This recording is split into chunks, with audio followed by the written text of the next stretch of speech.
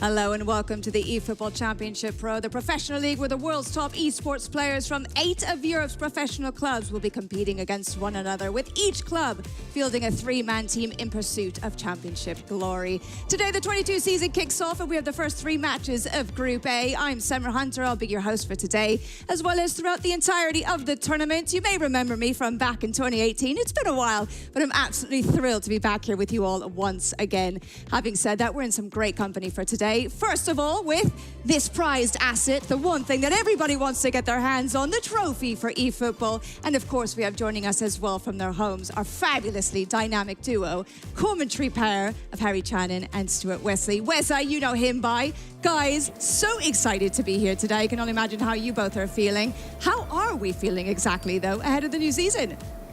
So excited. Great to have you on board this season as well, Semra. Yeah, this is a staple competition that I always look forward to in the eFootball calendar. We're here on match day 1. It's been a long road up to this point, but we're finally here with some shake-ups in format, and I can't wait to get the competition underway. Yeah, with the new format, brings new drama, brings new goals, brings new action. I mean, I'm nervous for the players, let alone for my own commentary. I am very nervous for everybody else participating in this.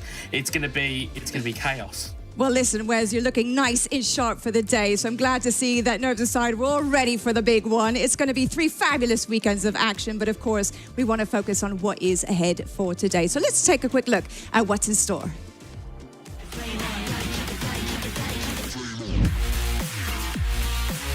This is a competition I look forward to every single year.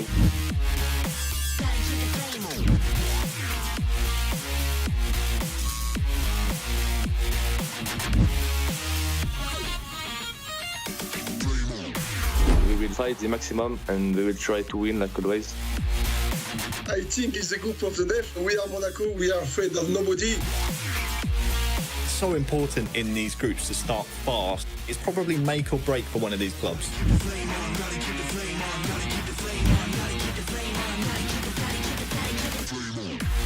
For sure is the group. We are Bayern, we are training a lot. We're ready for the battle.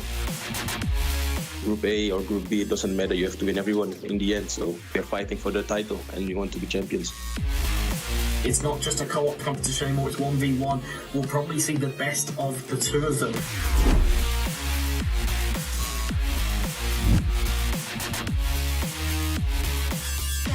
Is there a key game in either of these days here? It looks like it'll be Celtic versus Bayern. All of the teams know where they're meant to be. Let's just get the show on the road. I want to see goals now. Let's get the show on the road indeed. We all want to see goals and goals galore, don't we? So let's take a quick look at what is going to be coming up for today, those three matches that we have on offer for you. It all kicks off in just a few minutes' time at 1:05 Central European time between Celtic and Monaco. Then a real clash of titans, this one at 2:15 rather, between Bayern Munich and Manchester United. Then last but not least for the day, Celtic will line up against Bayern Munich. And Harry, that one could be decisive. Both of these two teams are going to have two matches for today. Yeah, a double header on match day one for both of those clubs. Of course, we have to remember the new format as well. It's not co-op. It is 1 versus 1.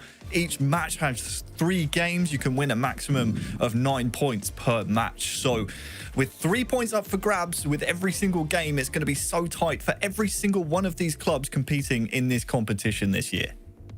Yeah, with more games comes more risk. You know, you have more to lose going into each match tie, as it were, with three single games all have 3 points on the line. So I think, you know, again, looking at teams who could be in the driver's seat, it could be the teams that play twice today. But Monaco and Man United will still have something to play for, and will have a little bit of an idea of what they're going up against.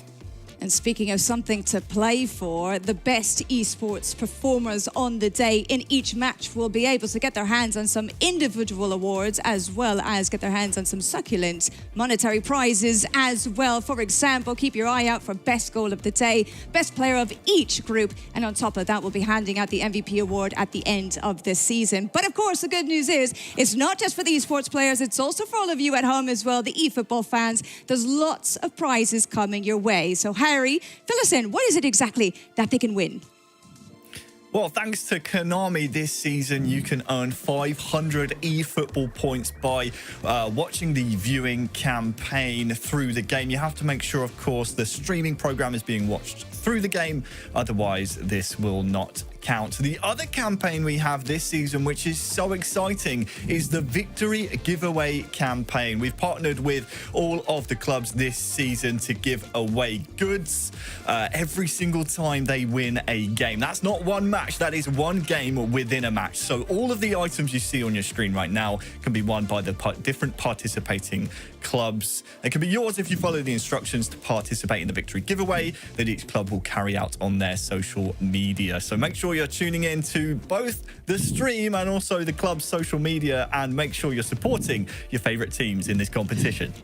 Well, do as the man says, follow and support your respective teams, because those are some pretty top prizes to get your hands on. So without further ado, though, I'm sure you're all very patiently and eagerly waiting to see the football get underway. So let's take a look at our first matchup between Celtic and Monaco and see what the clubs have prepared for us.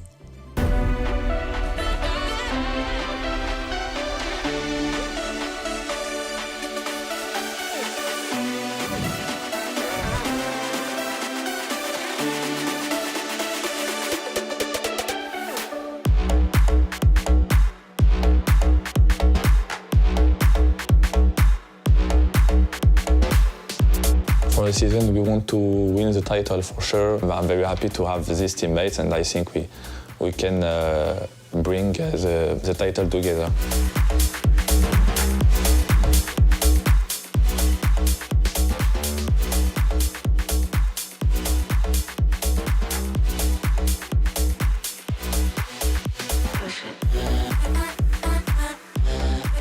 We are Monaco. We are afraid of nobody. We have 2 new players this year. Next is a future talent. Gifera, one of the best players of history. Thank you to all for this competition, and good luck to all team.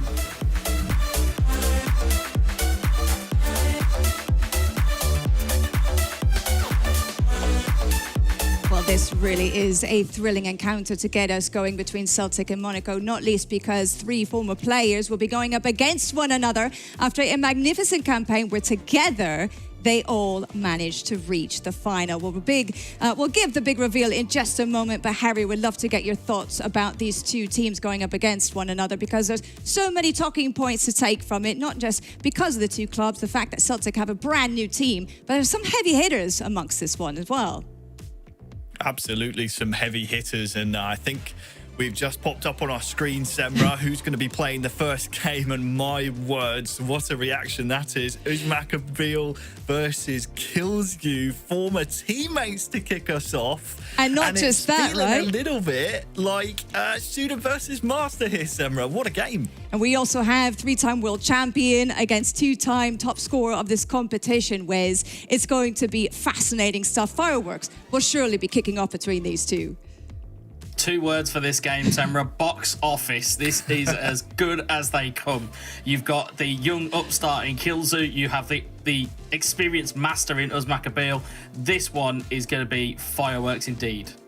All right. Well, there you have it. One very much to keep an eye on then. We can't miss this encounter. Let's go ahead and get going with it then. So I'll hand it over to you 2 then and take it away. Let's have some fun for the next few moments with this first game.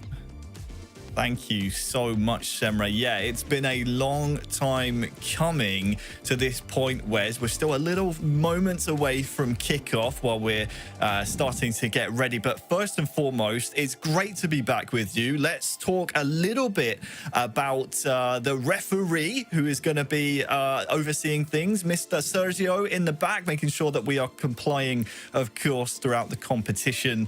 All the rules and regulations are being adhered to. There he is. Thank you very much, Sergio. But Wes, it's great to be back here. It's been a long road coming.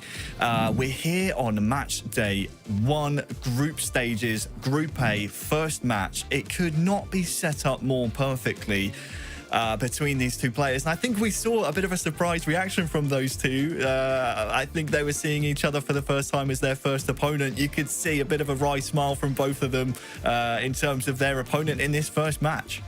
Yeah, you can really imagine that this will probably be more of a chess match than I think most of us will probably anticipate. You would think, you know, with it being game 1 of day 1, you think, oh, okay, well, everyone's going to come out and they'll try and, you know, throw the proverbial kitchen sink at each other. But actually, I think this will be slightly more of a cagey affair. You know, we did see that slight, you know, the wry smiles from both Uzmakabil and Kills-You, who were both, I would say, pleasantly surprised to see each other.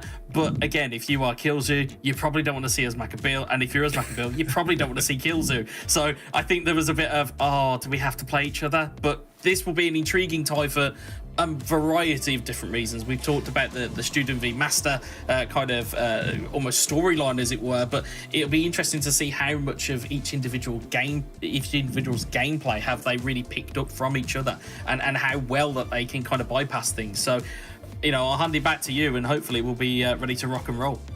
Yeah, hopefully soon. You can see them just loading into the game here.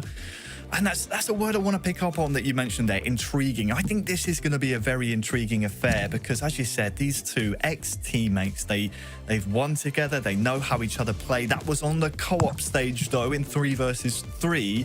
We now get a glimpse of them in their individual 1 versus 1 sport.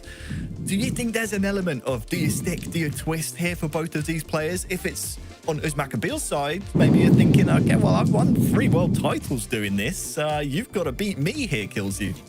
Yeah, and that's the thing. It's you know, you have a player who has literally won everything there is to win, and you have Kills-You, who is on almost the come up, as it were, who's, you know, as I've mentioned before, this long line of brilliant French e-footballers that seem to just come out of everywhere, and Kills-You is one of those players. Obviously, of course, on the Monaco side, we've got Nexa as well, another French player coming through the ranks. So it's for me, if it were me and I was Kills-You, you know, you respect but you don't fear. You've got to go and try and put a marker down here, because if you can, you know, potentially take a point or even all 3 from Uzmakabil, it sends a bit of a shockwave throughout the tournament then, and it puts a little bit of doubt maybe in the minds of the Monaco players.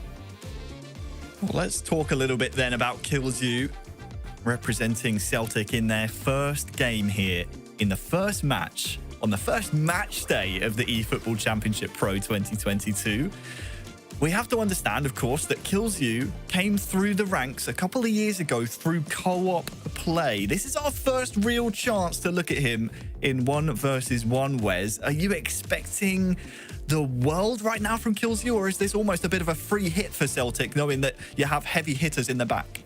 Well, I'm excited to see what we see from Kilzu. We saw how potent he was in that Monaco side. We saw how, clinically was in front of goal. We'll see if it can translate into this Celtic side. All right, then. Kickoff has happened. We have our first match of the eFootball Championship Pro 2022 officially underway. It is Monaco versus Celtic in our first game of the group stages. Uzmakabil for AS Monaco has been representing them for some time now against ex-teammate Kilzu, and it is the latter with the first opportunity and the first goal of the eFootball Championship Pro 2022 goes to the unlikely lad of Kilzu, Golden Boot winner last year, opening goal scorer this year. And we talked about how clinical he is in front of goal. He only needs the sniff of a half chance, and it was Maeda who was following him from that Nubel save. You'll see here as well, Celtic got waves of players going forward. There's about 5 men in the box, and it falls kindly to Maeda, who sticks it into the back of the net. Celtic 1-0 up, and Kilzu come flying out the traps as we expected. Well, you say we expected. I'm not sure I expected that, Wes. I have absolutely no idea what to expect from Kilzu. As I said, 1 versus 1 is not something we've seen much out of this young man, but we have to remember Golden Boot winner last year has opened the scoring. 3-time world champion, though, trying to come straight back. And the immediate reply, we are all even now. 2 goals within the first, 7 minutes in game. And it is Monaco 1, Celtic 1. Yeah, I'll be a little bit of a mind reader here. Usman's thinking, how dare you score past me that early? I'm going to go straight back down the other end. And it was neat little passes that were here. It's that one off of Baudu, and it's that little slip there. You can see that the defender just gets dragged out of position. Baudu's there to receive it, pops it into the back of the net. And we're back to level pegging. Well, if you were wondering what to expect from this season, well, look no further than these two, setting the stage for the rest of the competition. Honours even, 1 apiece now. There's the confirmation. The opening goal scorer Kilzu. But it is Uzmakabil who has scored the latest goal to make it 1 goal apiece. Now, we may well see a settle in play as these two players just try and find their feet now in the opening stages of this first half.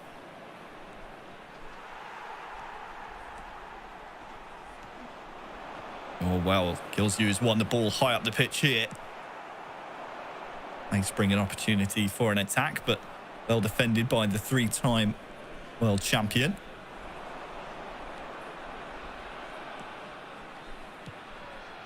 Of course, a whole new side of the psychology comes into play here. I'll come back to my point as it looks like Kilzu here is trying to open the scoring for his second time. And Celtic, they're in the lead once more. Kilzu scores again. Celtic score again. Celtic 2, Monaco 1. 3 goals in the first half, Wes.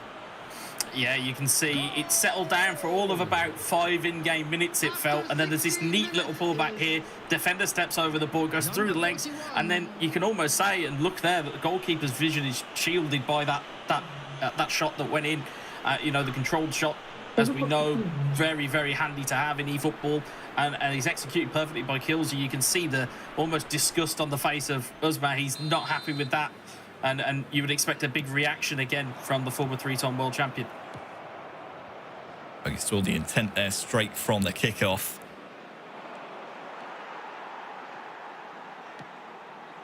3 players running forward for Uzmakabil, but credit to Kilzu. So many question marks coming into this game. Could you handle the 3-time world champion? Well, a cross comes in, but he's handled the situation so far. Second goal now for the young Frenchman against his former club. And he's on the attack here once more. Almost 25 minutes gone. Good build-up play, but cleared well by Uzmakabil. Yeah, you can just see, I mean, if we talk about body language, you can see that Kilzu trying to remain relaxed. For those 2 goals that have gone in, large outtakes of breath, just trying to calm himself down. Uzmakabil, as you can see in the left-hand corner of your screen, laser-like focus on that screen at the moment, and will be wanting to try and just pick his way through here. But it's a rearguard action from Celtic, but they lose the ball again. Yeah, it's high up the pitch here as well. Boadu almost making them pay for the mistake, and an attempted break here from Kilzu once more. Celtic are looking really strong here. Of course, they went out, got the players they wanted to, that they felt they needed to mount a real force in this competition. Boadu in here for AS Monaco. But they went out, they got Kilzu, they got Lotfi from Monaco. Proven players in this competition before.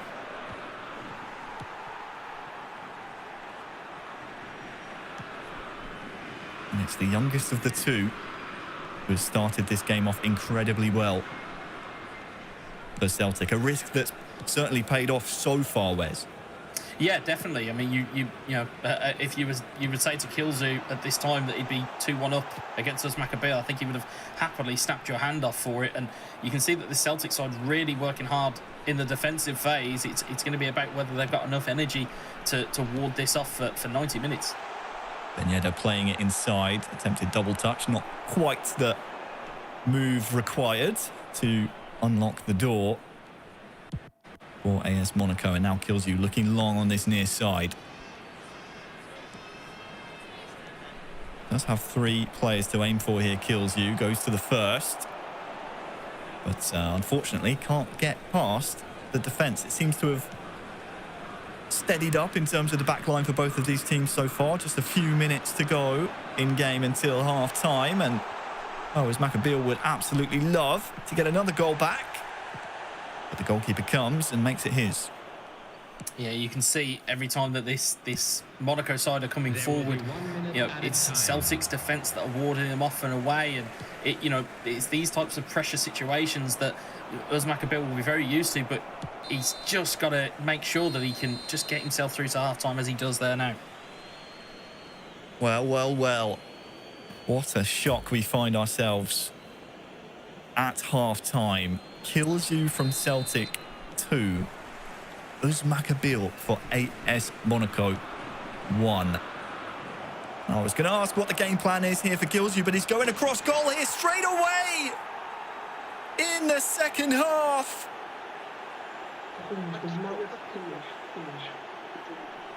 You can hear the disappointment from Uzmakabil, but Celtic, they are jubilant. They score their 3rd in the opening game of the group stages. And Kilzu, he's 3-1 up.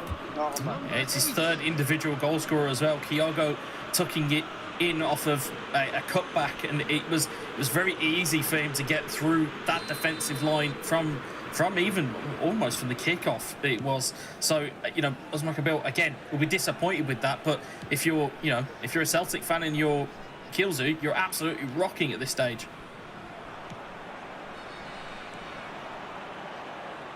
Uzmakabil has been here before, no doubt.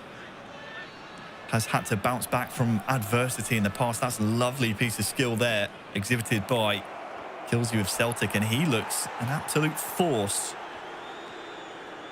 in this first game. Looking long for Boadu, maybe a bit more of a hit and hope type of opportunity there for Ismail, but so far defensively been very impressed from what we've seen from the boys in green. He's just trying to take the sting out of the game before deciding whether he wants to go on another attack or whether he just wants to play keep ball here. I mean, it'd be very early to start your gamesmanship and time wasting, but I mean, you know, if it gets you the 3 points at the end, is it really going to matter to anybody? Ball retention, though, is very good from Kilzu. Very good indeed. Approaching the hour mark here in game, and Kilzu, well, he shows no signs of slowing down. At what point do you think about changes here if you're Ismail? You've barely had a sniff of the ball here in this second half. And Kilzu looks, despite being 3-1 up, the more likely next goal scorer. Yeah, I think if you want to keep the, you know, your kind of positive momentum with you, Kilzu, you're probably going to want to keep scoring goals. But as you can see, it's just overrun, and you can hear the groan from Ismail, just not quite getting it there for Baldo. And, you know, if you are Ismail, now is probably your time. It's normally this kind of almost, I would say it's almost like a magic period between anywhere between 60 and 70 minutes. If you bring substitutes on in the right places, you can certainly do some damage. You can see that Kilzu also looking to bring on substitutes there. I think it's Hatate who's coming off, and James Forrest coming on. So a bit more pace on that left-hand side, or sorry, the right-hand side for Kilzu. But you can see that Ismail is looking to just try and just keep his head. When he keeps his head, he normally plays very good e-football. So you can see that Andrei Golovin coming onto the field as well. I don't think many, when this fixture was announced, anticipated Ismail to find himself 3-1 down.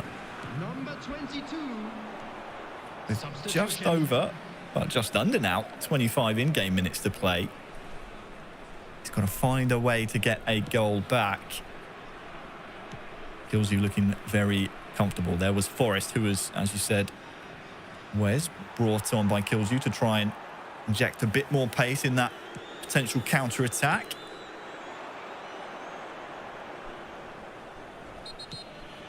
Nice turn from Ismail, shielding the ball and winning himself a free kick here as well. Is this the time that we need to see Ismail score a goal to make this comeback a reality? I think as time ticks down, these opportunities will get less and less, so it's going to make them count. It looked like something straight around there.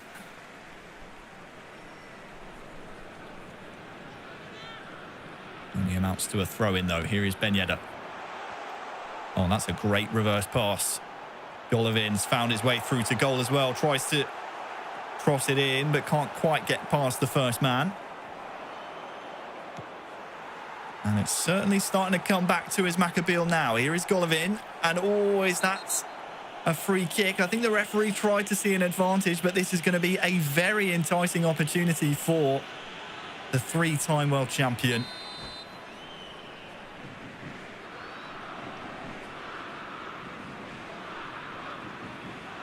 And you have to wonder, will this be a defining moment Substitution in progress for AS Monaco?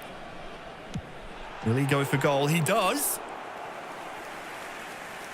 Goes goalkeeper side, perhaps tries to catch Kilzu off guard, but Kilzu has handled this with incredible maturity so far. Corner to come.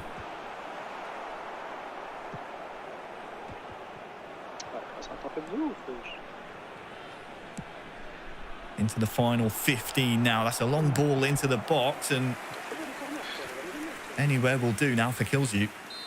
I think Kilzu will be quite a home with this type of attack, though. You know, Celtic's backline very tall in the in defending. So again, if they can just keep heading balls away, I don't think Kilzu will mind at the end of it. Well, we mentioned anywhere will do. The clock is certainly a factor now.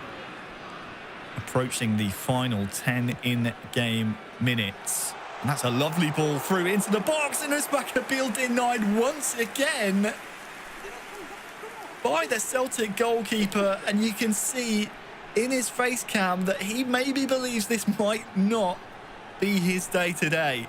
Yeah, it's a great ball in from the left-hand side, and it's Joe Hart with the smart save. Again, hasn't had a lot to do outside of picking the ball out of his net the once, but certainly forced a save there for him. Third corner now. Oh, well, that's a wonderful delivery. Evaded absolutely everyone apart from the Monaco man at the back post. Kills you. Disappointed. But is that just a lifeline now for the AS Monaco squad? You've got just over 10 in-game minutes left, Wes, and it's 3-2. Yeah, you saw him lining that up. He had about 3 or 4 attempts at that driven corner. And normally you would see a player go to, try and block that at the delivery. However, Kills didn't employ that tactic, and as such, it gave us about 3 or 4 goes at it before it finally found the back of the net. So, I mentioned before, we haven't seen too much from Kills in 1 versus 1. How is your game management against a 3-time world champion? Here's Golovin. Tackled well and decisively by Kills. But he just cannot seem to keep the ball at this moment in time. Wins it back, though, and now is the time you need to kill some serious clock for the boys in green.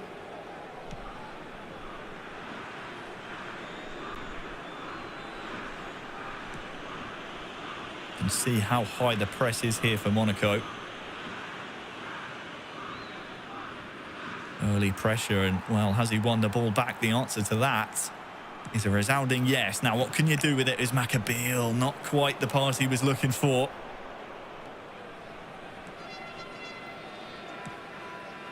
We're about to approach stoppage time. 3 in-game minutes for Kills to hold on, and, well, that is a mistake and a gift to his Maccabeal.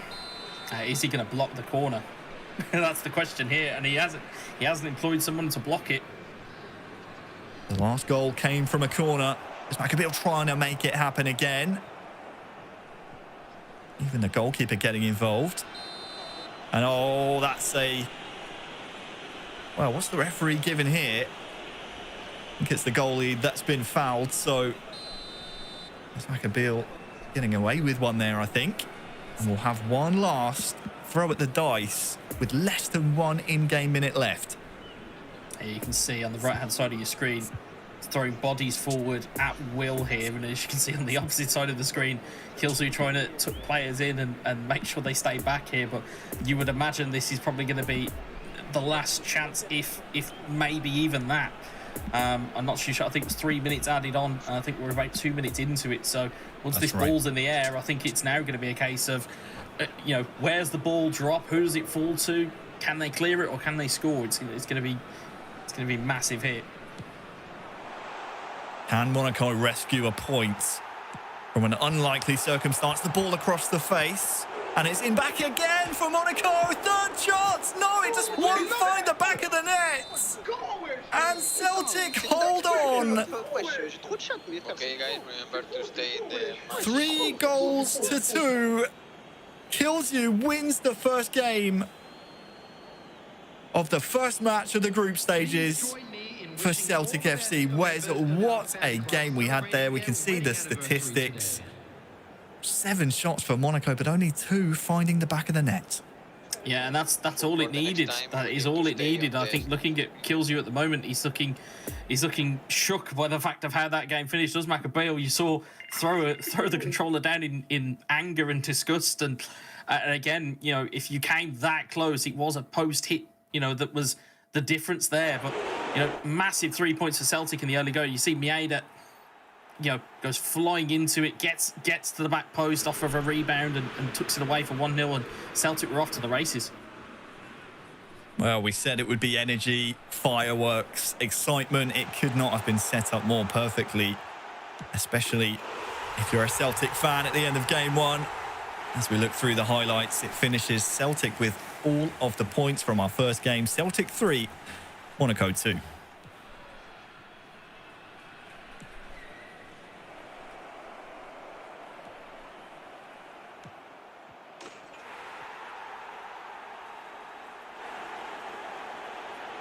So then, Wes, as we again look over some of the reactions from Ismail, it's got to be said, there were a lot of questions asked of Celtic, and they're putting Kills You out first. Let's put it that way. I mean, an unproven talent in 1 versus 1. He's proven it time and time again in co-op, but he definitely weathered the storm, didn't he? Yeah, and that was it. It was once those goals were scored, it was then rearguard. It was just, if the ball comes floating over the top, there's Julian, there's Bitten, there's people to go ahead and clear it. You can see after that third goal goes, and you can see there just how much it meant to Kilsey to get that third goal. I think even he knew how important it was to get at least a 2-goal advantage. You know, if you concede one, you know, as we saw here from the corner, or as we were about to see, but I think we're going back to Semra in the studio.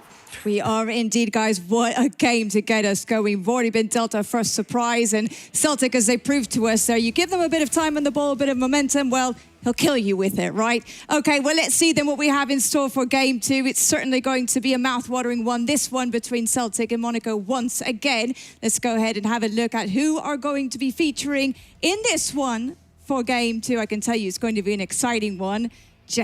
We'll see in one moment who is going to be featuring in this 1v1 clash. And as I say, it is a tasty one. It's going to be Asba Bisk, a very experienced player who was away last season, but he comes back to the tournament. He makes his debut with Celtic, and he'll be going up against the best, arguably the best, at the very least, South American player, and certainly one of the most decorated in eFootball history, Guifera. Guys, this one is another spectacular setup for us, but maybe another surprise in the cards, perhaps? Potentially. I mean, these two have definitely featured in the league previous, perhaps have not achieved the results they would have wanted, but from my memory of Guifera, a really fiery attacker, of course, a former world champion, if I'm not mistaken in saying, and Asba Bisk on the other side, a very, very strong defender. I remember him in seasons past, was a difficult player to beat. So I wonder if that's going to be the tail of the tape here, Wes. Well, that's the thing. We spoke about Celtic's rearguard action with Kilzu, and we wouldn't necessarily associate Kilzu as a defensive player. You know, you put a defensive side in the hands of somebody like Asba Bisk, who is, I would say, primarily known for his defensive work, then this will be a very tough nut to crack. But again, you look on the other side, you talk about fire, you talk about competitive natures, you talk about skills. Guifera is, as Sarah pointed out, one of the very best. And you know, we talked about the recruitment that Celtic have done. Monaco have recruited in kind as well. So, you know, bringing Guifera into the fold, especially in a 1v1 competition, that's a very, very big statement from them.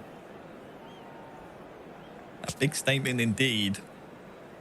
As you say, you lose 2 players in Lotfi and Kilzu. You've got to replace them with some talented players. One of them is up now.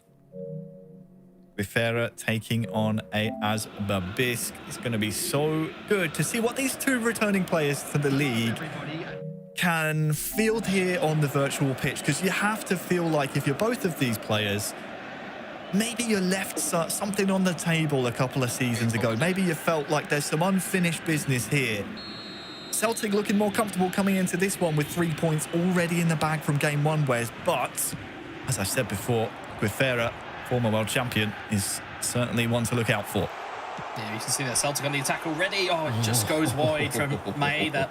I mean, you know, we're talking about quick starts. Celtic very much on the front foot, which is what we, you know, or at least is what we thought they should be doing. You know, you have to get on the front foot against Monaco, regardless of what iteration of Monaco it is. You have to get on the front foot. You know, sure, you'll respect the likes of Usmakabil and Guifera and Nexa, but at the same time, you've got to make sure you play your own game. You can only play as good as you can do.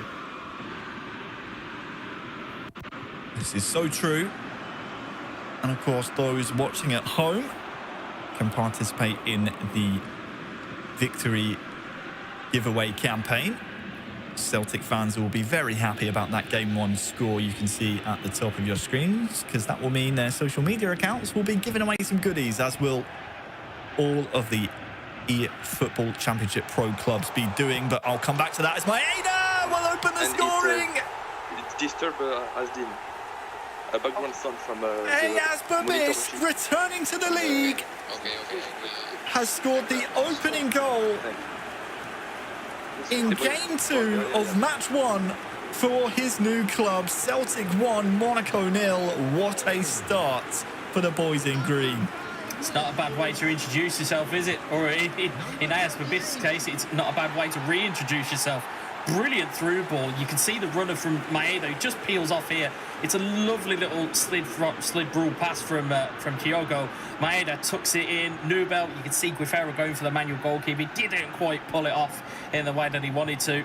And you can see that, you know, that dynamic duo of Celtic is very much paying dividends for them today. You're absolutely right. I think Maeda is going to be one that other clubs in this group, such as Bayern and United, will have to keep tabs on when you go up against this fiery Celtic team. There's confirmation. Ayaz Babisk scoring the latest goal of this tie. There were a lot of question marks about AS Monaco and how they would replace Kilsey and Lotfi, and maybe the pressure is going to be on Guifera and Nexa to fill those huge shoes that those two players left. But for Ayaz Babisk, it's very much a case of, hey, I've got unfinished business here. And in the opening 10 minutes of the game, he's back on the score sheet once more, and he's won the back here as well with Turnbull. And there is that man again, Maeda. He's through one-on-one. What can the goalkeeper do here? The defence is catching up, and it's over. So close to a second goal. The defence carved open, Wes, but there is no pay dirt at the end of it. It's very much a game of chicken there. Who was blinking first? Was it Nubel or was it Maeda? Again, a lovely through ball from the right-hand side from Celtic, and you see that Maeda is making those runs. If you are watching at home and you're wondering what these players are looking for, you're looking for the players to have their hands out in front of them to let you know that that's where they want the ball. And Maeda is doing that every single Celtic attack. And Guifera is very much struggling to keep up with him at the moment. Well, he's won the ball back now, but that is an unforced error from Guifera. Very, very much out of the ordinary for the South American representative. Monaco have really struggled to hit the ground running so far. The same cannot be said for Celtic. They have looked so strong here early on. Now it's time to see how Guifera can attack. Here is Diop for Guifera. But again, the back line from the Glasgow club has been so solid. Yeah, it's playing to your team's strengths as well. This is no discredit to Celtic's forward line, but if you have a forward line that is quick, you're going to want to try and play deep and just try and play some counter-attacking football and try and soak up some pressure here. You can see ball's just filtered it out to back to Monaco here. You can see that Volland's got free on the right. It's got to move a little bit quicker for Monaco in midfield, because at the moment the Celtic side are eating it back up. They are indeed, and this is going to be a tough nut to crack for Guifera. We mentioned before Ayaz Babisk, a couple of seasons out of the league, is returning now. Was always in and around the top defensive points ratings in seasons past, so going to be a difficult defender to deal with. And as I say that, he's won the ball back here as well to potentially spring another attack. What can he find here?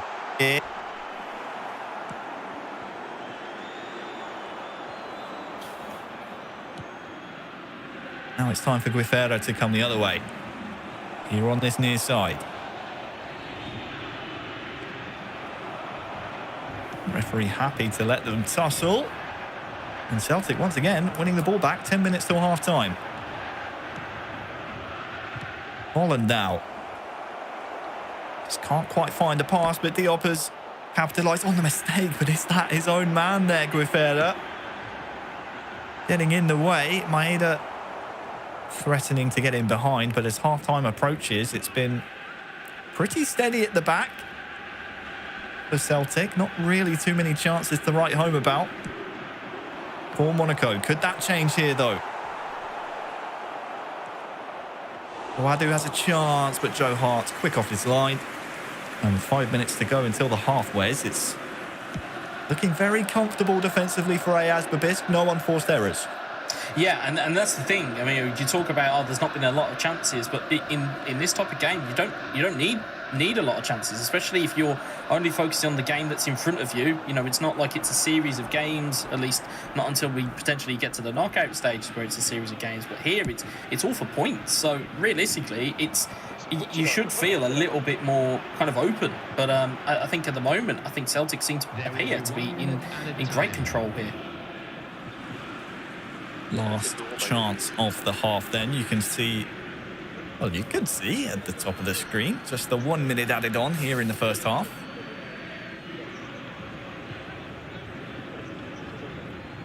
Is there drama here? Lovely turn from Ben Yedder. Can he perhaps get a shot away? He can. Blocked though. Second chance, and well, once again, the hero of the tie so far has been Joe Hart in goal for Celtic. The referee will blow his whistle. And the first half of game 2 will end Celtic 1, Monaco 0. What needs to change here, Wes, for AS Monaco? Because so far it just doesn't seem to be working out for Guifera. I think it's the tempo in midfield. You know, the ball goes into the likes of, you know, Tukumeni and to kind of Aguilar, who's on the right-hand side, released at right back. You can see the ball goes into Tukumeni, and then it's just, it's taking a while to get through the phases. It needs to move quicker. You know, when it goes into Marcelan, when it comes out to Bodo, it needs to move quicker than what it is at the moment, because it just allows Celtic to kind of sink into shape, and it's allowing, as we can see there, but, you know, Bitten just able to take hold of the ball, and it just, you know, if you don't have the ball, you can't do damage. So you've got to be taking a little bit more care with the ball. Flag up for offside. I must say, Asperbisk has looked very comfortable so far. I think the worrying thing for Celtic fans, and no doubt his teammates as well, is the fact that it is only 1-0. Anything can change in eFootball. You have to say he's likely going to try and get that 2-goal cushion. The intention definitely is trying to get Maeda in behind. But Guifera, though, winning the ball back, can maybe launch an attack of his own, but bitten in quickly. It's gone a little scrappy here to start the second half of game 2. Which one of these players would you say that suits here, Wes? As maybe I'll come to you in a second. Is Tukumeni and try and turn on the ball, tries to shield it, but nope, the referee won't be having any of that. It will be a free kick to Monaco. I think it suits Celtic a little bit here, because if you're trying to chase a lead, you're more frenetic, you're more out of your comfort zone, you're trying to do things you're not used to, and as a result, you could force even more errors and concede more goals. I think it allows Asperbis to go, okay, well, I can still keep my shell here and still kind of deliver what we need to do here. I mean, he's still got the lead here. How quickly it can change, though, especially in 1 versus 1. We speak constantly about the psychology of this league. Back when it was 3 versus 3, you're having a bad game, maybe your teammates can pick up some of that slack, but it's not the case this season. It's 3 individual 1 versus 1s. 3 points for a win, 1 for a draw, and nothing for a loss. So far, Monaco, after losing game 1, staring down the barrel of 0 points from 2 games, Wes, and I have no doubt maybe this change is cued by Guifera to try and change that. He would love to at least get some points on the board here for Monaco. Yeah, and that's the thing. I mean, you know, if you lose the first game, you can pick up, you know, potentially still 6 points out of 9. And this game is not beyond the realms of somebody of Guifera's talents either. Let's call it where we can see it. You know, he's still an incredibly good player. He just needs to get the ball moving, and he just needs to be, you know, on point with his passing. Because at the moment, AS Bibisk seems to be the player in more control, seems to be finding his passes, knows a little bit more about his team, realistically, looking at the way that he's performing. Well, look at this. McGregor can maybe play it across the face of goal. And the longer this clock ticks down, the more and more Guifero is going to come out of his shell a bit more in search of that equaliser. Jasper Bisk maybe knows this and maybe he's just waiting for that mistake. Here is Turnbull. Good tackle, though, it has to be said, by Guifero, and he beats his second man as well. Now, what a turn of pace it is from Boadu. Fofana. Starting to ramp up now here for Guifero. And as I say that, there's unforced errors on both sides. Could we see this potentially get more scrappy as we enter the final 20 in-game minutes? Potentially a shot for Monaco prevented by the Celtic defence here. Still in the final third, though.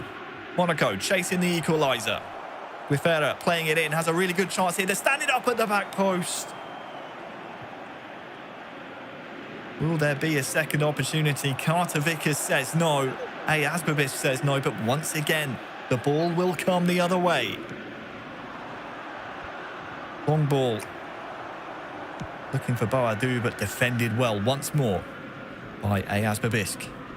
Julian's been a rock-solid defender over the course of these two games. Very much, I would say, he's Celtic's informal MVP so far. Has been an absolute rock and has dealt with a lot of pressure back there. But you can see there the almost defensive brick wall that Jasper Bisk is building here now. You can see that he's making it even harder for Guifero to get in behind and cause damage.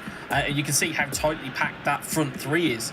You know, and we talk about, you know, the counter-attacking nature of it. He's now brought on Jota, who again has got ounces and bags of pace. So, you know, it's only going to take one tired misstep from a Monaco defender, and Jasper Bisk could be in for 2-0. But the same could be said for Monaco. If they make changes at the right time here, Guifero could very much find himself getting a point, if not all three. Well, 15 in-game minutes stand between Celtic and another 3 points here in the eFootball Championship Pro 2022 group stages. Fofana plays a nice through ball, but not to an onside teammate. And Celtic, I mean, potentially the surprise of the competition so far. Obviously, we've only played 2 games, but I don't think a lot of players coming into this and a lot of viewers at home would have been expecting this type of result based on Monaco's eFootball pedigree. But as we approach the final 10 in-game minutes as well, the first 2 games have showcased the different types of matches we'll get here in this competition. The first, very free-scoring, free-flowing. The second here, very much a closer affair. Yeah, you can see time just ticking away here. And again, that will be almost music to Jasper Bisk's his ears in terms of, you know, 10 minutes left here. Hasn't got a lot left to do. At the very worst, he could draw this. I mean, it could, you know, it depends on how this next passage of play goes here.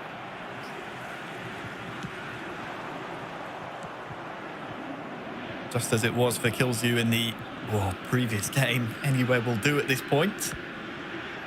For Jasper Bisk. Monaco, 5 in-game minutes plus stoppages to chase that equaliser.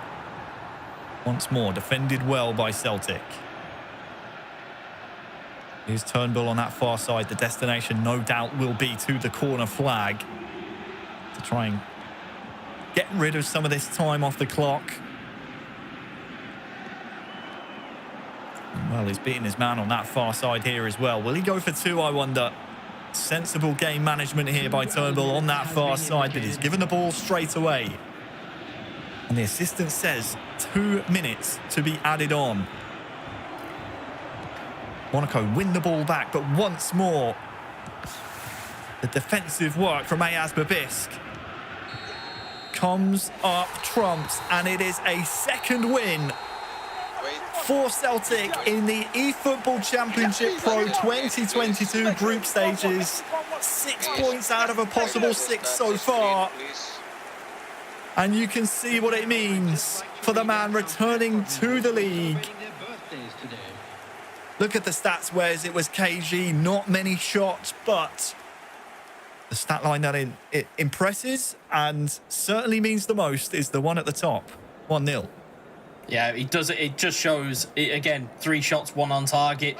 You only need 1 shot, and then you just need to manage the game. You can see how much it means to him. Very much excited and happy to have taken that result. He's now got 6 points for Celtic out of 2 games. And again, I think even the most studious among us would not have picked that going into the game.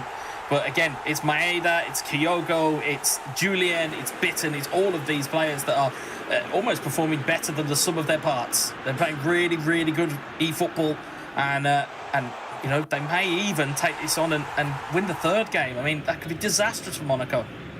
Disastrous for Monaco indeed. We'll take a look again over some of the action from that cagey game too. There were opportunities here and there in the first half, but well, you can see what it means for Ayaz Babiskin to make it official. Game 2 ends Monaco 0, Celtic FC 1. Semra, what a cagey affair that was. It certainly was, but I tell you what, Celtic are certainly making a name for themselves, putting in some real statement performances thus far. 4-2 on aggregate. It's looking really good for them. 6 points out of 6, as we just heard there from both of you. Really is exciting times for Celtic at this point in time. But let's go ahead and take a look then at who's going to feature for the 3rd and final game of this opening match between these two sides. And I tell you what, this one is also looking to be rather intriguing as well. So we'll see here in just a moment who it's going to be, though you can probably have figured it out by now through process of elimination, with the other 2 players still left to go to feature for this one. And there you go. On the left-hand side, you have Lotfi. I'm sure you remember him well, considering that he was the top assist provider last season in this tournament. He also spent 3 seasons with AS Monaco, so it'll be the first time that he comes up against his former club. But he's up against an up-and-coming talent, the second youngest player at this competition, who will also be making his debut in eFootball Championship Pro. So certainly looking to make a name for himself as well, but all sorts of extra spice added to this one. Oh yeah, there are storylines all over the pitch, Wes. It has to be said at this point, you're sending in Lotfi, the veteran. The 2 players previous, Kilzu and Ayaz Babisk, have done their job. 6 points out of a possible 6. Lotfi now steps in the proverbial boots of the Celtic players on the pitch, and I don't think he'll have a lot of pressure on his shoulders at this point. No, I think he'd be quite relaxed. I mean, Lotfi, as a player, we've seen little to no emotion out of throughout the entirety of his eFootball career. He's very kind of stoic and will just keep his emotions in check. But certainly will come with all of that experience. Was a very well-regarded 1v1 player before joining AS Monaco and obviously latterly in Celtic. Nexa, of course, though, does come from, as I keep mentioning, this French pedigree. You know, of the 6 players that we've seen so far already, 5 of which are from France. There's a wealth of talent there, and Nexa is kind of the next in line of that. And, you know, who knows, it may be up to the youngster to just maybe lead the way here a bit and go, come on, we need to get ourselves on the board here. But you're going up against one of the most experienced players in eFootball in Lotfi. So, you know, again, as tasks come, this will be almost a baptism of fire. Well, I'm looking forward to this one, because it's our first real look, as you said, at Nexa, who Usmak Abil in the draw show last week said he's next up. He's the next future talent of the eFootball universe. And if AS Monaco want to salvage anything from this first match day, because don't forget, this is their only game today, their only match today, Nexa is going to have to step up in a big way. Game 3 is underway. You have Celtic, controlled by Lotfi, attacking from left to right. And Nexa, the new man, has some defending to do here early. It's that man again, Maeda, potentially causing trouble. Expect to see that all game long. But Nexa is attacking from right to left.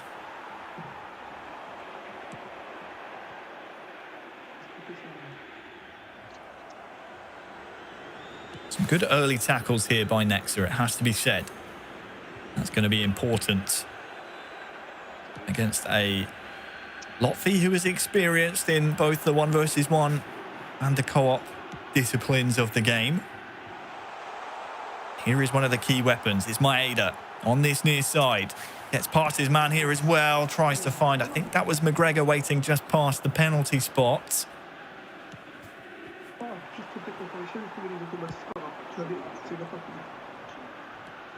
Lotfi, of course, in seasons past in this competition, famous for his assists, was the assist leader from last year's competition.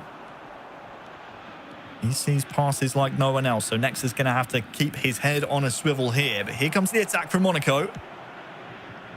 Defended well, though, by Celtic and Lotfi.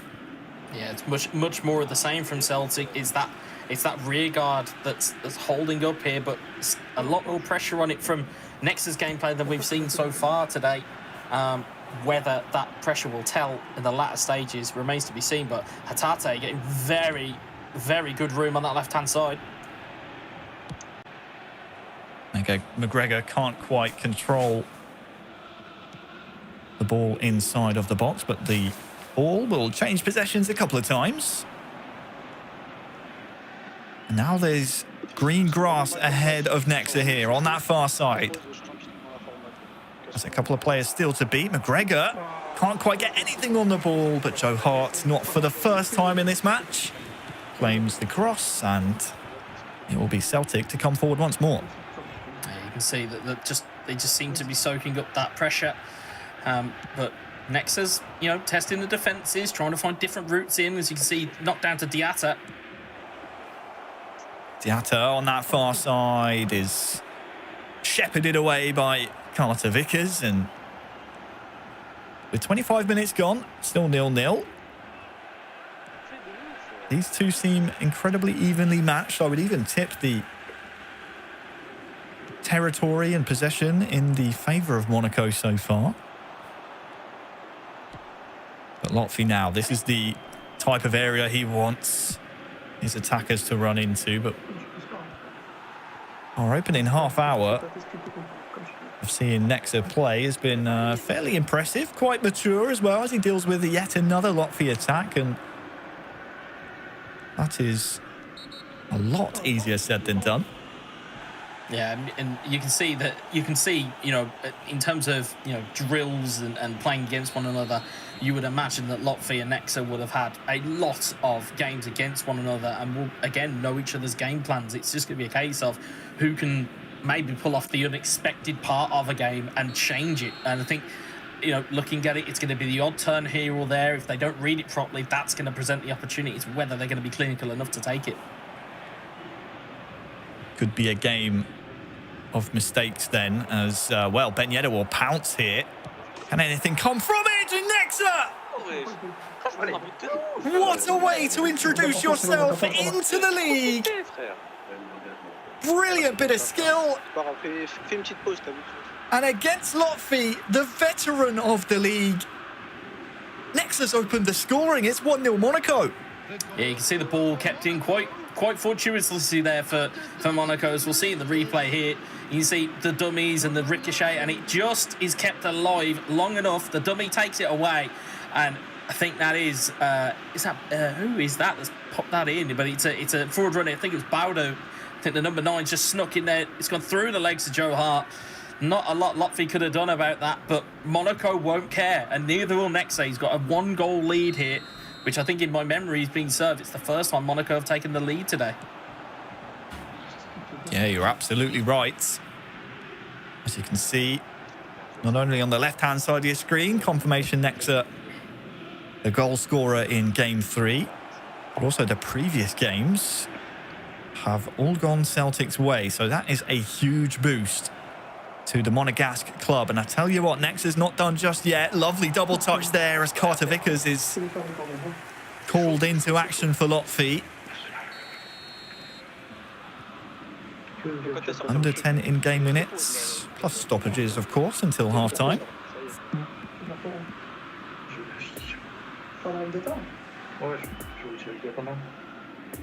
Lotley seeing something he's not quite a fan of so far from his team. Yeah, you can see he's just kind of made that midfield a little bit more advanced there. You see, I think it's Turnbull and McGregor both looking to push forward a little bit more there, just to maybe set the issues and traps for Monaco to deal with. And you can see he's pushing his strikers further out wide, indicating he wants a little bit more width from his team. But whether Monaco can react to that, especially with it being a corner. Something we haven't seen too much from our first two games with this match is the tactical tweaks, especially early on. And as we said, Lotley, a wealth of experience in this competition. Monegasque corner comes in and is cleared away at the near post.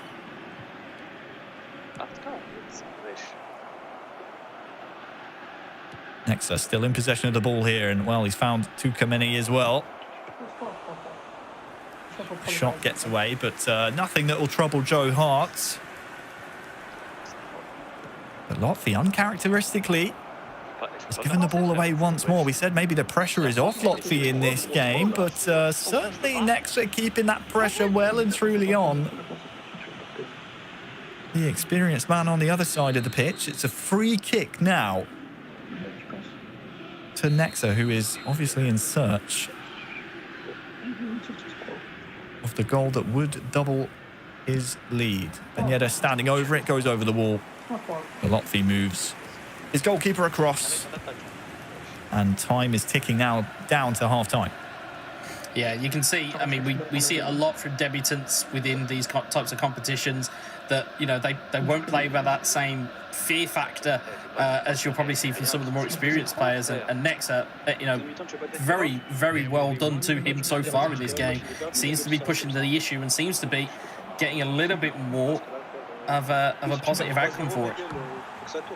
Well, there was a potential there for a last attack of the half for Nexa. I think the fans in the stadium wanted perhaps a penalty, but the referee had a good view of it. And, well, we enter the second half. Nexa, his first game in the competition, leading Lotley, the multi-year veteran. 1-0. Will it stay this way at the full-time whistle, though? That's the question on everyone's lips right now. And McGregor's got in behind. That's a lovely reverse ball. And who is this? Of course, Maeda. Second chance here for Celtic. There's a man still down, and Hatate with quick feet. He's trying to get around his man. Just tries to chip it to that far post. So close to an equaliser, and what a goal it would have been as well. There, that's a huge save, and Monaco have now opened the floodgates to try and counter-attack here as he gets snuffed out by Celtic, although it's rebounded to a Monaco man. Yeah, there's still a chance here as well for Boadu. Dummies the first. Ben Yedder dummies the first as well, and it finds its way to the back of the net. Through a forest of players. But quick feet and quick thinking as well from Nexa puts Monaco 2-0 up. Yeah, it's a statement. It shows you just the talent that is there from Nexa. You can see what he was lining up the first time. He gets kind of snuffed out by a defender. You'll see it there. Gets snuffed out. Gets another chance and gets an open lane. You see in other sports about getting open lanes and open shots.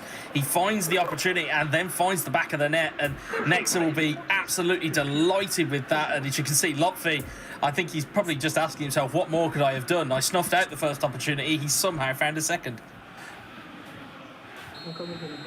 Well, it was all looking very miserable for Monaco, wasn't it, coming into this game? The two experienced players failing to get the job done. Up steps Nexa. The debutant has shocked the league so far. And I tell you what, he's coming forward again here on that far side.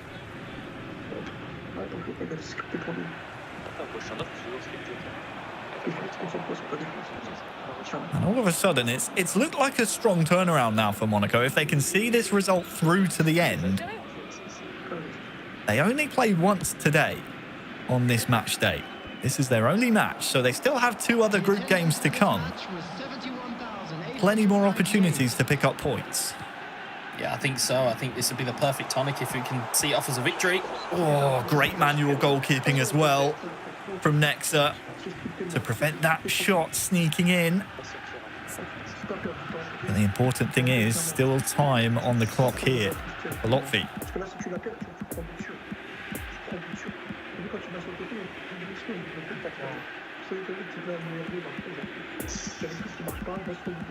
You can see relatively the same types of changes coming on for Monaco. Golovin being used to great effect off the bench once more. I think slightly different on the Celtic side. I believe that's James McCarthy that's coming on. You've got James Forrest as well that's coming on as well. You can see them trying to change something. Celtic trying to get something going here. But Nexa with this Monaco team seems to have got the formula down to potentially take the 3 points here. Yeah, we were just able to hear some frantic words being spoken between the 2 teams. Of course, the teammates cheering each other on, and well, as Lotfi chases this game, it's going to allow the likes of Ben Yedder and this man Boadu to get in behind. There's a chance potentially for a third here. Lovely piece of skill in the box! It's Nexa's third! Absolutely sublime! The new man is looking like a veteran. It's 3-0. Can we check his match record and make sure this is his debut, right? That's unbelievable skill. Again, you can see him get the ball on that left-hand side. You can see it's Baldo who's the key man for Nexa's gameplay here. It's one dummy, it's another dummy. Again, opens up the lane, and that camera angle is absolutely perfect because you can just see that the bottom corner is absolutely open, and it's an unbelievable finish. Well, Captain Ismail said this guy is the future. He may well be the present as well. What is that? 25 in-game minutes, a little bit less now for Lotfi to salvage anything. But the way Nex has been playing, it's looking incredibly unlikely. Defensively and in attack has just been a sublime performance. Haven't seen a debut performance like this since I think maybe Killsu joined Monaco a couple of seasons ago. And boy, did Monaco need this. You can see games 1 and 2 at the top of your screen did not go their way, and I tell you what, there could be a 4th here for Nexa as well, but for Joe Hart.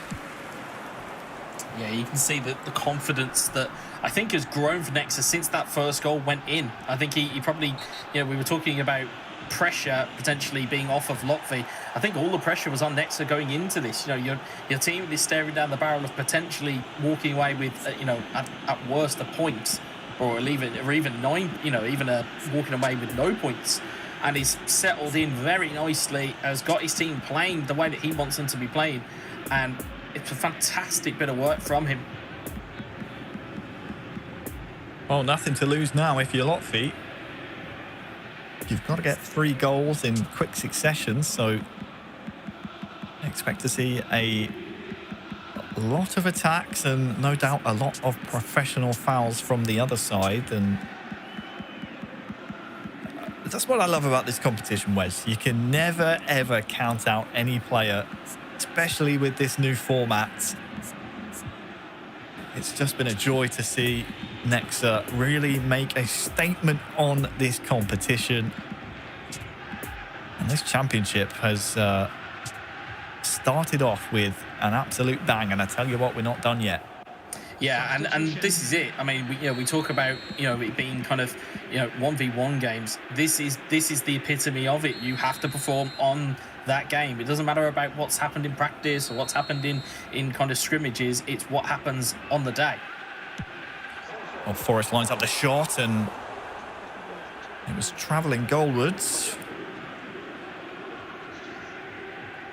Approaching the final 15.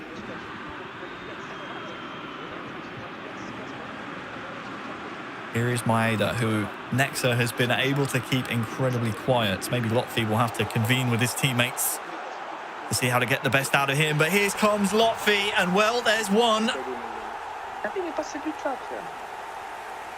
He pulls one back. And maybe, just maybe, Celtic and Lotfi are not done yet. Yeah, he seemed to loosen himself up a little bit there, and as you'd said just before, they've kept Maeda very, very quiet. But again, as we said with this Celtic side, if you keep one quiet, eventually the other one will come alive. It is Kyogo. It's a great little dummy, gets it past the defender, and again, it's a sweet finish into the near post. Keeper, I think, was going for manual, so again, it's quite hard to get to those shots when they're near post. So a good finish from Lotfi. Whether he can build on this with the time ticking down, 13 in-game minutes, it's going to be a massive ask if he can get something out of this game.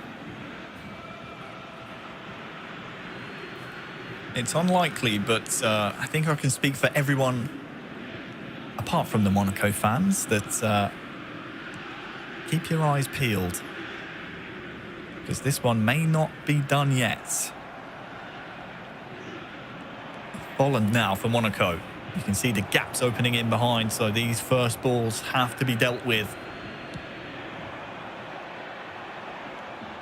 Here is Forrest. Into McCarthy. Lotfi starting to build a little bit more, and all the while that timer is ticking down. Nexa gets closer and closer to his first taste of victory in this competition. Ben Yedder surely to the corner now.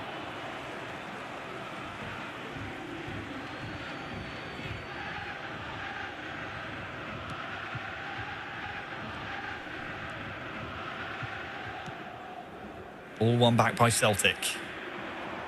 Here is McCarthy. Maeda. And yep, there are those professional fouls that we expected to see. Oh, and it's red. It is red for Badiashile. At this point of the game, it shouldn't make too much of a difference here, Wes, but you don't want it to be a blemish on Nexa's record as well. That's a tackle that he had to make. Down to 10 men, but with so little time left, shouldn't be too much trouble here for him. Here's McCarthy, though, turning. Forrest as well gets his strike away, and hang on a second. A 90th minute goal will make it 3-2. Maybe, just maybe, there's still a chance here for Lotfi. And I hate to break it to Nexa, but exactly where Forrest was exactly where Badiashile would have been had he not been sent off. So as much as we talk about it's late in the game, it will still create gaps and opportunities for Celtic. A neat little inside pass here. He realised the pass was on, got it across. Again, it's a bit of a blocked vision for the goalkeeper. Forrest tucks it away for 3-2, and you would hope that Nexa is now thinking, okay, I need to get this ball and I need to snuff this game out, because being 3-0 up, you can see the almost stress on his face there, that you can't quite understand how that's happened. But you've got to now try and box this off, get yourself out of that emotional state and just focus on keeping the game all there. You can see there now he's almost plugged the hole in the wall and is now looking to play defensively. Well, how telling could that red card be? I did think at the time, Wes, surely there's not enough time left for this to make too much of a tangible difference. Yeah, that's the thing as well. Interestingly, what Lotfi was doing there as well, there's a new part of Dream Team where you're able to see the opponent's tactics. He was having a little sneak peek to see where Badiashile had been put on the pitch afterwards, but it may not matter a jot here as Volland looks to head for the corner.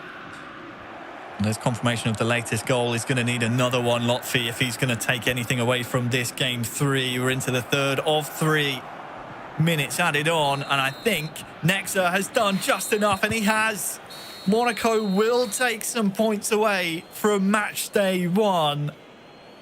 But it was a scare, wasn't it? It ends Monaco 3, Celtic 2. Here's your stats, Wes. I mean, an absolutely incredible game 3 there.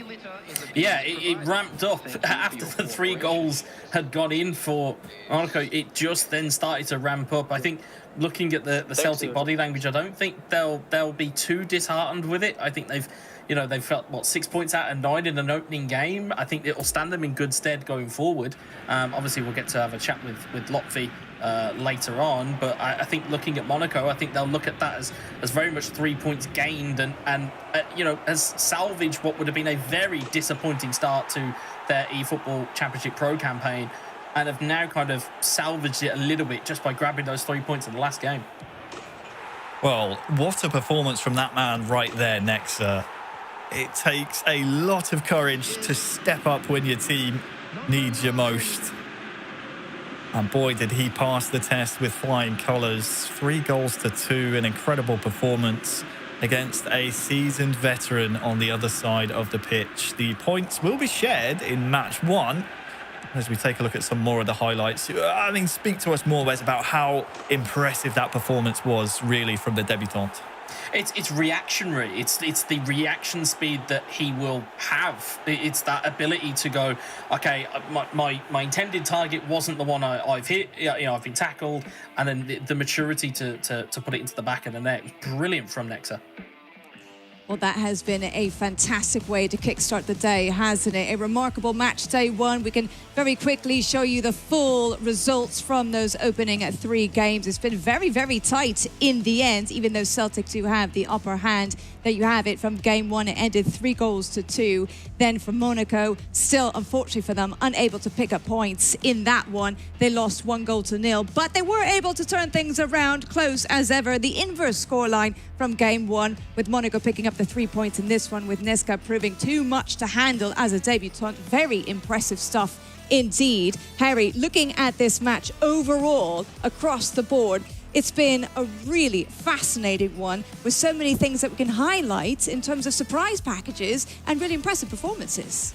So many storylines coming into this one, and when we saw actually the draw, the first game, and we knew it was going to be ex-teammates versus ex-teammates, I mean, it just could not have been set up more perfectly. You can see what it's done to the group table in Group A.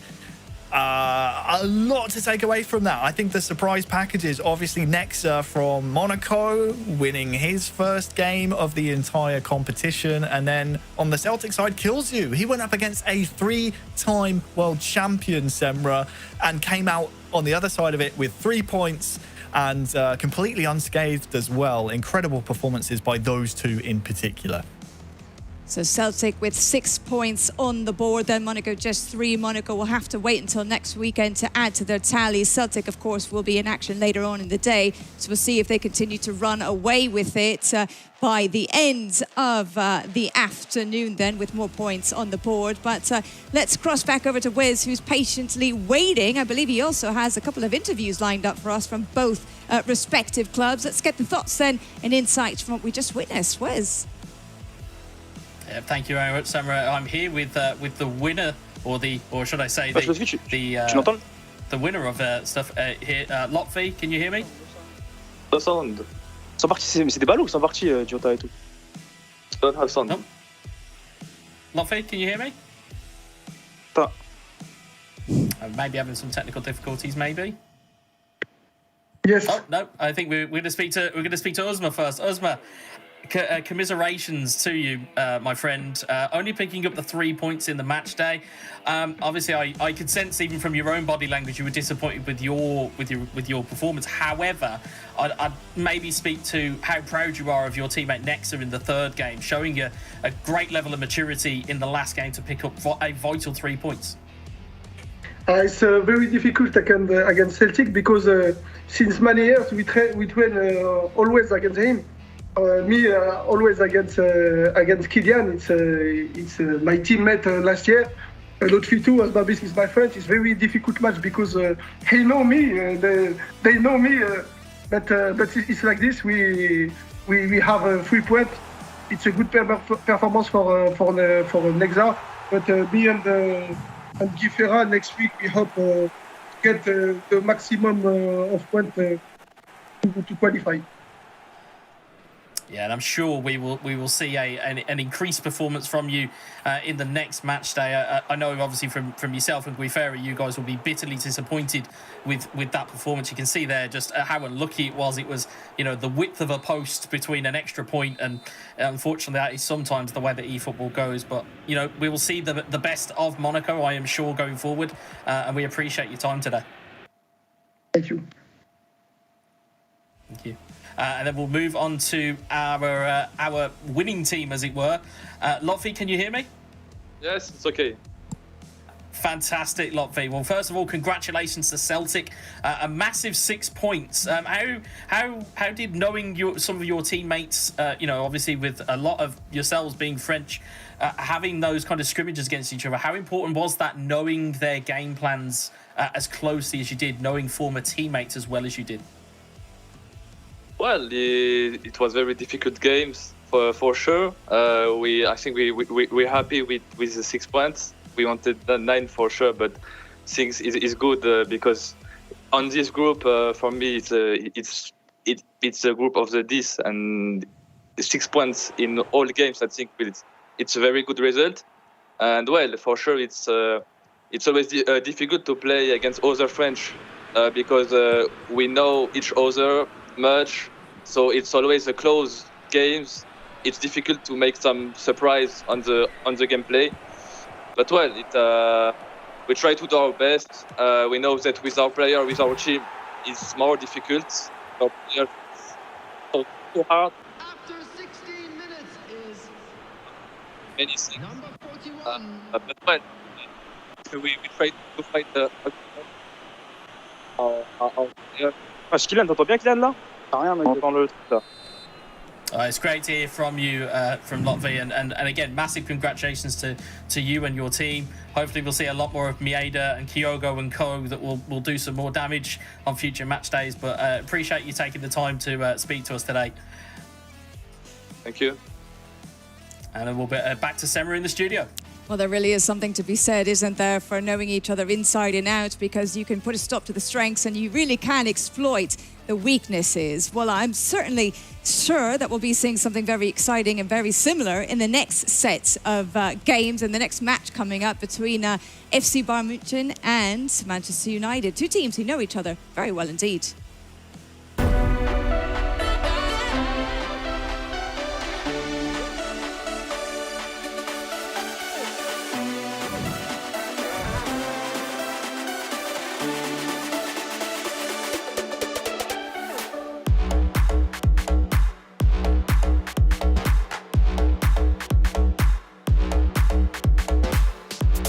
Totally privileged to be back with Bayern for another season. It's a totally honor to represent that colors, and it's going to be huge to be back fighting for everything this year. We know it will be tough, but we are looking forward and we will train hard to being back there.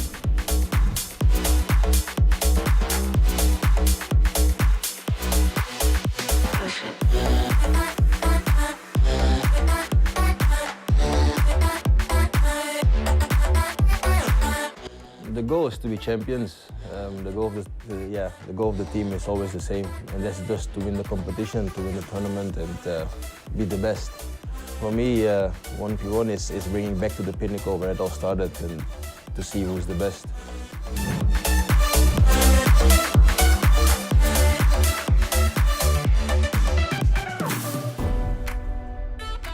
Well, we certainly are talking about two historical giants who will be squaring up against one another. And what makes it all the more interesting is that these are the only two clubs who have kept their squads intact in this season's tournament. So, without further ado, let's go ahead and see who's actually going to feature in Game 1 between these two heavyweights in eFootball Championship Pro.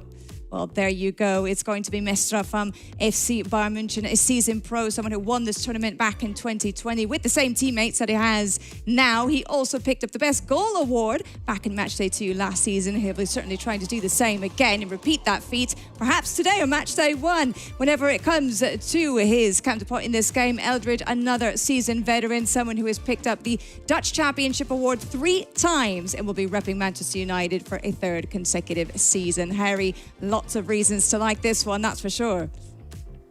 Absolutely. If you've seen iterations of this competition in the past, as you said.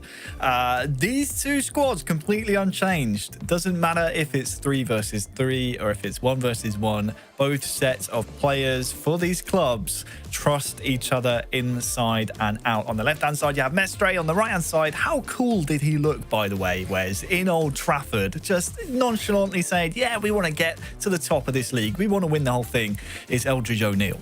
Yeah, he's literally made for a stage. In bygone years, I have played Eldridge O'Neill in a 1v1 competition. I tell you something right now, it's not fun, guys. I promise you now, it's not fun.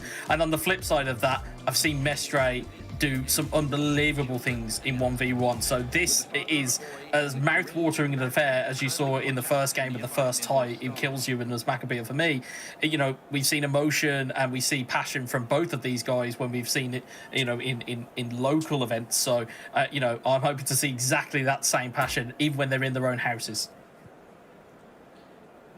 Absolutely. Some final tweaks for either side. You can see Mestre seeing exactly how his opponent is going to be lining up, and I have no doubt that Eldridge will be taking a moment to make sure he does the same in turn.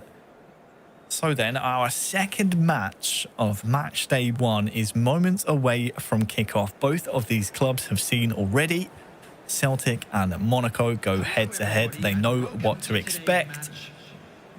The pressure is off them. They know they don't have to open the show, but they certainly are responsible for filling it with entertainment, Wes, as we kick off Manchester United versus Bayern Munich. Yeah, I think this is gearing up to be a little bit of a coming out party for Man United. I think at times they've almost flattered to deceive in competitions past, and I think they'll be looking, you know, to make a statement here.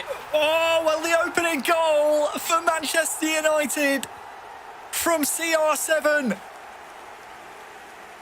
It took just 3 minutes and 1 attack, and Eldridge opens the scoring. The Red Devils starting off so strongly. Well, if you're looking to put, you know, doubters away, there's one man you look to. It's your talisman. It's Cristiano Ronaldo. And again, it's that wing play that we're seeing. It cuts the ball inside. We saw it a lot in the first game. It's Pogba with the slide rule pass, goes through the legs of a midfielder, and it's just tucked away beautifully by Ronaldo. And Man United are off and running here, and this could be this could be the kind of the lighter of the touch paper. Well, straight away from kickoff, Lewandowski's trying to get in behind, but the goalkeeper improvises. Something tells me that might not be the last time we see that celebration this season.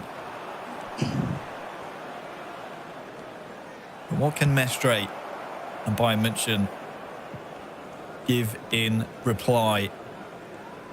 The Bavarian club attacking from right to left. Of course, we have the Mancunians from left to right.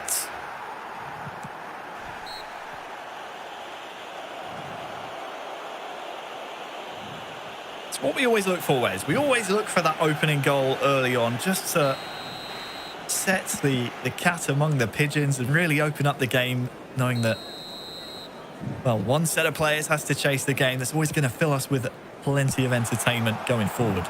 Yeah, I think it really sets the tone, because you'll notice that players will kind of set into almost a bit of a rhythm now, where they'll go, okay, well we've had an early goal, and now the kind of the real story of the game begins. It's how are Bayern going to chase this, and how are Man United going to try and, you know, halt the attack and maybe try and do some damage of their own.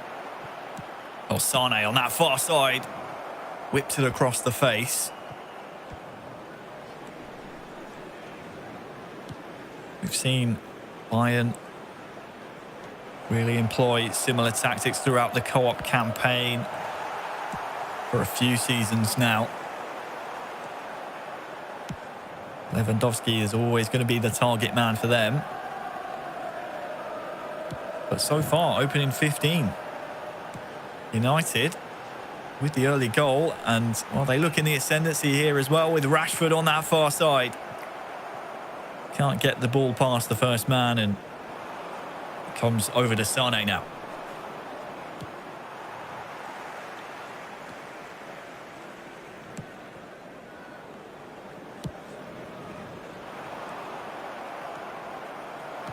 Ball won back by Mestre. Here is Goretzka. And he goes for goal from such a distance. And succeeds in finding the net. What an incredible goal from Mestre. The equaliser is found in the first half, and it's 1-1. What a strike. I mean, we've seen dummies and controlled shots, at great length during this game. But you can see here, that left-hand side, you just keep seeing shots going in from that angle. You can see that it's something that these players are working on, but it's leaving these gaps, as you can see. When you set a runner off, it's leaving gaps. That neat little dummy using almost the body of Wan-Bissaka just to shield where that ball was going. It's a wonderful finish from Mestre. It is a beautifully taken goal. And the immediate adjustments from Eldridge O'Neill.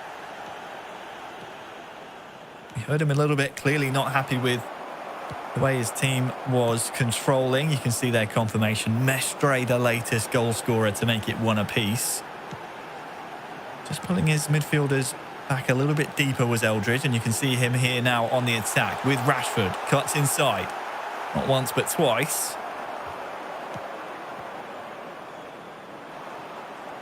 Now Mestre will come the other way. Nope, it's actually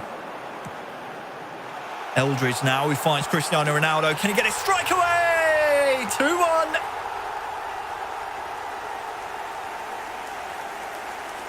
It's that man again.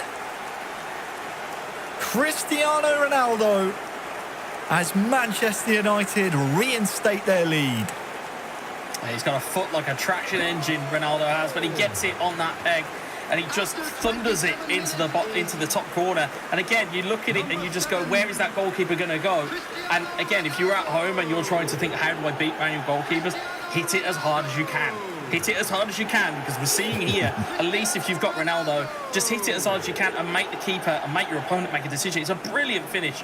Ulreich had absolutely no chance, and quite rightly, as you said, Harry, we've not seen the last of that celebration at all during this competition. It's the talisman again. Mestre going straight from the kick-off. Lewandowski gets it under control. Total defense. Come on, man. And from one talisman to another, within a matter of moments, it's the equaliser. Bayern 2-2. And you can hear Eldridge again not happy with how his team is performing out there on the virtual pitch. But Mestre won't mind one single bit. Straight from the kickoff, 2-2. Yeah, you've got to stay switched on from the kickoff. It's, again, if this, your defence falls asleep, you have to make sure you are in control of one of them just to make sure that you can cover that off. But again, if it's there, it's going to be used, unfortunately. But again, Bayern Munich are not going to care. It's 2-2, and they're going to be back on level terms after Man United's very, very good start. You can see Eldridge. You heard him say, I'm on total defence, there's nothing more I can do. And it's true, there is not a lot more you can do unless you grab a defender and defend it yourself. Well, maybe that's going to be what the doctors ordered. Mestre with his second goal of the game. 4 goals in half an hour played, by the way. Maybe these two sets of players have a bit of a bet on as to who will score or capture the golden boot at the end of the season, I should say. Here's Ronaldo again. He's on a hat-trick, by the way. It will come forward once more. Cavani to Cristiano Ronaldo! And there's the hat-trick! Come on. It's all the threes. It's 3 in 33 minutes. It's Manchester United 3. Bayern 2. Yeah, if you're Manchester United, you just keep smashing. That's all you do. Get it to Ronaldo. That seems to be the game plan. Arguably it's been their way domestically. Get the ball to him and hope for something. But it's certainly working out for them well here. Brilliant little ball in from Cavani. Goalkeeper had absolutely no chance once again. And Ronaldo just doing Ronaldo things all over this competition already. We're not even into the second half of the first game, and he's already got 3.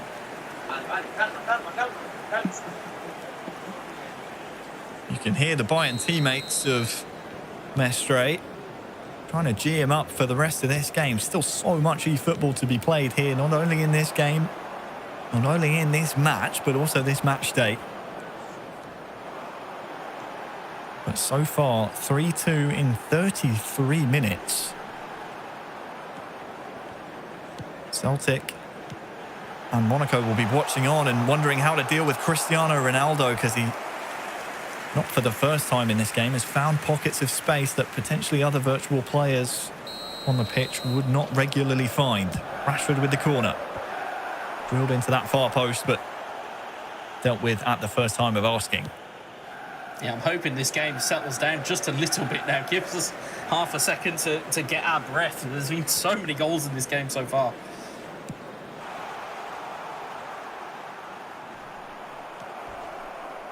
Bruno Fernandes has gone down looking for a free kick, but referee has waved play on, and that's going to allow Serge Gnabry to try and get on the end of that one, but it's overhit. And as you said, maybe we're hoping this game calms down to a bit more of a tactical affair. Not only for the players' sakes, but also for my vocal cords. It's a long match day. Of course, we have Group B's match day 1 tomorrow as well. Make sure you're tuning into that. Here is Sane with Lewandowski down the middle. Back to Sane, tries to play the ball across the face. Can Goretzka get there? Just 2 minutes added on at the end of this first half. Ball still in play, so it is, as you quite rightly once pointed out to me, where it's a minimum of 2 minutes. That shot creeping just past the post, and that will signal the end of that action-packed first half. And breathe, everyone. Breathe. You're allowed to breathe as you're watching this game. It is an absolutely frenetic pace. And knowing these players in the way that we do, as the audience probably knows these players as well, these players will not want to give an inch. So the fact that one of them is losing means that the other one is going to be very annoyed. So I would imagine that going into the second half, it's going to be just as action-packed. And you'll notice there'll probably be a push from Bayern to get an equaliser. It's just a case of how well this rear guard of United can hold up against it with Maguire, Varane. Although they're physically imposing, do they have the pace to contend with Sane, Gnabry, Goretzka, Lewandowski? Do they have it in the locker to be able to contend with them?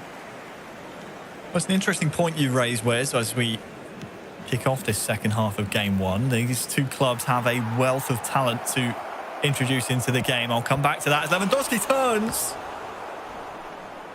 And Henderson gets a strong hand to it.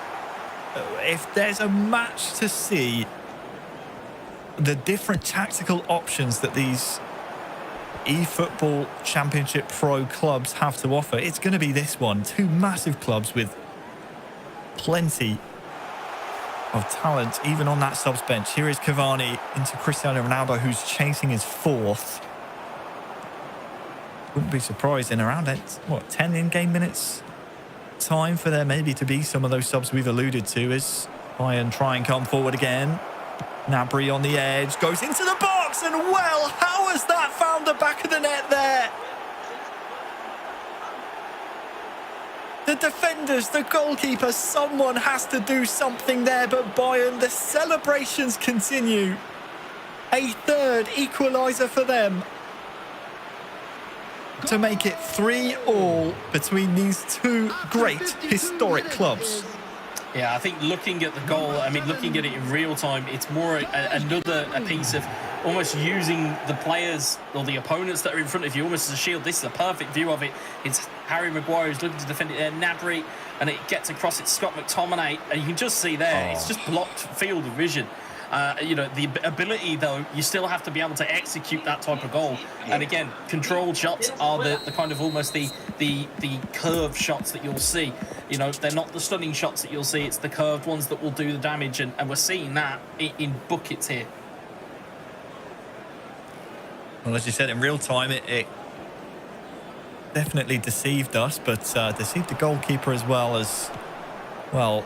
United Straight from the kickoff, trying to maybe give one back to Bayern Munich.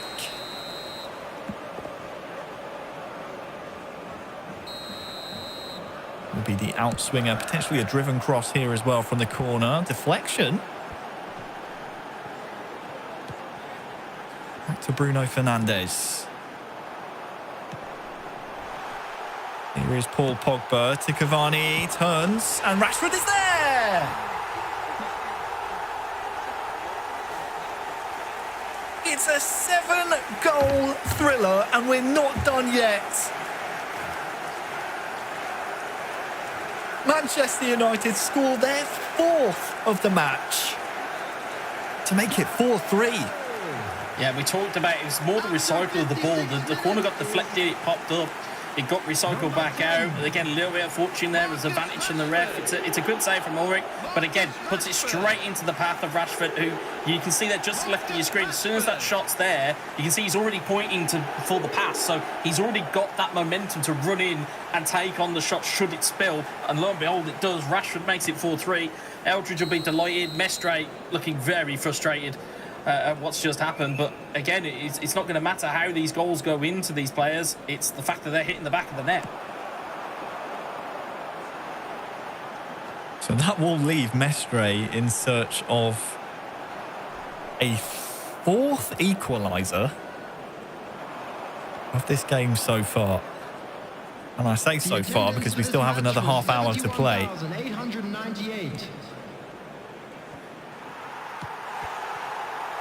Good tackle by Pogba onto Goretzka, but the deflection comes back to Bayern.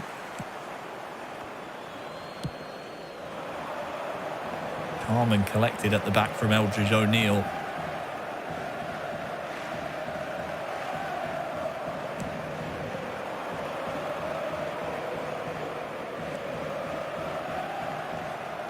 Here is Sane. A lot of room to manoeuvre here. Beats the first man. Gnabry. Couple of dummies. Well dealt with by Manchester United. And, well, there's an opportunity as well for Cristiano Ronaldo to try and get on the end of this ball. He's taking it off the defender here as well for 4! Off the post.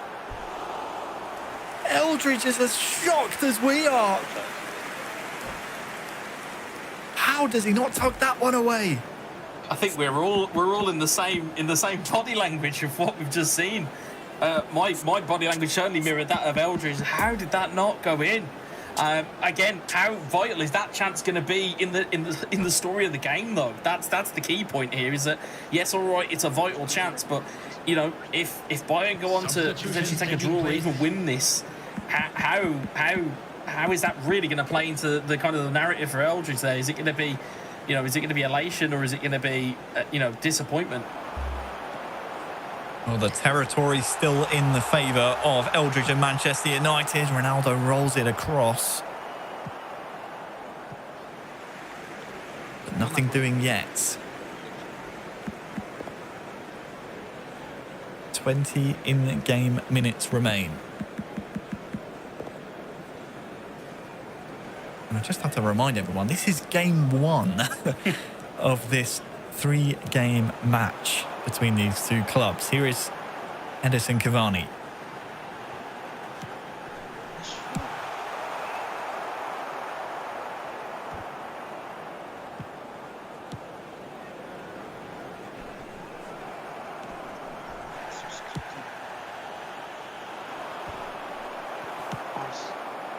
Some scrappy passages of play as we enter the final 15.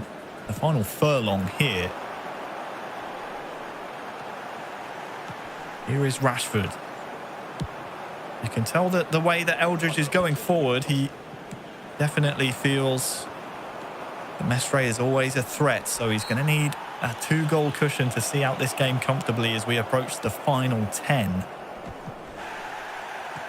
But if you were Man United, why wouldn't you push? You've been so successful getting forward.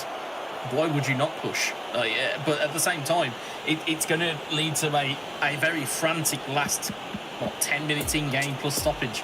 You're going to have both teams pushing, and it could be anybody's here. It really could. It's on a knife edge. Well, the second load of tactical tweaks from both sides.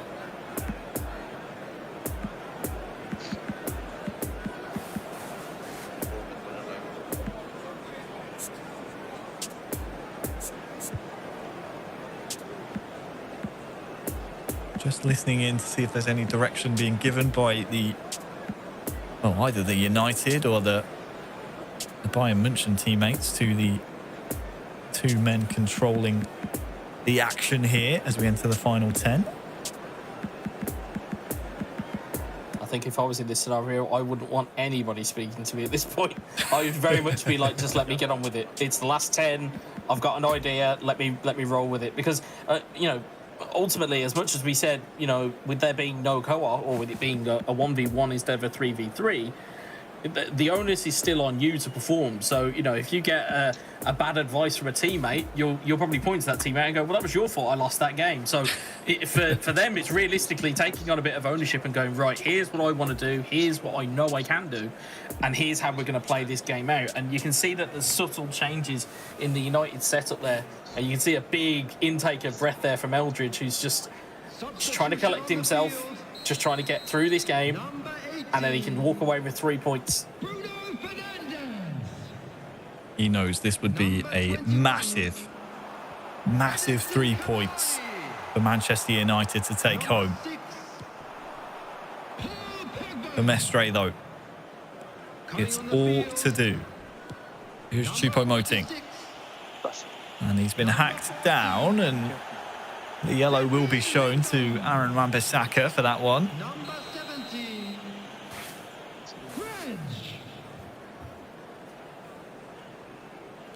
Free kick to come. Played short then to Kingsley Coman.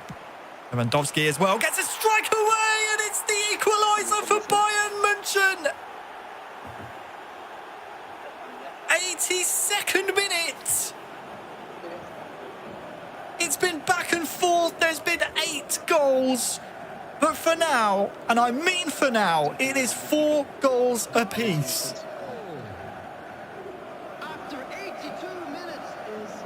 Just see them working the space by Munich. You can see, these players will not shoot, or at least they'll very rarely shoot from free kicks because they know that they could make a better opportunity here. You see frantically trying to get the ball away, but it didn't matter a jot. Lewandowski will do what Lewandowski does as a forward. Arguably one of the best on the planet, and he's proving that here and now. 4-4 with 8 minutes or so on the clock, and here's the kind of the really interesting bit here is that if you've made all your substitutions now with in mind of, we're going to try and tuck up, or we're going to try and go to attacking, it's very hard to then come back out of that tactical narrative. So for them, or for both of these players, they've now got to make tactical tweaks with whatever players they have on the pitch. So you may end up having players playing out of position, you may have players playing in positions that are actually unnatural to them, and as a result, that can cause absolute chaos with the team. So let's just see what happens here. We'll just take a little moment to listen, as this is a key part of the match here for both of these players. They've got their advice, they've got their instructions. And credit to Mestre. 1-0 down, gets the equaliser. 2-1 down, gets the equaliser, and so on and so forth until we approach where we are now. And there's a chance to win it here as well. A great run from deep there. But nothing doing. Manchester United survive.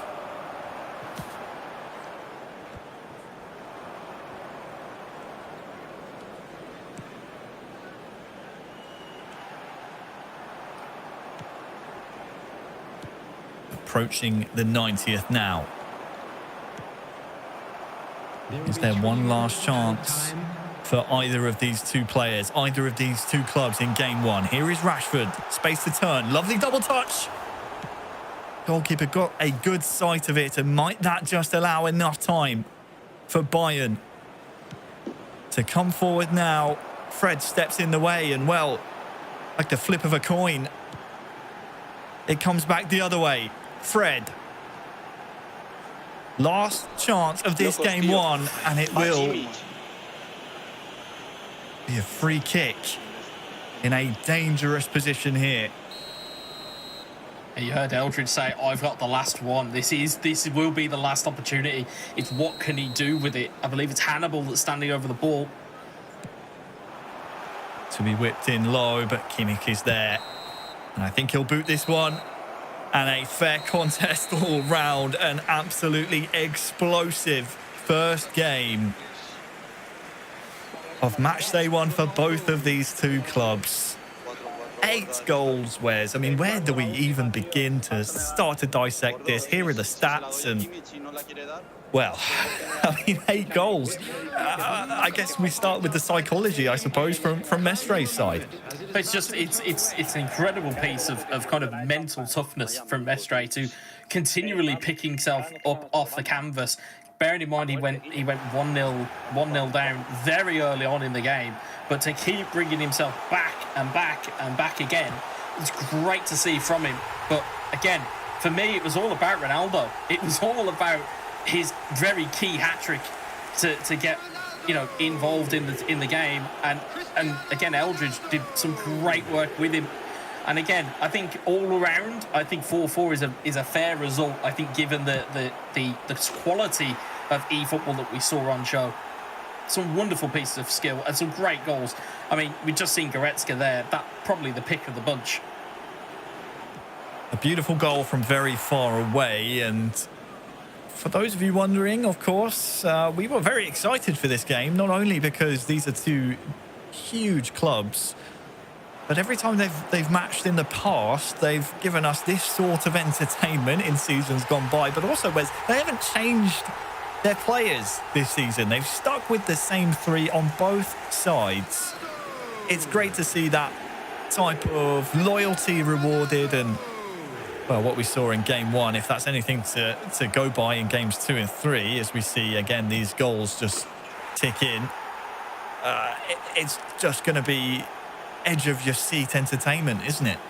Yeah, and I mean, if you were looking at probably at both of you know, both the Man United lineup and the Bayern Munich lineup, you'd probably look and go, well, Mestre and O'Neill probably the 2 most attacking players of their trios. I think we'll probably see a different type of game, maybe from Alex Alguacil, from Cams, from Ostribuch, from Jose. I think we'll see, you know, whoever it is that is in game 2, we'll certainly see, I think, a very different dynamic than the one we saw here, because it was just rock and roll football from start to finish. It was just goals everywhere. It was everything as a neutral that you would have asked for. Absolutely. There was Gnabry's goal to make it just 3-3 at this point. Cool as you like from Mestre. Fist bumps all around.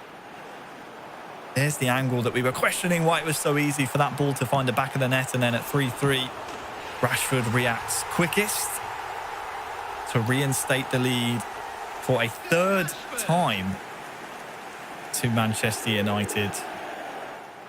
But then we weren't done yet, as there was still plenty of action. And you said, didn't you, Wes, at that point when Ronaldo hits it off the post, that could come back to bite Manchester United, and it did with this 4th equaliser for Bayern Munich.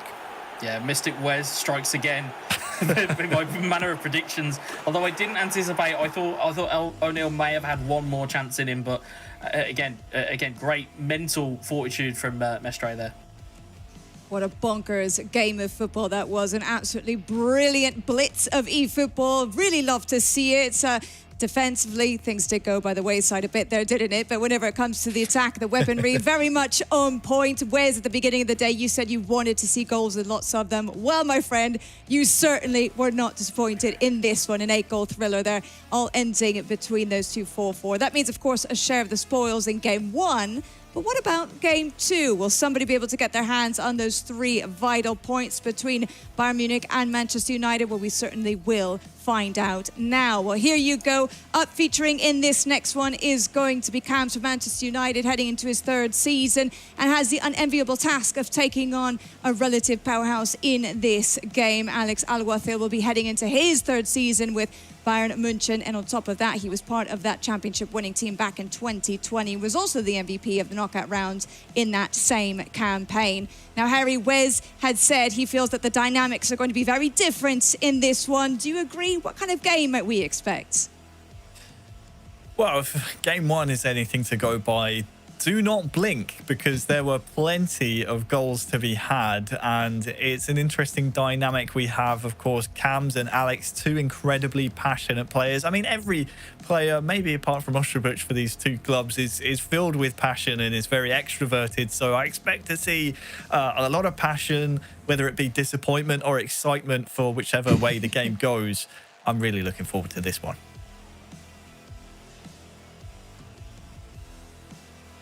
All right, well, it looks like the boys are ready to go then. So I'll hand things back over to you, Harry and Wes.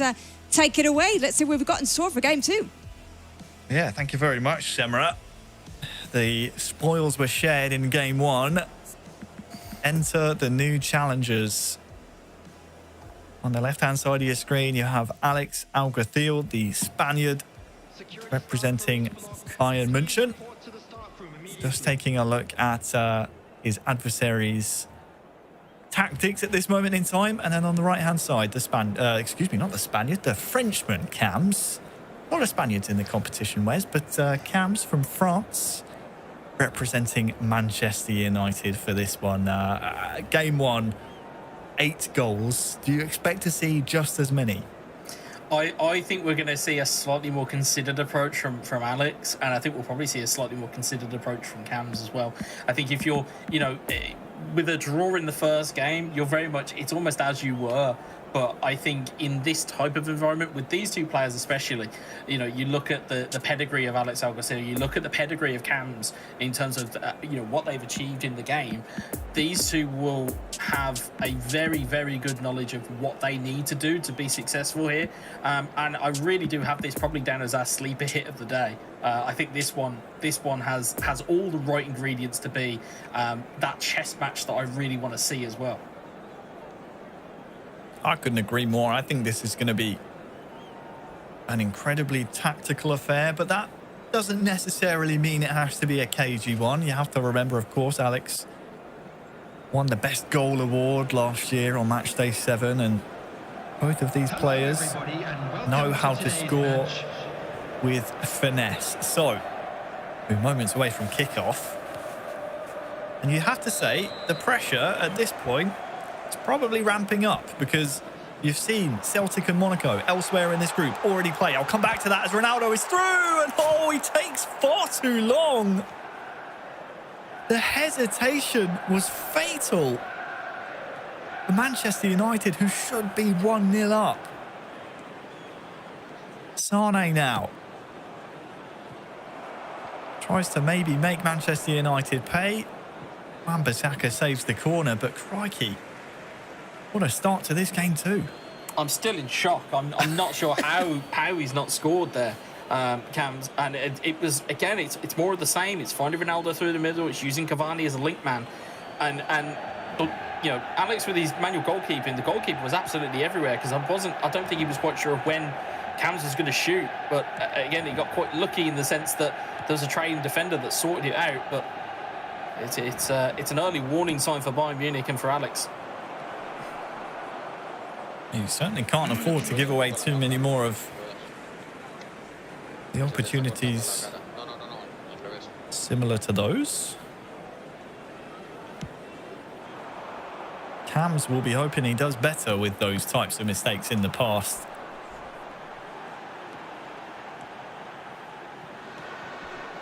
As pressure high up the pitch, though, something for Alex to deal with. For Bayern Munich, attacking from right to left in this game.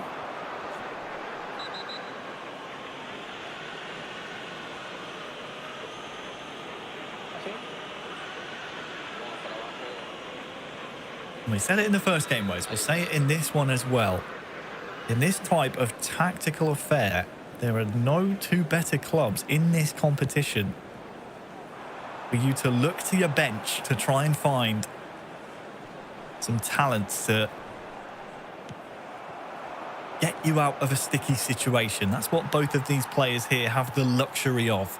Yeah, most definitely. You've got tactical brains all around the place, both in Man United's ranks with Issy O'Neill, with Osterbuch. I mean, you know, the kind of almost the fourth man in the Bayern Munich ranks that we seem to, you know, casually overlook sometimes is, you know, the fact that their coach Lutzi seemingly has a playbook to end all playbooks. I think for every type of scenario, he will have some type of idea of what this squad needs to do. So to have that type of kind of almost intangible weapon, I think he's probably worth its weight in gold.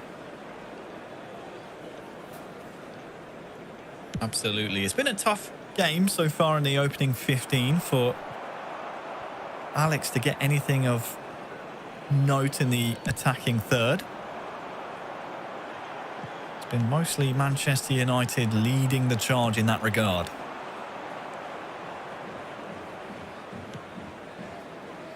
Here's an opportunity to change that, though, for the Bavarians. Here is Sane.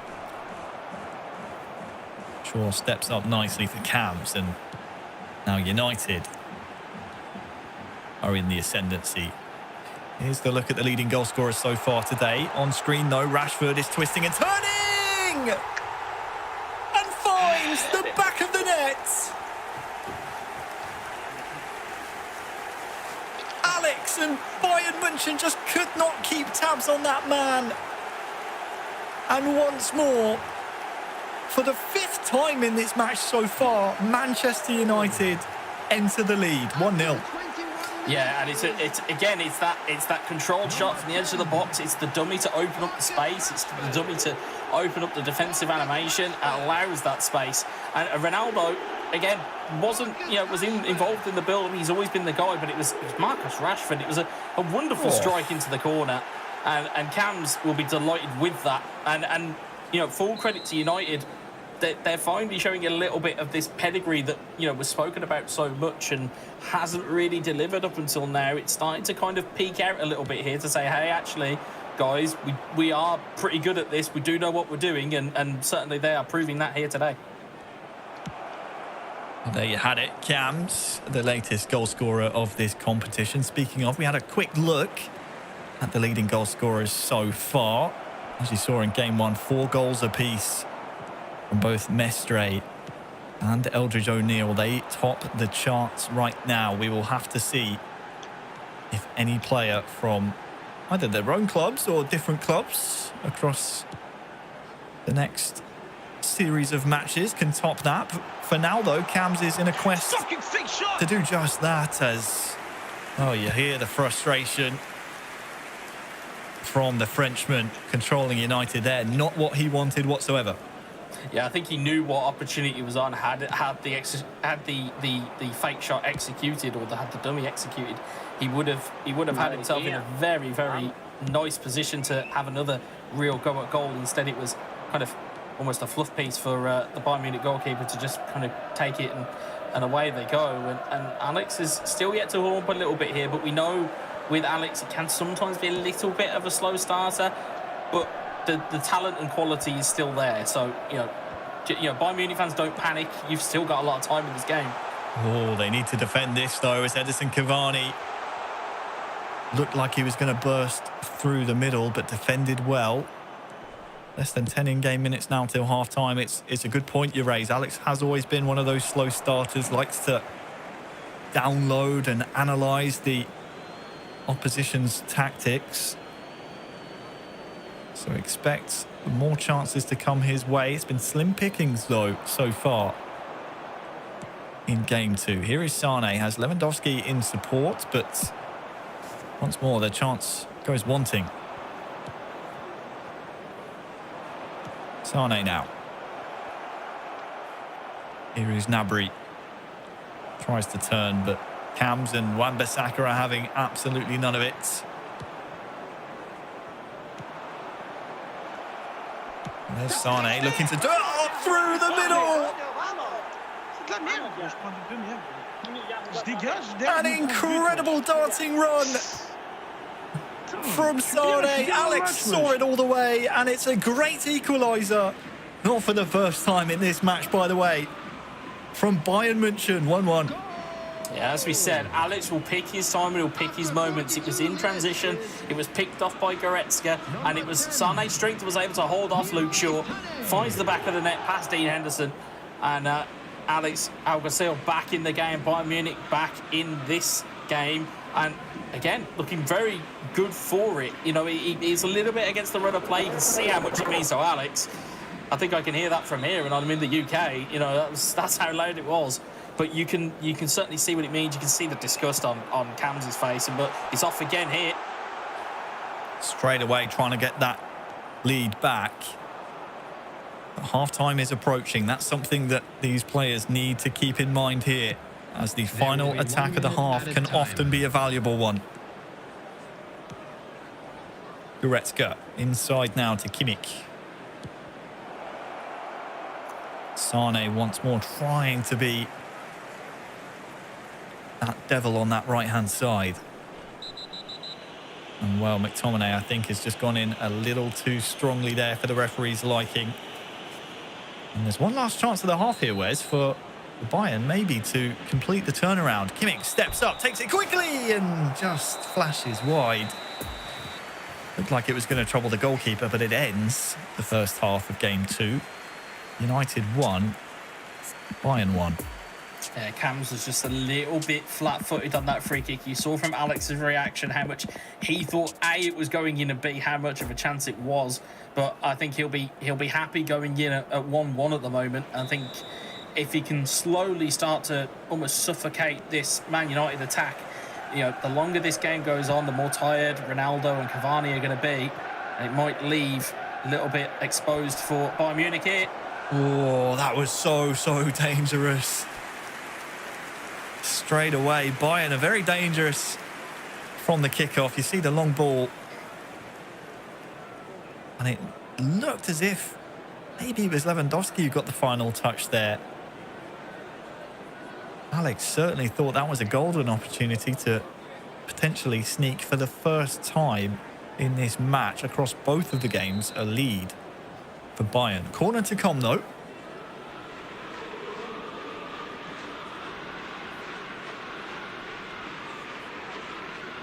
We've seen some interesting tactics so far. United bring the man across to try and block that driven corner. Comes out to Goretzka, and, well, which way has this been given? I think maybe it's Goretzka who has been fouled. So, just inside the D. So yet another free kick here for Bayern in a very tantalising position. Kimmich now plays short to Sane. Lets it run across. Just has too many men to beat in the end, and it will be United who come away with the ball. Yeah, you can see the idea that was there. You can see it was a case of let the ball run through, try and get the ball knocked across, and maybe for an easy goal, but it just leads to more pressure if it's not executed correctly. Rashford, with his dancing feet, just gets caught in possession, though. Yeah, we've seen that story before, played out in this game already. Rashford, someone that you absolutely have to keep in check.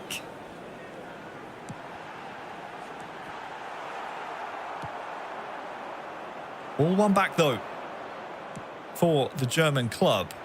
Lewandowski, has he managed to stay on side? The linesman says yes, so play will continue, and the Bayern fans in the stadium want a penalty. The referee, though, will deny them of that joy. Has been exactly as we build it, hasn't it? It's been a tactical affair. There's been little room for error on both sides. Here's your updated group table. As it stands, Celtic still at the top of the group. Can either of these two clubs deny them of that? Cavani turns in the box to make it 2-1. That is a wonderful turn and an impeccable finish from Cams. Now, can he see it home with Manchester United in the driving seat once more? Ronaldo might be quiet, but El Matador is certainly alive and kicking. Brilliant finish from Edinson Cavani. And again, you know, we're talking about moments. This is what this game is being resorted to. It's split the lines there. It's one takeaway, and it's a brilliant finish from Cavani. And again, we're delighted for Cams. He'll be very, very happy with it. You can see just splits the phases. So instead of it going from kind of back to front in one phase, you've gone middle, you've took out, you know, kind of key phase, you've gone one-on-one at the defender, and you can see it's just turned the keeper, or turned the defender, who's then in turn smashed it past the goalkeeper. We saw them from the reactions. Passions are high on Bayern's side, but Cams, I feel like he's been in this position before. He's seen Eldridge in the game before. He knows how many equalisers Bayern are able to come up with. So, job's not finished.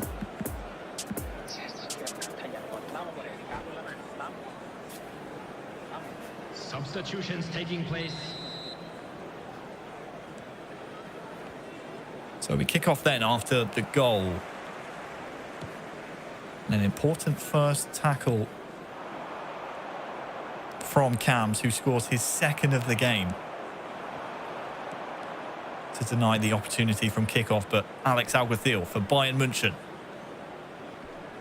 still comes forward, perhaps tries to do too much there, but the pressure is still on here.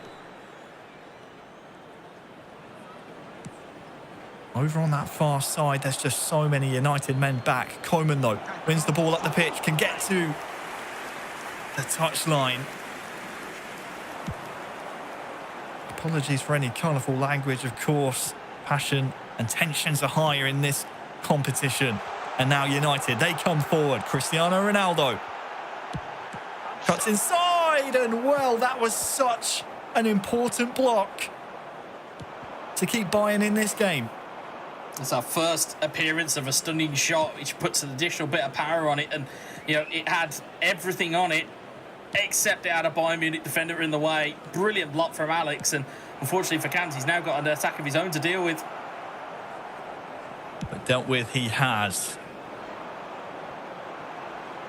The longer this game goes on, the higher the tensions rise. Choupo-Moting can maybe find Robert Lewandowski in the middle. It's almost come through to him, but he's lost his footing at the vital moments. Sabitzer still down.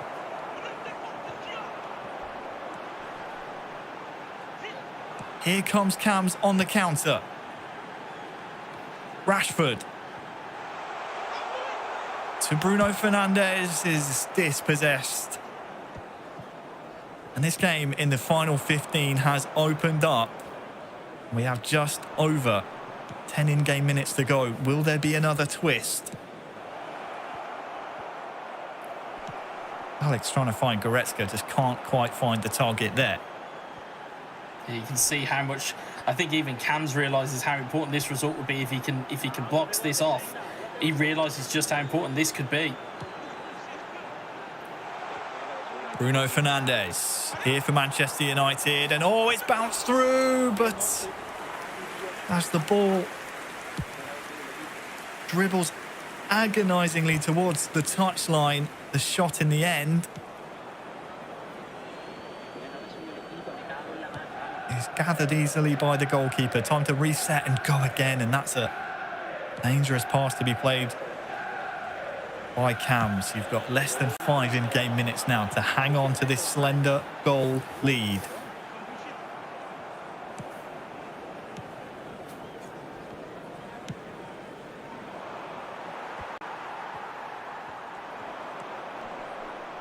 Cavani and Fernandes bring the ball forward.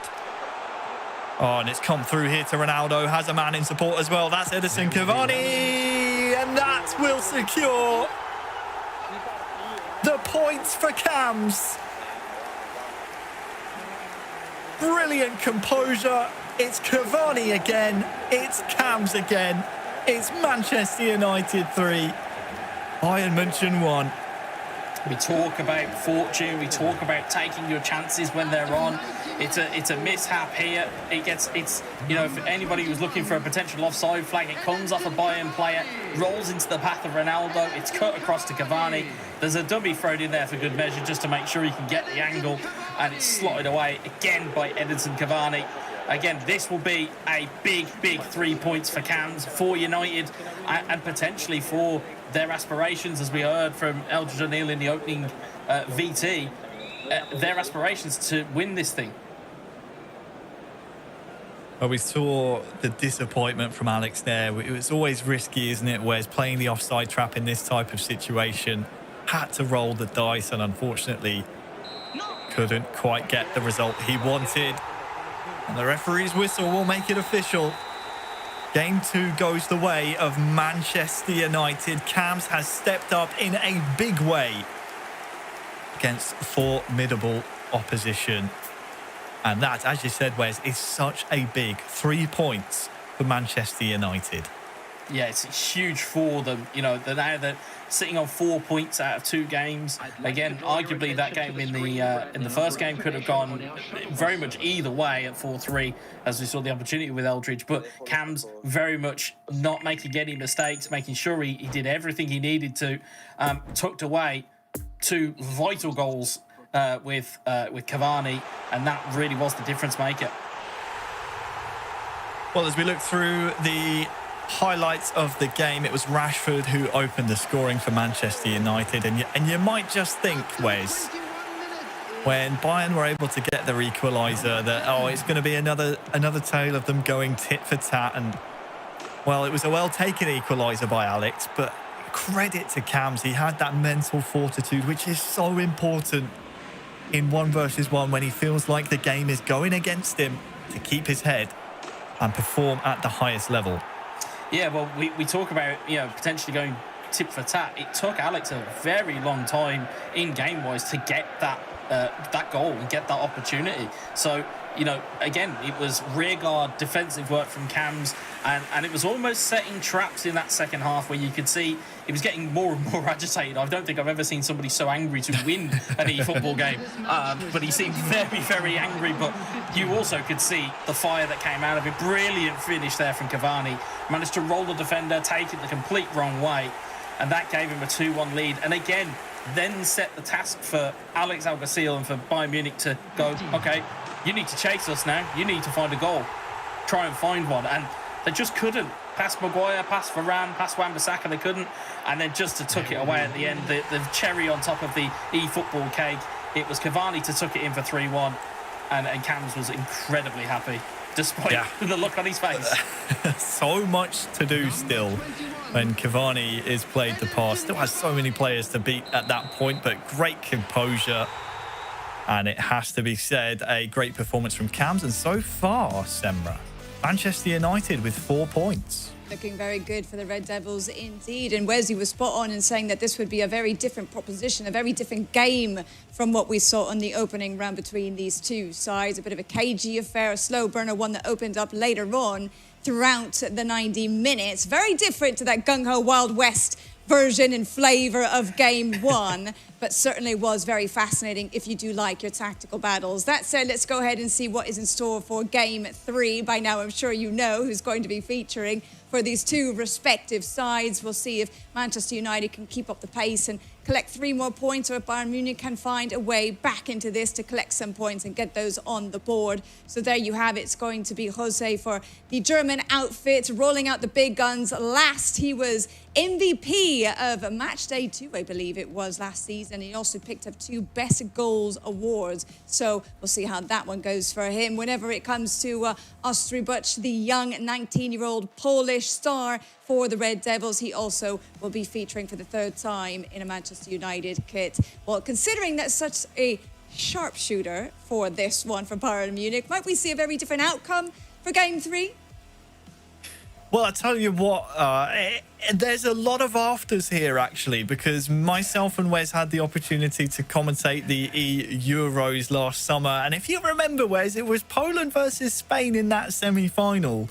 And we have now the Spaniard in Jose trying to get revenge on his Polish adversary on that day.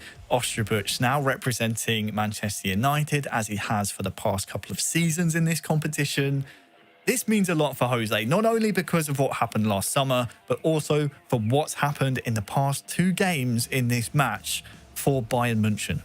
Yeah, it's a bit of eFootball Groundhog Day, where we get to sit and watch a 1v1 between Jose and between Ostrobut. Again, for those of a vintage who tuned into the Euros, you would have seen that semi-final be hotly contested. I imagine the exact same thing coming down the pike here.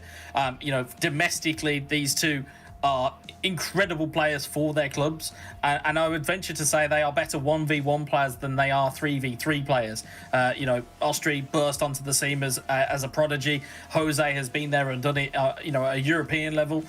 This one, again, you talk about heavyweight clashes. We're running out of words to describe these games. Such are the quality of them. They are full of quality, and I tell you what, they come thick and fast. For those watching at home, a bit of backstory, of course, last year at the Euros, the semi-final, Poland took a shock win over Spain. They went on to finish as runners-up. But you have to say, with these 2 players we see on our screens now, Jose and Ostrobut, they're a different breed from the players we've seen representing these 2 clubs before. Mestre and Alex for Bayern, O'Neill and Cams for United. Full of passion, full of energy. These 2 are more business oriented. They want to get the task done. There's no frills, there's no spills. It's head down and into the game. Yeah, Ostrobut, almost an Iceman when it comes to these types of games. We talk about, lack of emotion when you're playing. He very much fits into that almost Lotfi style of not really showing anything when he's playing. Jose, very much the same. Although I do remember from times gone by where there was shushes and animated celebrations from him. So it could be anything that we'll see from Jose. But this game teeing up to be a fascinating one once more.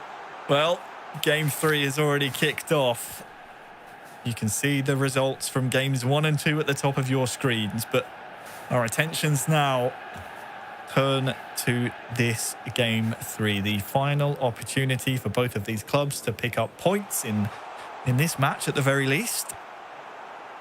So far early on, Ostrobut from Manchester United seem to have the first attack, but nothing doing there. Here's the look at the league table then after game 2. Celtic are the team that everyone's trying to chase down at this point. And for Bayern, they'll have a chance in our next match to come on the stream here in Group A to take them on directly.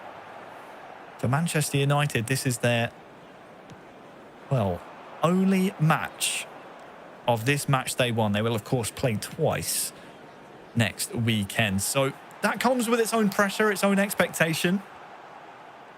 For now, though, it's all about Ostrobut and it's all about Jose. Yeah, and we're talking about the fact that, Man United are already playing once on this match day.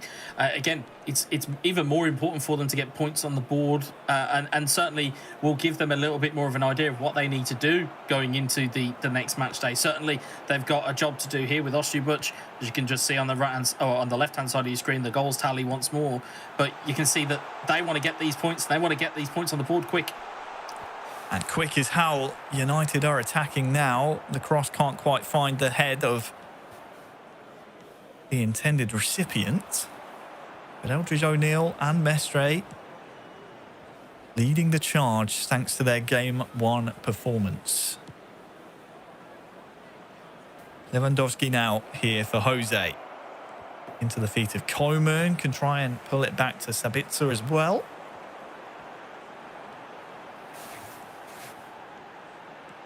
But 20 minutes gone in game. It's gone in the blink of an eye. Yeah, it feels like it's gone very, very quickly. This has but I suppose that's because we've had no stoppages, no balls have gone out, nothing's been fouled. It's all just very, very continuous at this point in time, and you can just see it's back and forth in midfield, and you're just waiting to see something break.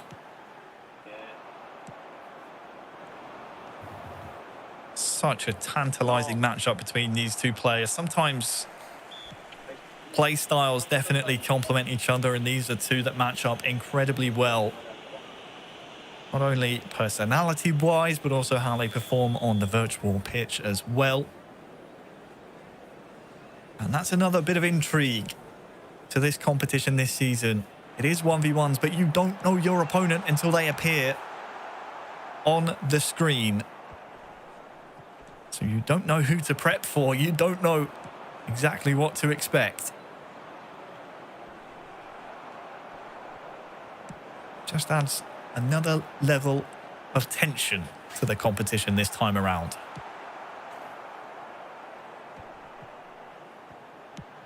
Paul Pogba now finds Lingard incredibly early. Here is Rashford running beyond him as well. Straight for goal. Goes to Ronaldo!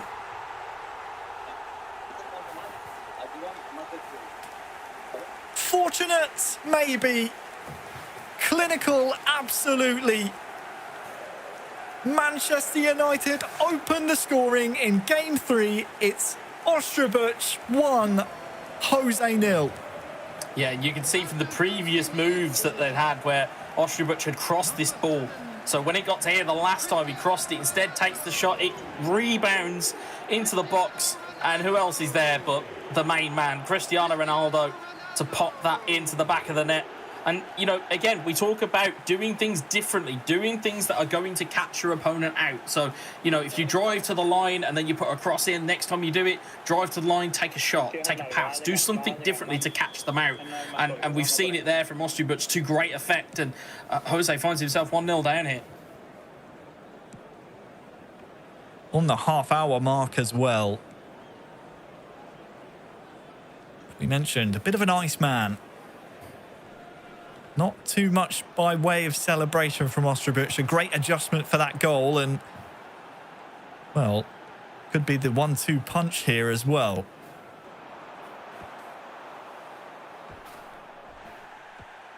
Just watching how the play breaks here. It will stay in the possession of Ostrobach, the goal scorer. And Bayern, we've seen this in seasons previous where they've left it too late in the season. This is, of course, their first match of the entire competition.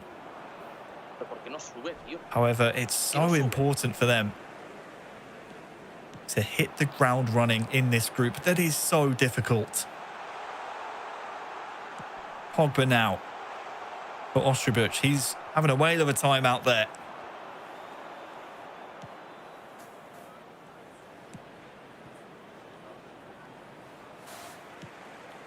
Here's Jose now with the ball. Just doesn't seem to be clicking in that final third right now for the Spaniard. It seems to be coming back in waves from Man United's ball. Bounces fortuitously to Rashford. Yeah, and here's Cristiano Ronaldo back to Rashford. And, well, what has happened with that finish? Just wraps his foot way too much around the ball. And, well, it should have been 2. That's the risk you take with first-time shots on eFootball. It can sometimes pay you dividends. It sometimes can be, you know, hooked or shanked, depending on your terminology. But, again, Ostrobach won't care at this point. Goes in with a 1-0 lead at half-time. And I wonder, Wes, I just wonder, if you cast your mind back to Game 1, Mestre versus Eldridge. Eldridge up 4-3, and Ronaldo has that chance to tuck it home to make it 5, but instead hits the post. Is that a similar sort of chance we're seeing there being squandered, perhaps, by Manchester United? Or do you think maybe too early in the day to call that type of shenanigan? I think it was a slightly different scenario for that Ronaldo opportunity when he's running through on goal, has kind of composed himself and has then, you know, he's hit the post. Whereas that one, it's very much a snatch opportunity. It was great interplay between Ronaldo and Rashford from Ostrobach, you know, to find those passes and to find that little combination. Again, if you're Jose, that's setting at least 1 or 2 alarm bells ringing to go, hold on a minute, I need to close that down a little bit, because that was far too easy for him to take on board. forward. But I think if you're Ostribuch, I think you're happy where you are right now. I think when you look at Cam's, you look at Ostribuch's play, they may have learned a little bit from that initial game with O'Neill, and looking at it and going, okay, he was very gun-ho and was able to score goals, but you have to be better defensively. You have to watch out for absolutely everything. As good as it is scoring goals, you have to make sure you keep the kind of the back door relatively closed, as it were. So I think Ostribuch and co have learnt that and have tried to stifle this Bayern attack. Well, we're just seeing the final few moments of the tactical changes here from both sides. Of course, we have our referee Sergio in the back, making sure that these players are all complying with all the necessary rules of the competition. And for Jose, this is an interesting amount of time you're taking to tweak your team. He's obviously not happy with how that first half went. Didn't have a lot of attacking output to write home about. Do you think maybe he's second guessing his initial lineup, or is this more of a reactionary change?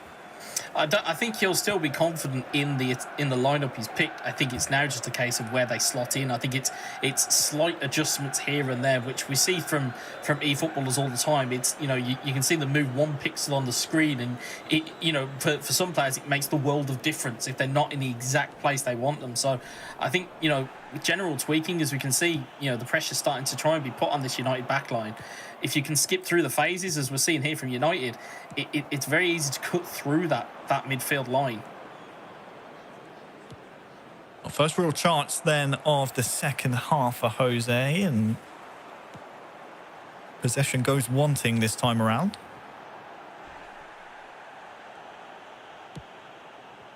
Now comes Ostribuch, and he's picked out a pass here as well to Bruno Fernandes, who turns very neatly as well. Still back to goal though, so needs to do something about that. And here is Paul Pogba waiting.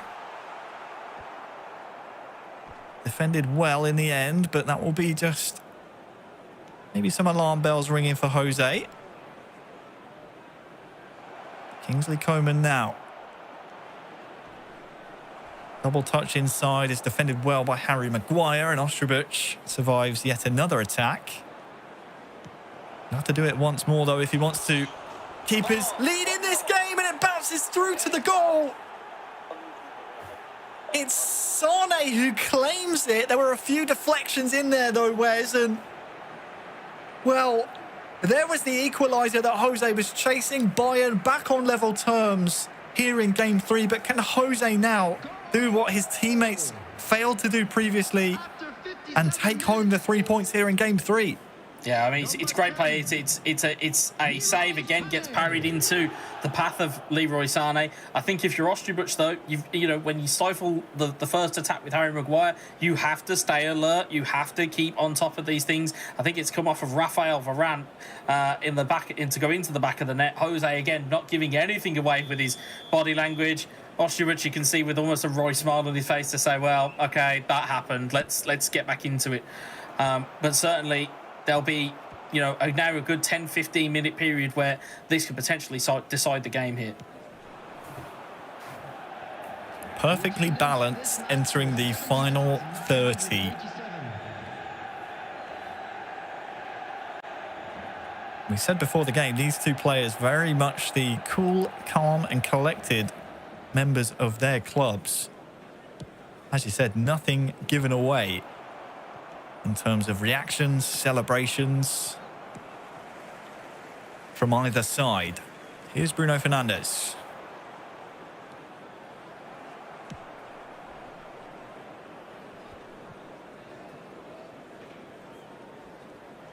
Ostribuch for Manchester United now in possession.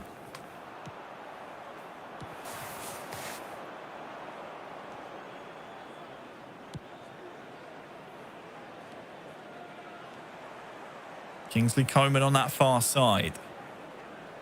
Jose cuts inside. That's Lingard to deal with though, and well, Englishman does well at first time of asking, but United have conceded a corner here. 70th minute of the game. And I was about to say, prime time for substitutes here, Wes, to change some things around, and there's a wealth of talent to pull from on both benches here. Yeah, there certainly is. And you can see the difference in shape between the two teams. You've got Bayern deploying that kind of almost fabled 4-3-3. You can see Osterbuch going with almost a 4-1-2-1-2 of sorts. And you can see that the differences that they're trying to make with these players. I think this time of asking, I think that's Alphonso Davies that's being deployed at left wing. That'll be an interesting ploy to see how well he performs at higher up the pitch. We know that he's full of speed. However, whether he's got the attacking nous to unlock this United defence remains to be seen. Well, if you speak about previous accolades, of course, we had Osterbuch in 2019, burst onto the 1-versus-1 scene. I think he was about 16 years of age then, if I remember correctly. And, well, on the other side, you have Jose, whose achievements are just absolutely huge. Last year, top 3 at the World Finals. Has experience winning with Bayern as well. There's a corner here and it evades everyone, but the ball is headed in. And for the first time in this entire match, Bayern München lead a game, and it's game 3. It's Jose. It's 2-1 now. Yeah, if you don't block that corner, folks, it's going to cause problems to everybody. That's any player of eFootball. If you do not try and block that corner, it's going to cause issues. It was fortuitous that it didn't go in the first instance. It looked like it went off the bar, pinged off into what felt like no man's land, and it was Hernandez that sticks it in for 2-2. Oh, sorry, for Jose to set the lead here. Sorry. But such was the goal that it's taken me out of my consciousness. It's really, I don't blame you. I mean, this match has been going on for so long with so many goals between all the sets of players. There's confirmation, Jose, with his second in this tight attritional affair to put Bayern into the lead. Here's how that affects the league table in this group, with all clubs having played one match each, all 3 games each as well. Pretty even with Celtic up there at the top. Yeah, I think a surprise for a lot of people as well, seeing Monaco, at least as it stands, at the bottom of the pile.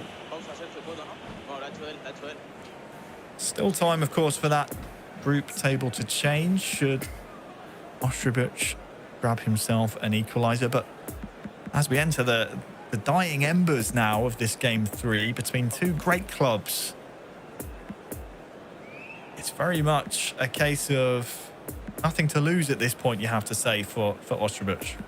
Yeah. I mean, at this point, you know, you are losing your game. I mean, you know, honours would be shared at this point, you know, if it does, you know, end in this scenario. But if you look at you know, I spoke about the substitution of Alphonso Davies. It actually looks like a stroke of genius now, because if you're looking to go more defensively, you've got an additional defensive player that can slot in and almost put another brick in the red wall that is the Bayern Munich defence. So it's almost a bit of foresight from Jose that's actually allowed himself to really put a defensive shape in place now. That's one thing these players, as they've been preparing for this competition, will need to know going forward. What audibles can you call on the fly? Whether it's 1-1, whether it's 2-1, whether you're down, whether you're up. Substitutes can make the biggest difference at this level of competition. You can see adding the individual tactics there of deep line, it drops an additional forward player back who will look to be more defensive than anything else. So you can see where Jose's brain is at the moment, thinking, I've got this lead, let me just hold on to it. Sometimes, though, the attack is the best form of defence. So as we enter then the final 10 in-game minutes, still stoppages to come. It is Bayern 2, Manchester United 1.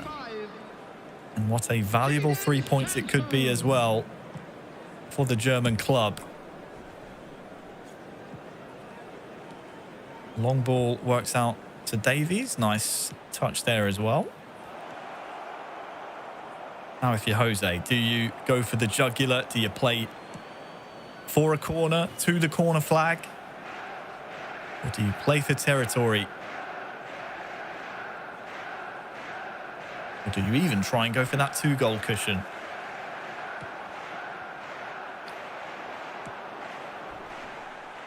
Cristiano Ronaldo now.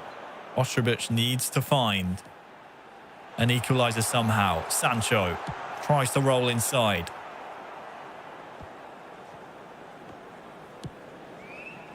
It will come right back at Bayern Munich here. Cristiano Ronaldo. Sancho was making the run. Important touches of the game now for Bayern Munich to manage it well. Added minutes has been indicated. I tell you what, that's not a bad result here, Wes, for Bayern. A throw in deep in United's half. Yeah, it's almost like a rugby kick, seeing that just go into territory. I think if you're looking here, though, if you're Ostrobich, you've got to get that ball over the halfway line as he has done, but you can't keep it up there. Maybe one last roll of the dice, but nothing doing. It's an important 3 points for FC Bayern Munich. It's something they needed after the previous 2 results. A 4-4 in game 1, a 3-1 loss in game 2. But Jose, the hero, in game 3. Yeah, almost exacted a little bit of revenge there. You can see, as you can see on our screens there, the conversations that were going on, but it looks like they're going to they're looking like they're going to kind of have a little bit of a debrief. You can see Ostrobich, again, not really showing too much to anybody. That's how he's feeling right now. He looks a little bit relieved for it to kind of almost be over. But I think in that sense, I think he was kind of unlucky in the sense he took a lead very early on. Again, managed to just pounce on a goal. And it's honours shared. I think given what we saw in the first game, I think that was probably the just result that we saw. Yeah, as you say, honours shared, 4 points apiece as we take a look at some of the highlights that we saw from what was a very close game. And, well, I hate to say it, it's another chance from Rashford dragged wide that maybe should have been put in the back of the net. And it's one that I think Ostrobich will look back on and say, yep, maybe should have tucked that one away. As then Jose went on to get the equaliser. And from then on, it was, a very resilient performance from Jose, it has to be said. Yeah, definitely. Yeah, to again having that knowledge that your team only had 1 point at that stage, you've got to get something out of the game, and again, in whatever fashion he's managed to find it, it's that set piece, it's finding the back post, it's trying to find the goal, but it bounces fortuitously to Hernandez, who sticks it away, and then it was a case of just building a wall and hoping for the best. Yeah, so 4 points apiece between the 2 clubs there, Semra. Great action. Now that is a wrap on match 2, let's have a quick look at the results from the previous 3 games before we head into our final match of the day. And as we saw, it was very close indeed. Overall, it was aggregate 7-8 with Manchester United just slightly edging it there. But in terms of points, very much even Steven as it stands. Game 1, it ended 4-4 between the 2 in the highest scoring game of the day thus far. Then it was 3-1 in favour of Manchester. A very cagey, very interesting tactical battle there for game 2. And last but not least, finally, Bayern Munich found a way into this match. They did manage to pick up 3 vital points here with a 2-1 victory against the Red Devils. So very interesting stuff from match 2. Very different from the opening match of the day that we saw there. Kinds of lots of comebacks at times, but took a while for the Germans to get a foothold into this one. Overall, though, plenty of interesting things to take from this match, though, Harry. Yeah, absolutely. I think the big takeaway for me is that in this competition throughout this season, we're going to see matchups make matches. We saw it throughout these all of these games as we saw Mestre take on Elgis O'Neill. You can see there back and forth, back and forth, back and forth. Game 2 was more tactical. And then game 3 was the medicine that Bayern needed. They played their matchup well. And in the end, I think 4 points apiece between these 2 clubs is not the worst result on either side. They would have loved to take more. But obviously, in terms of the matchups, that could not have been set up more perfectly for us and by the clubs as well. Well, there you go. Manchester United will have to wait until the next weekend in order to try and add to their tally. Bayern Munich will have a go in just a few minutes to see if they can increase theirs. But first, Wes, we're going to hear from you and some of the main players there from both respective sides to get their analysis of what we just witnessed for match 2. Let's see who we've got, Wes. Yeah, thanks very much, Samra. I'm just waiting to see who we've got coming into the mix zone with us. We will have representatives from Bayern Munich. It looks like we're with Jose. Jose, commiserations almost for yourselves and for Bayern Munich. How did you guys find that? And are you going to look to take some confidence from those results going into the Celtic game that we have coming up very shortly? Well, of course, we need to push harder. Now against Celtic is going to be a tough games, like Manchester United. But yeah, we have training a lot. So I think even with the skill of Kilsiu, Lotfi and Albavis, they did a really nice performance against one of the favorites like Monaco. So I think it's going to be hard, but yeah, we are ready for the battle. Yeah, you had a tough old go at it, especially with the likes of Ronaldo and Cavani in the ranks of Man United. Were they two players that you guys had earmarked as or pinpointed as key players for Man United before the game? Yeah, we know Manchester United, not just the players in game, also the players like Kans, O'Neill and Ostivac. To be honest, they show different formation, different lineup than we expected, the order, so we need to change the plans. But I think, to be honest, it was fair, 4-4. It's not what we want, but yeah, we need to plus more points now for our account against Celtic, hopefully. Yeah, and that's what we've got to look forward to now is the matchup against Celtic. Into it, I'm sure you'll provide us with an absolute cracker. Thank you, what's up?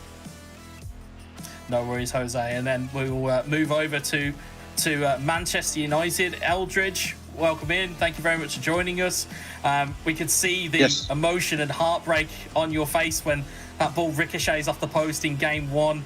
How disappointed were you to not walk away with the 3 points in that game particularly? I was very disappointed because that should be your goal. You know, if it's 5-3, then it's a totally different game and maybe even the win. So that miss in the first game cost us 3 points. But same in the game of Mikolaj. You know, his second chance with Rashford. Normally that should be your goal, but it's 2-0. So if you scored that one, it's also 3 points possibly. So I think today we lost points instead of winning points. To be fair. Yeah, well, given the fact that you only got the one game today, I can appreciate the disappointment that you had. I mean, we can see the look on your face. I very much had the same reaction where you had hands on your head and kind of wondering where that goal had gone. But are you happy with the 4 points given the fact that you only played once today? Obviously, you've got a bit of time between the next match day to kind of prepare and to have a look at your game plan. Are you happy that you have that time now to look at things and potentially tweak things going forward? No, to be fair, I'm not happy. Of course, we are happy with 4 points, but it should be 9, to be fair. I'm really think it should be 9 because of the chance I missed with Cristiano Ronaldo and also the chance of Mikolaj that he missed with Rashford. So for us, we are disappointed with the result. And we countered Bayern really good with the lineup. I actually predicted the lineup would be Mestre, Alex and Jose. And so we used our lineup to actually counter them, and it worked well. Only the game was a bit against us today, so unfortunately, hopefully next week against Monaco and Celtic we can do better and qualify for the next round. Well, you guys can go ahead and rest up. Thank you very much for your time, Eldridge, and good luck for the rest of the season. Back to you, Semra, in the studio. Thank you very much, Wes. Always very fascinating to see the insights from the players there, to see where they perceive the games have been won or lost, or where the points have been picked up or dropped. I know they would all love to have 9 points on the board by now, but for us watching on as neutrals, I'm sure we're loving the fact that it's all very nice and tight and there's so much competition to go around. And of course, it will be decided very late on, which is something we all do like to see. But of course, it's now time to roll on into our final match of the day. And this one will be a fantastic encounter between Celtic and Bayern Munich.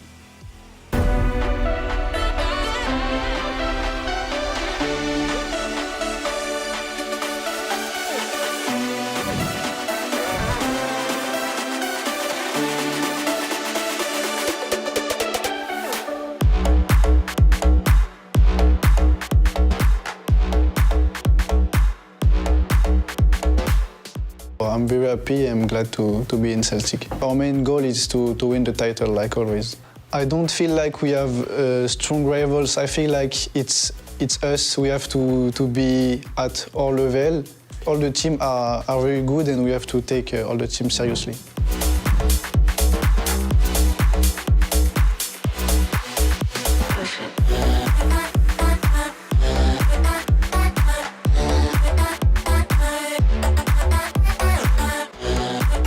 The goal for this season is put the club in the place they deserve. I think we are going to fight for the title. I think it's the minimum to represent this club, and I think we are going to make it possible. This season we are working hard. It's not just about the skill, it's also mentally. We are ready to be champs again. ¡Vamos!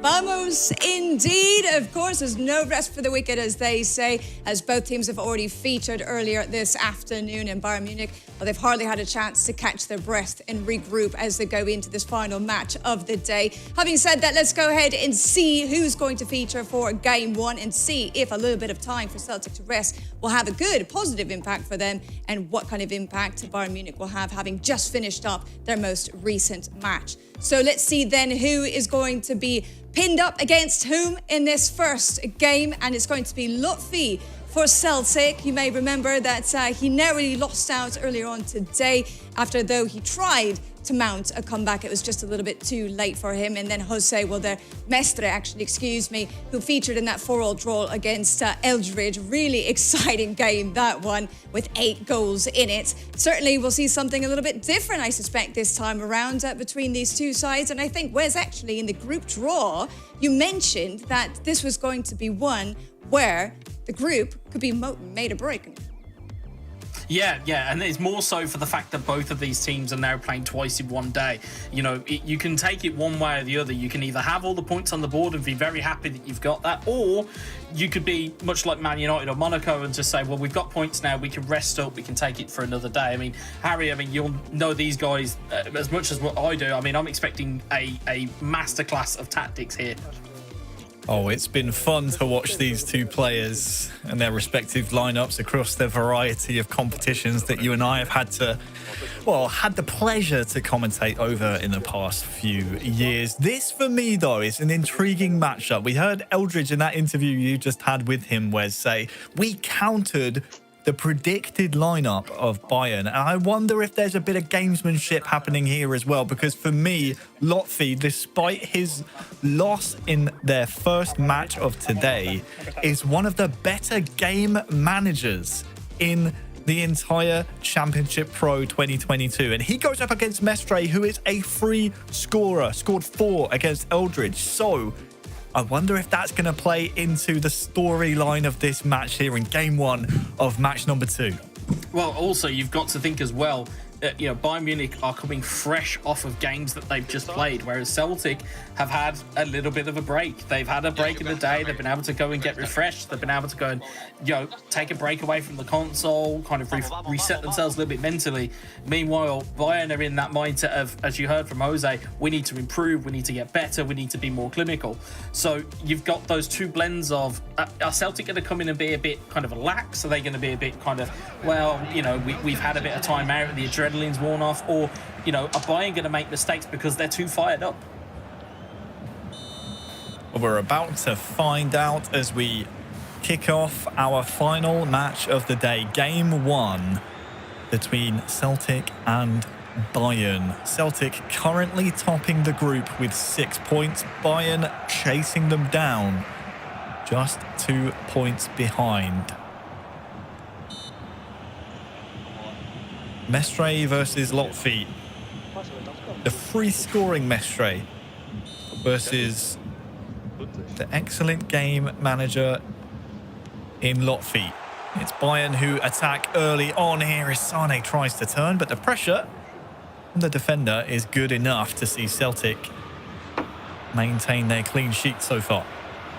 Yeah, and this is the telling part now. It's going to be a case of whether Maeda and Kyogo can get free and whether they can wrestle away from almost the physical giants that are Bayern Munich. You know, you've got Upamecano, you've got Sule, you know, kind of occupying those types of regions. It's going to be a case of whether the kind of the diminutive almost nature of Celtic is going to be able to get free here.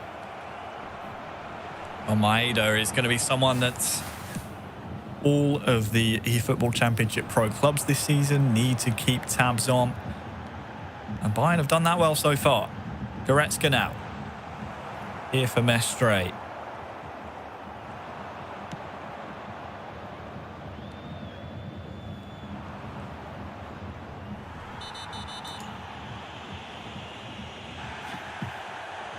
It's going to be an early yellow here in the opening 15. That'll go to Goretzka, I believe. And that's going to gift possession here. Over to Celtic with this free kick whipped into the box.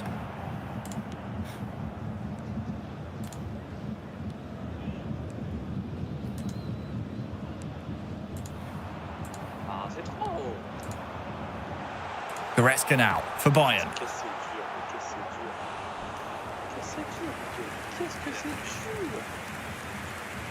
This will be a corner to come. As we've just been sitting back and admiring the action, Wes, there's a lot of games to be played in this match to come. And every moment requires the utmost concentration, not only from us, but from these players here as well.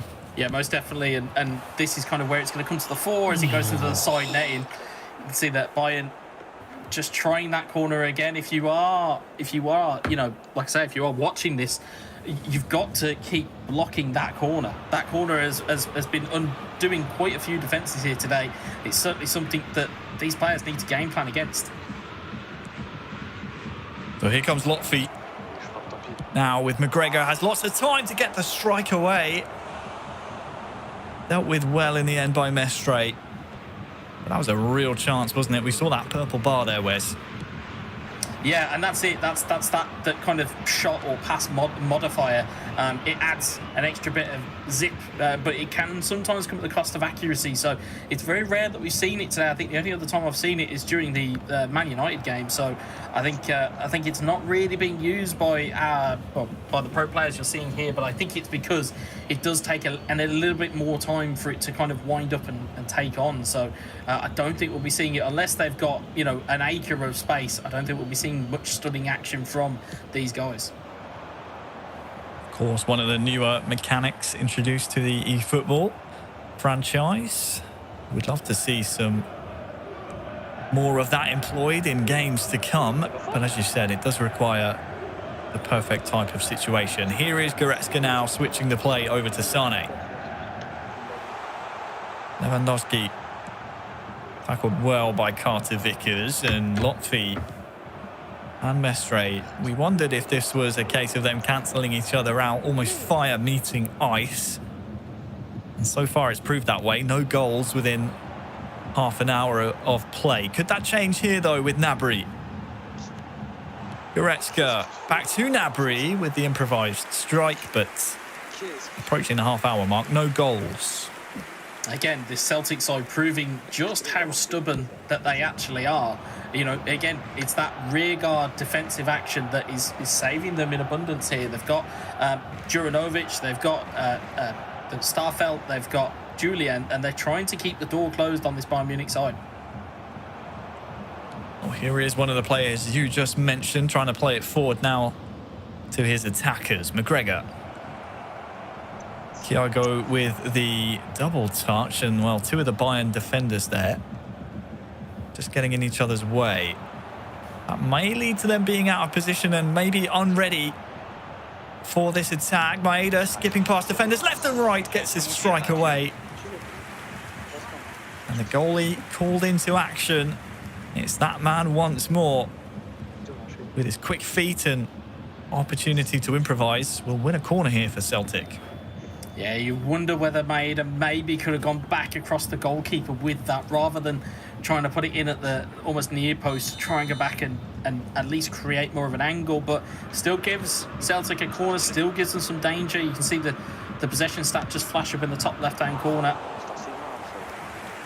So it's that driven corner, as we've seen a few teams so far, a few of the players to attempt this season seems to be the way to go with these corner kicks, and this time dealt with by Bayern, but Celtic with all this room. Look at this. You've got a chance here. Lovely double touch, and that is an absolute gem of a goal. It's Lotfi, it's Celtic. It's absolutely beautiful. And it's 1-0. Form is temporary, class is permanent. Brilliant double touch from Hatate. And again, it was only from the fact that Bayern backline got pushed all the way back.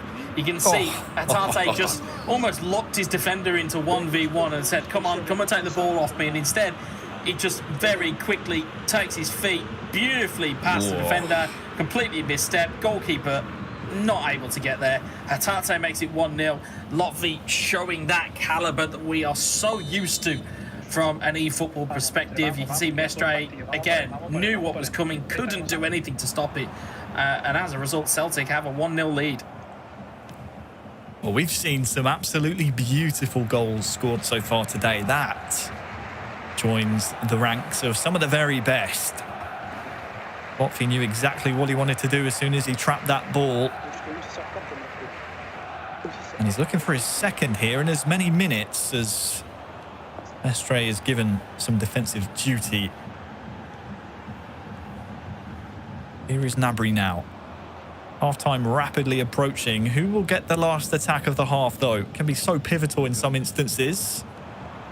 Looks like Mestre's won the ball back just in the nick of time, but has given it away. And, well, is there an opportunity perhaps for either side to get one more attack in? Here is Turnbull, has Kyogo trying to run in behind, but instead, the referee will blow the whistle. And the first half ends 1-0, Wes. What have you seen there as we take a look at some of the stats from the first half? Plenty of shots, but just the one goal. Yeah, again, it's clinical. It's clinical eFootball play. It's having your opportunities, taking it on, and making sure that you put your chances away when you have them. And yes, you know, there's been 3 shots on target for Celtic. There's only been 1 on target for Bayern, so there's only been 1 realistic chance that's been there for Bayern, and it's not been put away. Whereas with Celtic, they've had 3 of them, and they've managed to put at least 1 of them away. So, looking for that killer instinct, you're looking to your Celtic team, and you're looking to Lotfi at the moment, who seems to be in the ascendancy. Well, you can see there exactly how this would impact the group. Should it stay this way, Celtic would extend their lead. In the off-season, they went out and got their men in Kilsue and Lotfi and a veteran in Ayaz Babisk, and so far, so good. Here's Maeda, and he's beaten his man here as well. Can he get a cross in? He can, but it won't find a teammate. And Mestre so far needs to get some attacking output going, because so far it's been pretty much one-way traffic. Lewandowski's trying to take the ball past his man.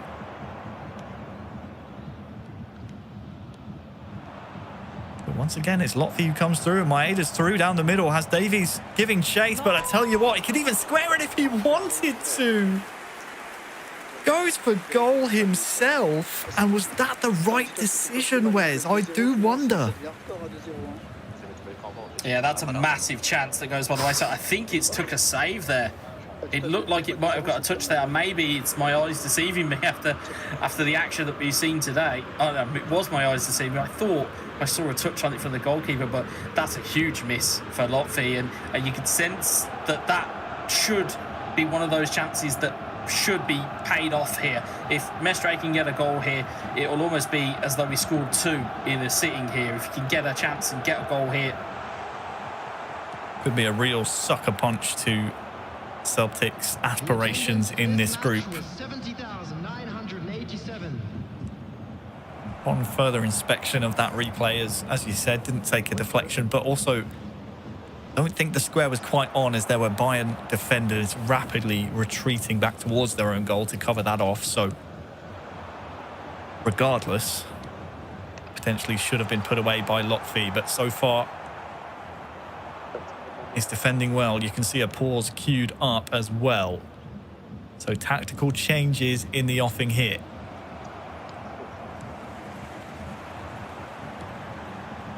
Musiala. Sane. Early cross in, trying to catch the Celtic rear guard. Off balance, off keel, but they've been rock solid at the back, and the turn of pace up top isn't too bad either.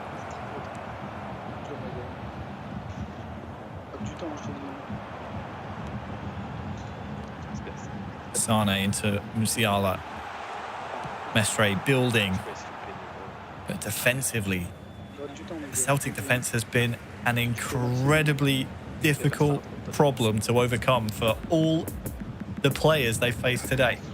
Yeah, and I think if you are looking at trying to find a deficiency in this Celtic defence, you're actively and should be looking at the low passes and the low abilities, because although, you know, as we've looked and we've spoken at length about how good Celtic are physically and aerially, they will suffer if you can get the ball into their feet and get in and around them, which I'm not sure whether that's the game plan of Bayern at the moment. They're trying to go to Lewandowski, they're trying to go aerial, and they're trying to go with the aerial threat.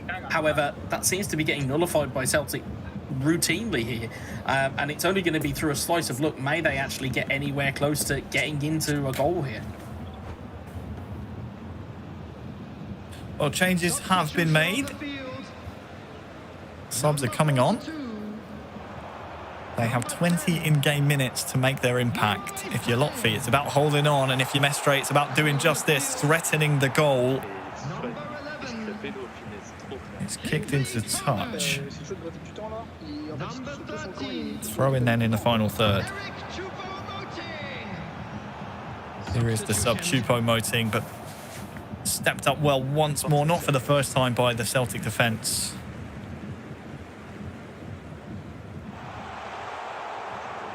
And well, Choupo-Moting here. He's dancing, he's weaving, he's fine. Serge Gnabry here as well. This could be a real chance for the equaliser, and he takes it. Grabs it with two hands. Says, thank you very much. I'll have 15 in-game minutes to search for a winner. Mestre equalises the scoring. I'm starting to think they're listening to us, Harry. That was really good, intricate play here. You'll see it go just down the line here. Again, it's all low passes, it's all low blocks, it's dummies, it's trying to do as much as you can there. Again, the dummy creating that animation, which then allows Bayern, you'll see from this angle here, it's this pass in here, then it's the dummy, which you'll see just causes that animation, allows the ball to be rolled past the corner. We've seen it once already from Bayern Munich today.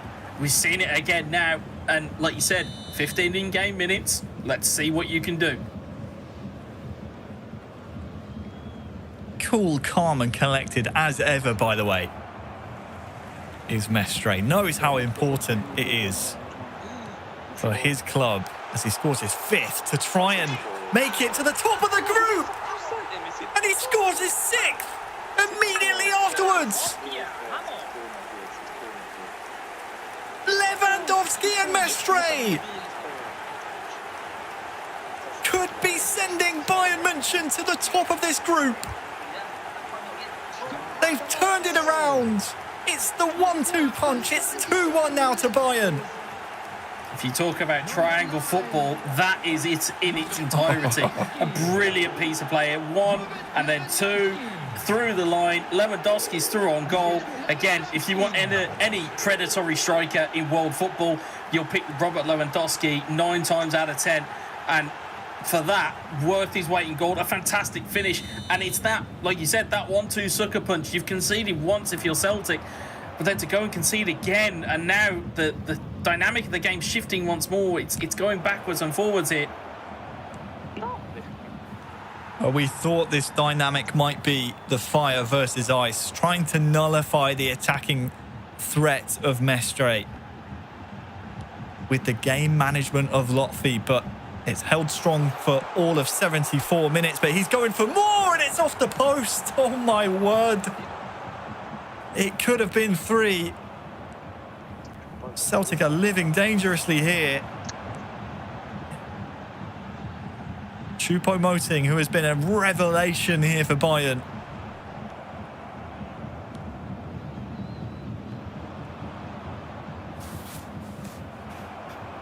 That's what it would do to the group as things stand. Still plenty more action to come in the eFootball Championship Pro 2022.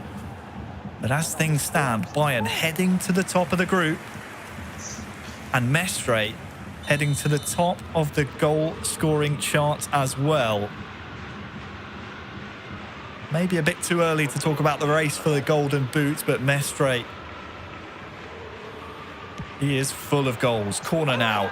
At the front post as well, it sneaks in!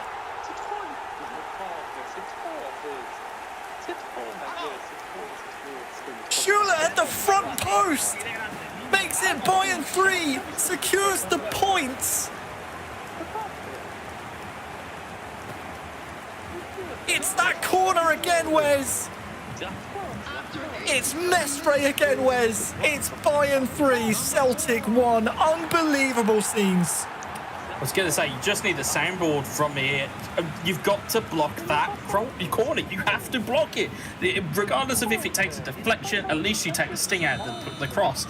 It's great work from Mestre to make that work. But again, you've got to talk about the defensive nature of it. You have to stick a man there to then block that cross. We've seen it over the course of previous tournaments. We've seen it throughout, eFootball gameplay. You've got to stop it. And if you don't stop it, you run the risk. Oh, there's a penalty to be had here. In the 91st minute.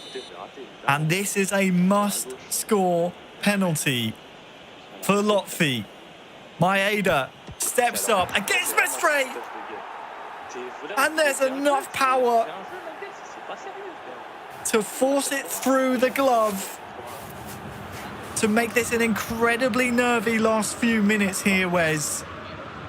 We'll take a look at the foul, but all that matters for Lotfi is he tucks away the subsequent penalty to give him a chance.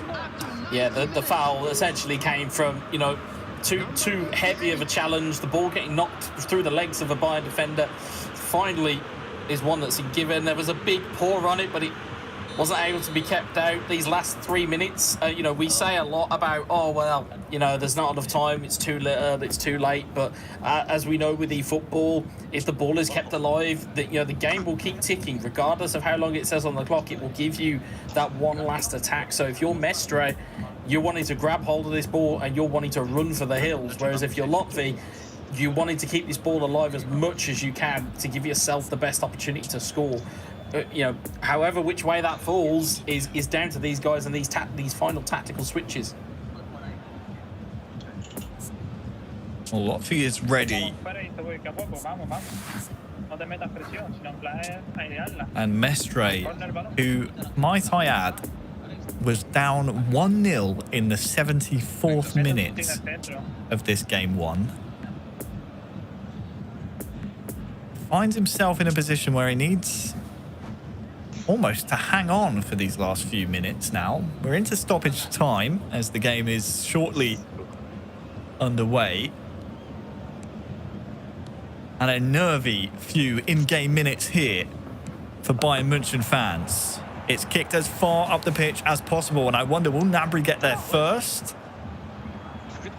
The answer is no. Celtic have let it run, but the problem is that's ticked away precious seconds off that clock, and they need to win the first and the second ball here off the kickoff if they want to continue this. But instead, the referee says, no, none of that. And a precious 3 points to send Bayern to the top of Group A.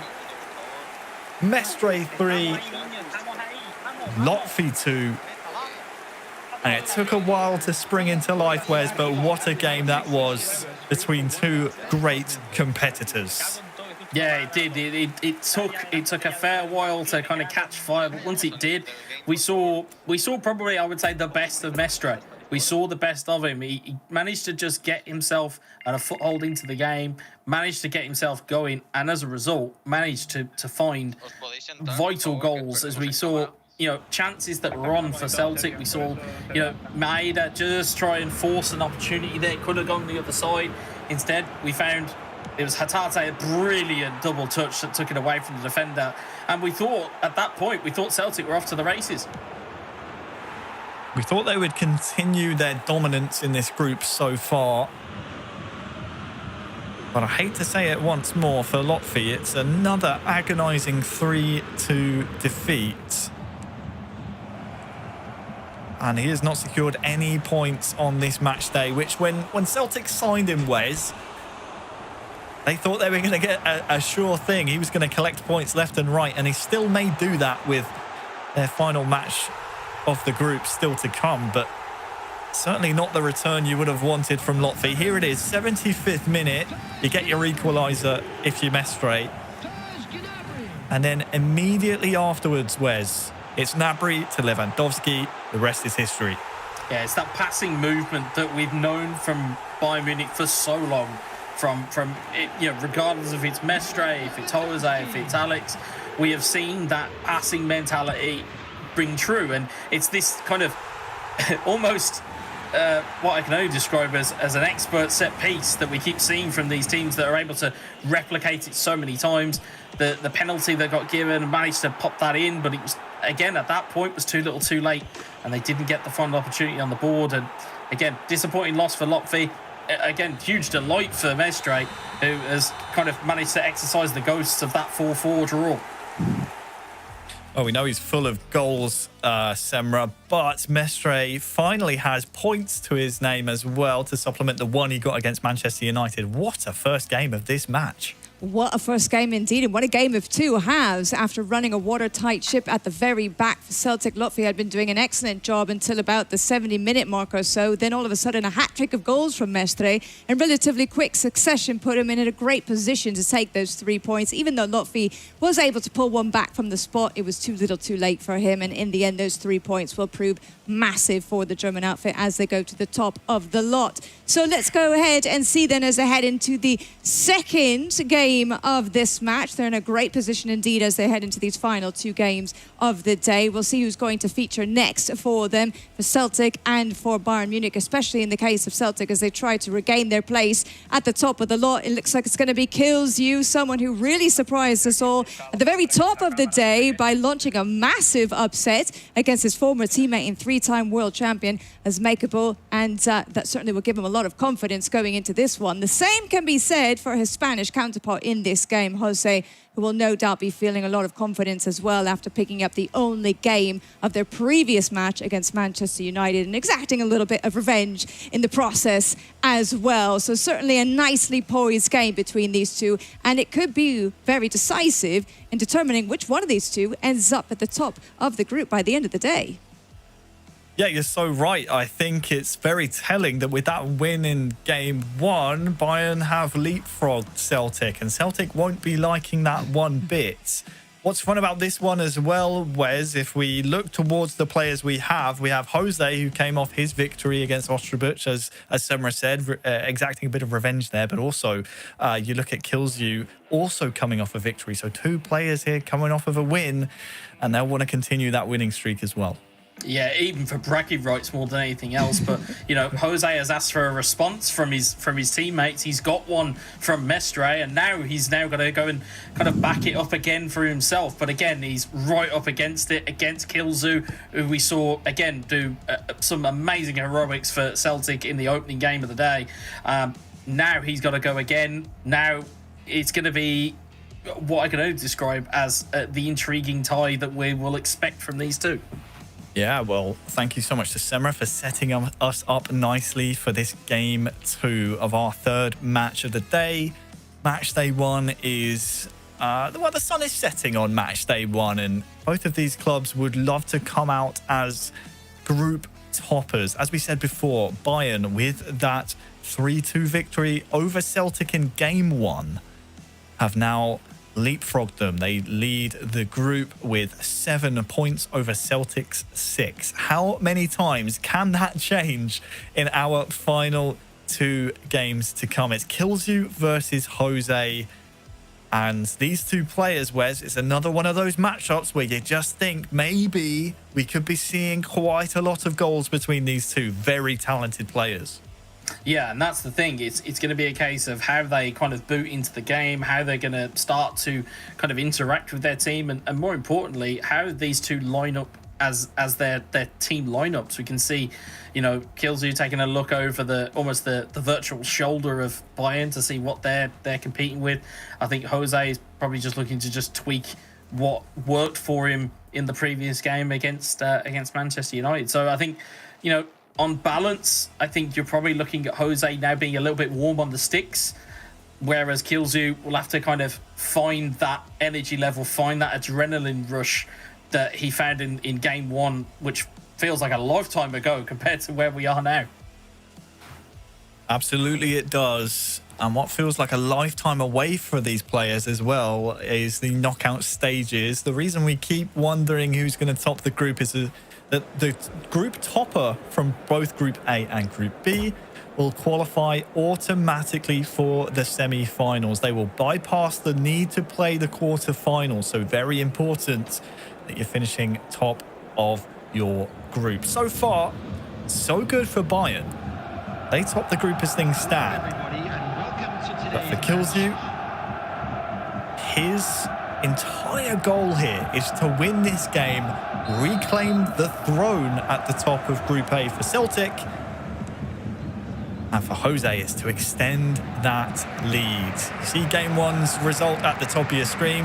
We're into game 2 now. It's Jose, it's Killzoo, and it's Bayern versus Celtic. Kingsley Coman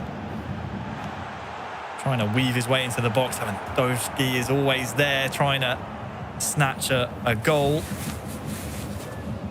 He's one that's been fairly quiet so far today, it has to be said, Wes, for Bayern. He's scored a couple of goals, but we're so used to seeing Bayern's build-up play feature Lewandowski so prominently, but it's mostly been about Sabitzer. It's been about Davies and Coman, the supporting cast. And there hasn't been all that much service to the Polish superstar up top for Bayern. Yeah, I think it's a little bit to be said, I think, about the way that, you know, Jose and Mestre and Alex like to play with Bayern Munich. They don't like to necessarily lean on Lewandowski too much because you have skillful players in Gnabry and Coman and Sane who move a little bit more fluidly than Lewandowski in game. So I think that's kind of where we're looking at the moment. Oh, look at this. Hatate is almost able to turn his man. Some very precise and surgical passing almost so far from Killzoo. He is looking very much in touch with his Celtic team. Kyogo to Turnbull, trying to turn inside. Back to Kyogo, dummies. Blocked. Turnbull now. Kyogo again, but well read in the end by Jose. He's going to have to do that quite a lot this game. Opening 15 has been pretty successful so far for his adversary. Yeah, I think we're going to see a lot of feints, a lot of dummies, a lot of double touches here from Killzoo. You know, we talk about reactionary kind of ways of playing. He'll certainly react, at least in the low stages, against this Bayern Munich side. And it's just a case of whether Bayern can put it together going the other way and try and kind of maybe have a go at the feet of these Celtic defenders. Worth noting as well, if those of you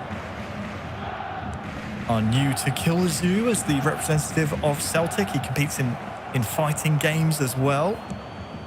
A lot of precise button combos needed there. It's very much the same in eFootball, so love to see that style translate into the trickery, the dummies, the feints that he plays with in this competition as well. He has the ball back now as well with Turnbull. Maeda lucky to come away with the ball. Here's Kyogo, lovely double touch. Can he get his strike away? He can. Is Maeda there to pounce? The defender certainly thought so, just a throw in for the effort, but a really strong opening 25 so far from Kilzu. He's pinning Jose back here. Hatate to Kyogo. The strike is there, but it is wide. Yeah, I think if that's on target, that causes Ulrich a big problem as Jose had gone manual goalkeeping there and just started to inch away from that post. I mean, if it finds the target, could have been in business there again. It's something for Kilzu to maybe take on board. You know, we talk about people kind of almost downloading tactics and downloading kind of play styles. It'll be certainly one in the memory bank there now for Kilzu to think, okay, we can maybe try and exploit that going forward.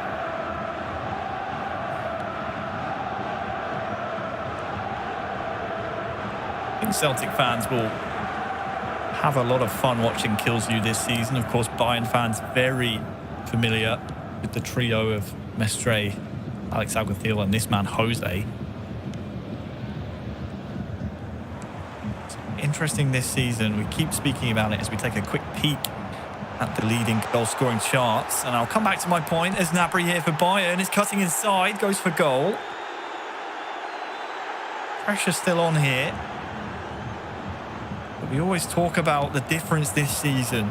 It's not a co-op game anymore. You can rely on your teammates to give you advice, but ultimately it comes down to you. You are the one here who has to get things done for your team. Kyogo trying to cut inside, lots of dummies, but Jose is wise to it. And with less than 10 to go in this first half of game 2, no goals to show for it, but plenty of territory and possession, it has to be said, for Celtic. Yeah, I think when you're looking at Kilzu's attacking kind of play style, it kind of plays into Jose's hands a little bit because he likes to patiently defend and wait for you to make the first move. So I think if he can predict all of those moves correctly and just sit off a little bit, it'll nullify those double touch, it'll nullify the dummy. But obviously you can't sit off too much because you leave yourself open to control shots. So that's going to be the kind of the difference maker here for defensively for Bayern Munich. Certainly don't want to wait for all of the pieces on the chessboard to fall in your favour. Sometimes you've got to roll the dice and take some of those risks as we approach half-time now. Jose just maintaining possession so he can be the one to get the final attack of the half, but no additional minutes at the end of the first half. And that, to me, Wes, speaks to how open this game has been. Not a lot of stoppages. It's been very much back and forth. Yeah, it's very much been more like a midfield battle. I think once it gets to the edges of each box, I think it then becomes a game of almost cat and mouse as to who's going to blink first in this scenario. And I think either end it's happening because both are executing double touches, both are trying to execute dummies, and both are trying to kind of give themselves space. I mean, you can see from the shots there's been 4 shots total between both teams in that half. So I think, you know, it speaks to a very open game in one sense, but a very tight game in another. It's always interesting to see and listen to what advice can be given to the man who is essentially on an island right now.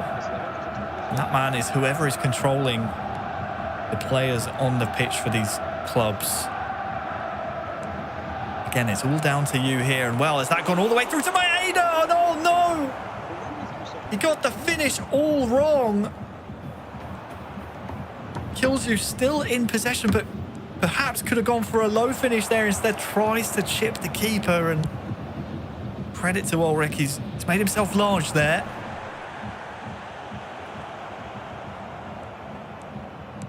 Could have very easily been 1-0 to Celtic. They still come forward though. Turnbull. Well, he's kept it alive.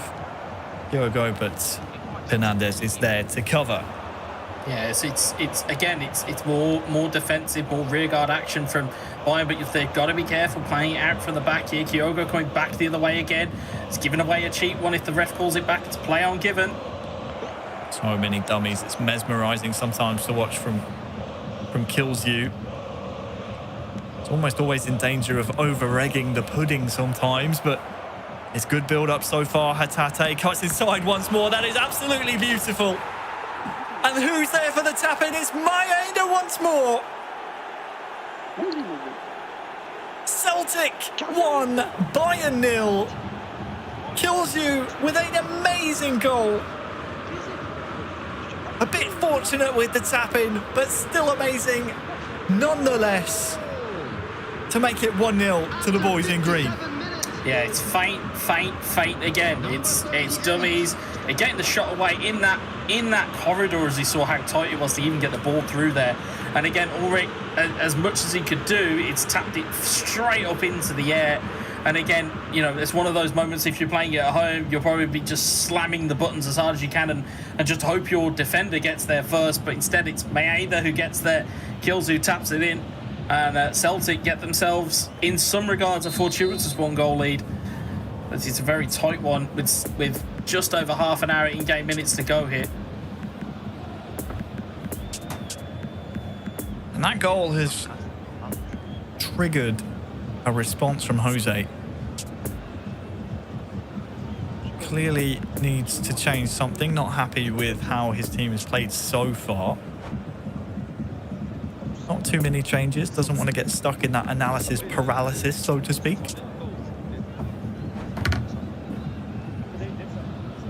Substitutions taking place.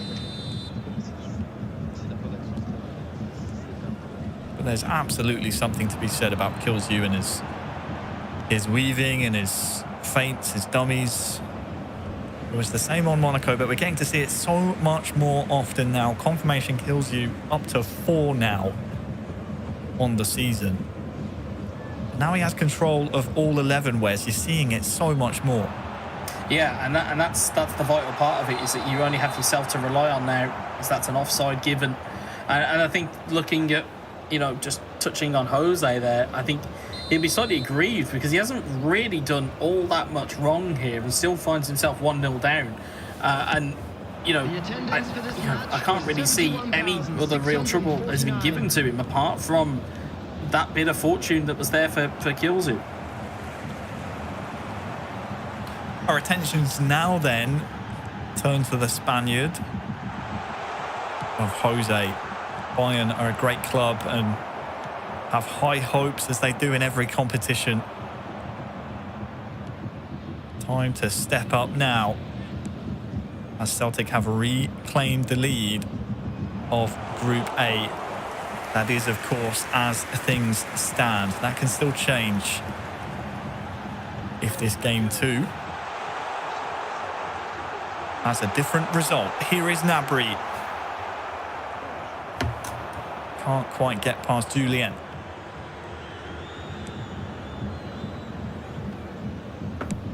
As we take a look at the comparable club stats, Wes, the goals conceded for Bayern, I think that's going to be a big sticking point for them and something they're going to try and shore up, no doubt, going into their next match day. Yeah, it's certainly something to look at from a Bayern Munich standpoint, and even from a Celtic standpoint to a lesser degree, is that, you know, to go through competitions and to win games, yes, you do have to gamble a little bit, but not to the extent that you have seen today. And certainly goal difference wise, it's been very, very tight, and it's +1 if that for Celtic at the moment. So, you know, although they might be top of the tree at the moment, their goal difference is quite poor. So I think that'll be something for both teams to look at.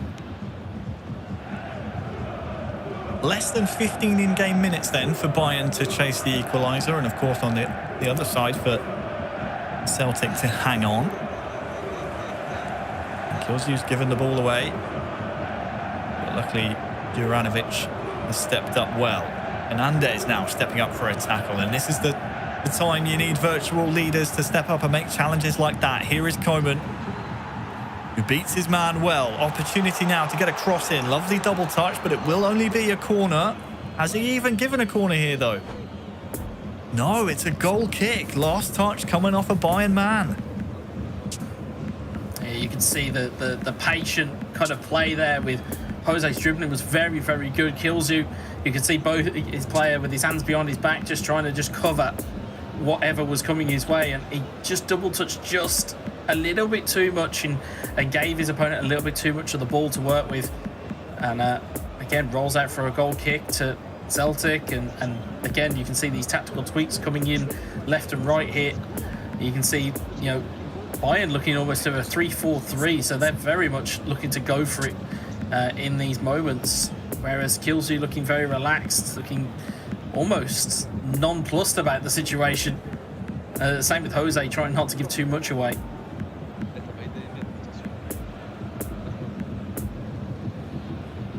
Well, as we sit back and admire the tweaks, the position changes, the change of instructions to the virtual players, the task remains the same here for Jose. Substitution on the field. Number 11. If you chase an equaliser and you're able to get it in these final 10 in-game minutes, Bayern will retain their lead at the top of the group, if I'm not mistaken. And here is Musiala. Sane on that far side as well. Number 42. Nervy moments here for both clubs. Sane gets the ball in. Musiala goes across the face of goal. Lewandowski goes to ground. And Celtic, they survive yet another attack.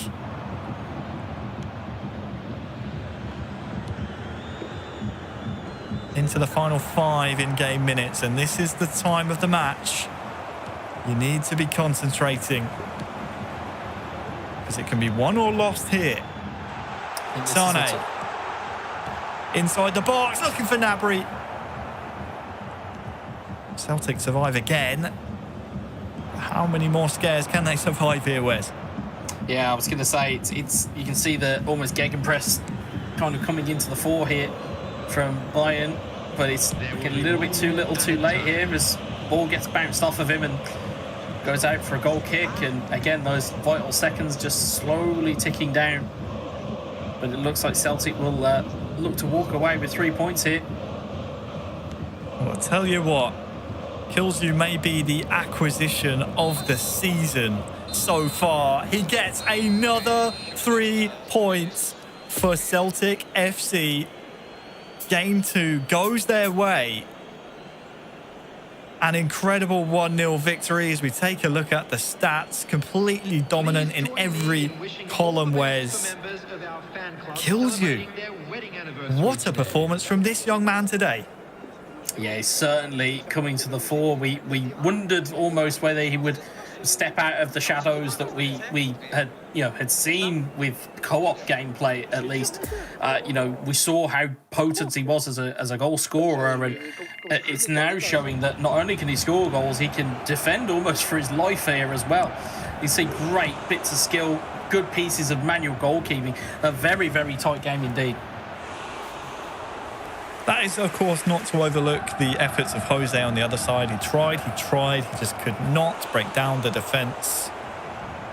Already secured 3 points today in his previous match against Osnabrück, of course, the Manchester United game of match number 2 today. But Kilzu, all the plaudits go to him. Mesmeric at times, metronomic the way he was able to utilise his Celtic players and befuddle and bewilder the defence. It's almost a shame, Wes, in the end. He only scored the 1. He won't be in the race for the Golden Boot at the end of today, but the important thing for him is that he has 6 points out of a possible 6 today, Semra, and what a performance from young Kilzu. What a performance indeed. As you say, 100% win rate so far for him. Really has been quite the surprise package, and one very much to keep an eye on as we progress over the next few weekends in this tournament, making a very big name for himself so far. Well, let's go ahead and see what is in store for this final game of the day, in the final match of the day, of course, and it should be a very tasty tie indeed. By now we all know who's going to be appearing in this 1v1 final game between Celtic and Bayern Munich. It's going to be Asbabisk, who also has had a very impressive day so far. Up until this last game, he was the only player to have kept a clean sheet so far, and he certainly has been flying his way through with his debut with Celtic after a year hiatus in this tournament. As for Alex Alguacil, he will certainly have hoped to have put the painful defeat of earlier today behind him, as he's the only player to have lost by more than 1 goal margin, losing by 2 goals to Cams earlier when they played against Manchester United. So he'll have to be a little bit more adventurous, he'll have to be tighter at the back, but it certainly is a bit of a big ask and a tough task against somebody who has been one of the best defenders so far in this in the tournament today. Yeah, you're absolutely right, Semra, and those are great points that you bring up, because not only did Ayaz Babis keep a clean sheet, but also it was against a player the caliber of Guifera, who for Monaco seemed like a great acquisition, but just came up to a bit of a roadblock thanks to Ayaz Babis' fantastic defending. So the fact he's able to do that against a world-class opposition, he's going to have to do it again here against Alex Alguacil. But the fact he's able to keep a clean sheet there, and then on the other side, Alex maybe has struggled a little bit. I guess maybe it's too early to say that, to score goals. But if you're looking at the previous results, Wes, you have to say that maybe this is looking like Ayaz Babisk has the advantage going into this one. He may just have a slight edge, but if there's one person you don't write off here, it's Alex Alguacil. You know, again, comes from an incredible pedigree of eFootball kind of skills and honours that go with it. I think it's just a little bit too short of a time to write him off just yet. Jose, again, has asked for a response from his teammates. Let's see if he can pull that out of the bag in this game. Absolutely. Well, we'll take a look at how things stand as we approach our final game of match day 1 for Group A. Celtic, as things stand, top the group with 9 points. Bayern are the only team that can overthrow them at this point with this next game, because Monaco and Manchester United, they are done for today. We will see them next weekend, Wes. But you have to say, is this almost a bit of a crossroads at this point for Bayern München? This next game, if you win it, you're above Celtic, but if you lose it, you're quite off the pace, aren't you? Yeah, and that's the danger here, is that you want one of these top 3 out of 4 spots. Ideally, I think everybody would want the top spot just to get themselves out of having to play additional games. But I think looking at it from this standpoint, you want to be looking up rather than looking down. And if you're Bayern Munich, you want that victory just to get yourselves just the nose ahead going into the final match day for this group. Well, looks like the players are in, they are locked, they are loaded. We say thanks, of course, to Semra. We'll chat again after the game, and I do wonder what type of storyline we'll be retelling between these two players. We've set it up nicely. Ayaz Babisk, one of those really stalwart defensive players in the entire competition. Alex, who went up against Cams earlier, as Semra said, the only player so far to have lost by a 2-goal margin. He needs a big performance here. This could be a season-defining performance here for Bayern München. Yeah, it really could. This has all the makings of a tie that could define where exactly they end up in this table. Are they looking up and looking to get the top spot on the final day? Or are they potentially looking down and looking to see whether they can just stay in those top 3 places? Well, the game is kicked off. Our final game of this match and this match day as well. Celtic versus Bayern. It's Ayaz Babisk versus Alex Alguacil. And Bayern could use a very healthy result here indeed. One thing about defensive players, we've seen in the eFootball scene in the past, where sometimes they struggle. If they do concede early, they can struggle at times to get their attacking game going. Do you foresee that potentially being a problem here for Ayaz Babisk, or do we think maybe the experience should carry him through should he go behind early? Well, I think it depends on how you set your lineup up from a formation point of view. If you're already set out in a defensive lineup, it's then going to be even harder for you to get forward and make things happen. Well, look at this from Kyogo, almost breaking through the back line. And I think Ayaz Babisk, if he is listening to us now, is probably insistent on us not calling him a defensive-minded player. He is wanting to prove us that he can score some beautiful goals as well. We know he has it in him, but the reason we speak about his defensive capabilities so often, Wes, is because he is such a good defender. Here is Hatate looking for Maeda. Nothing doing that time around, but sometimes you just get a reputation as a player. I remember him in seasons past topping near enough the defensive points tally. That is, of course, in co-op play and a few years ago now, but was always impressed with his defensive resiliency. So hopefully we can see something up the other end of the pitch here as well. It takes a lifetime to develop a reputation. It can take a second to destroy it. It'll only take one, mammoth performance of a glut of goals, and all of a sudden we won't be talking about defensive-minded anymore. We'll be talking about goals as he's trying to make his way through there again. But again, we know the capabilities of these players. We just obviously point out those characteristics that they're known for. But certainly, he's no shrinking violet when it comes to scoring goals either. Well, definitely not. He's had the lion's share of possession so far as well. And that will be something that I think Celtic fans will be quite happy to see. A point would do to keep them at the top of Group A come the end of the match day, which of course ends at the end of this game, Game 3. Well, here's Marcel Sabitzer. And it's going to come back here to Gnabry. And with 2 bites of the cherry, Alex and Bayern come away with nothing. Hatate now for Celtic will win a free kick, but surely, Wes, that should have been at least a goal. I'll come back to you as Maeda now is in the box with time to turn as well, but Thiago cannot quite get control of the ball. Yeah, and it was that moment. I think he tried to be a little bit too kind of cute with it, and from Alex's point of view, where he tried to dummy back inside and then take the shot on.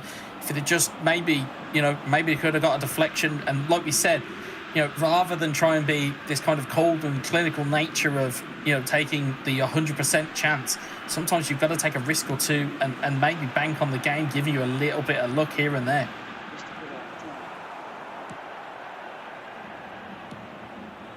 Now it's time for Alex then to come forward. 10 in-game minutes till half-time. It would be a great time to get a goal. Lewandowski using his strength, but unfortunately does not end up in a goal for Bayern this time around. Look out for that more, though, as Thiago tries to get in behind. But it's always interesting to see, now with this 1v1 format, how the players set their teams up differently to their teammates. As good defensive work there from Alex. Retains possession for himself. We always see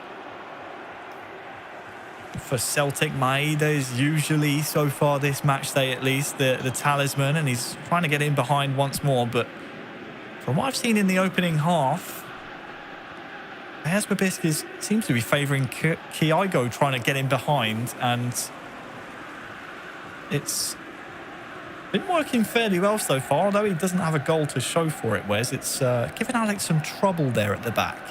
Yeah, I think it's more a case from AS Biscuit. It's more a case of using Thiago as a vehicle to get Maeda into the game. So it's more a case of once you take your eyes off of one attacker, you then have to focus on the other. So, again, there's this whole trying to keep almost the spotlight, as it were. If you were here in a prison yard, you're trying to, evade capture. You're trying to keep the spotlight off of Maeda, and he's trying to put it more onto Thiago to allow that opportunity to go in, because we've seen, Maeda be the kind of the focal point of a Celtic attack through the entirety of this match day so far. We'll take a quick moment to listen in to Alex and the Bayern boys. No, si ya está. Si tú tranquilo. Tú has tenido la tuya y lo que tienes que hacer es que no te meta gol. Luego los últimos minutos, si quieres, le metes un poquito de caña, pero ya está. Confianza, o sea, te veo. Well, you can hear, Wes. I believe that's Jose in the back, if I'm not mistaken. Vamos, nene, vamos. Just advising Alex there on the sticks for Bayern München how to get the best out of his team, or maybe he spotted something in this Celtic defence that he himself experienced earlier on that potentially could be exploited here from Bayern. Yeah, it's always handy to have that type of support network in place that will see something that you might not necessarily have noticed. I mean, it's a fresh set of eyes will do the trick 9 times out of 10, and hopefully we'll see this game just open up a little bit more, because at the moment it's 0-0. We haven't really seen that many chances. I think we'll see it open up as time goes on here.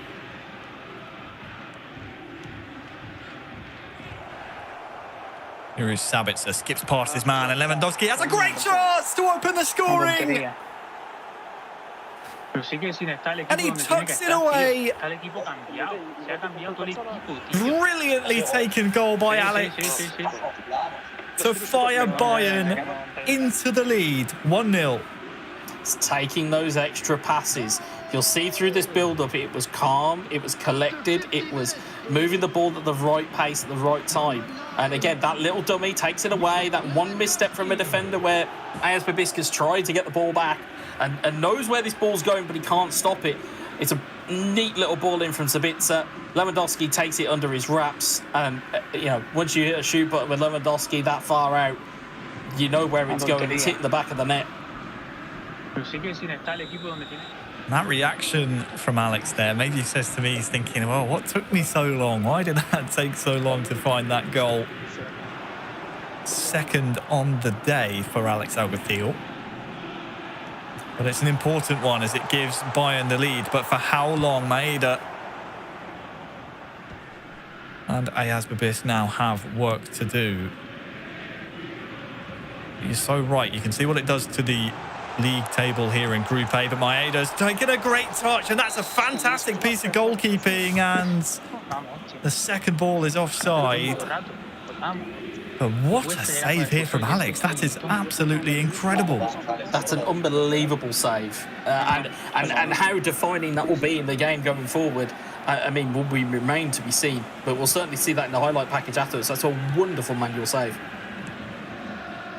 So as it stands then, Bayern topping the group. If it stays like this, of course. Thanks to a wonderful change of pace within the build-up play of Alex. He'll want more of that, of course, to make it a little bit more comfortable for his side as we enter the final third of the match. And look at this, Kyogo almost in behind, forces a corner.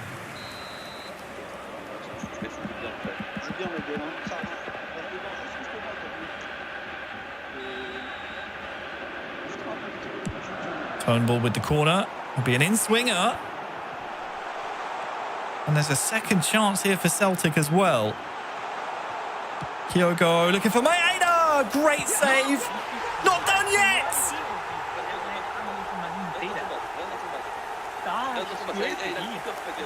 It's Hatate for Ayaz Babisk and Celtic to make it 1 goal apiece. Hesitation was fatal at the back for Alex. And Celtic, they get their equaliser. Yeah, it stems from not blocking that corner. It comes from that chance. It gets cleared out. Ball is recycled very well by Ayaz Babisk. It's a great ball in there. And again, the fortune comes in here. You could argue a lot. I've seen those given as fouls. But again, Ayaz Babisk tucks it away, plays to the whistle. And you can see the reaction from Alex. Furious, believes that should have probably been a foul. And I'm certainly in that camp of believing that should have been a foul. But again, I'm not the man in the middle. I'm not the ref. And as a result, that's why I'm sat here. And it's 1-1, equaliser in. And it will certainly put the cat amongst the pigeons. Yeah, that will be a frustrating one for Alex to have conceded. And what's interesting me here the most, Wes, is that I think maybe Ayaz Babisk realises that a point is all that's needed to retain possession at the top of the table. Because I'm seeing fresh legs in the midfield. I'm also seeing a new striker come on. So maybe I'm just reading into things, and maybe I should let Ayaz Babisk finish his substitutes before reading into it. But We are set up really nicely now for the home stretch of this final game of our final match of match day 1. Yeah, I think looking at the way that this is kind of setting up, you can see an all-blue mentality from Celtic. So it's a case of kind of, tucking your chin in for a moment just to see whether you can ride out a potential counter-attack off the kickoff. And then it's a case now of, does AS Bibisk want to take this on and get the points on the board? That's the real critical question here, and we might just get our answer. Yeah, look at this. Jota is offside. Looked promising, but the defensive pressure was enough. And a reminder, if you missed today's match day, you can see games 1 and 2 at the top of your screen between these two clubs. It's been a fascinating affair, it really has. But as things stand, it's a Scottish club on top of Group A. Turnbull now on that far side.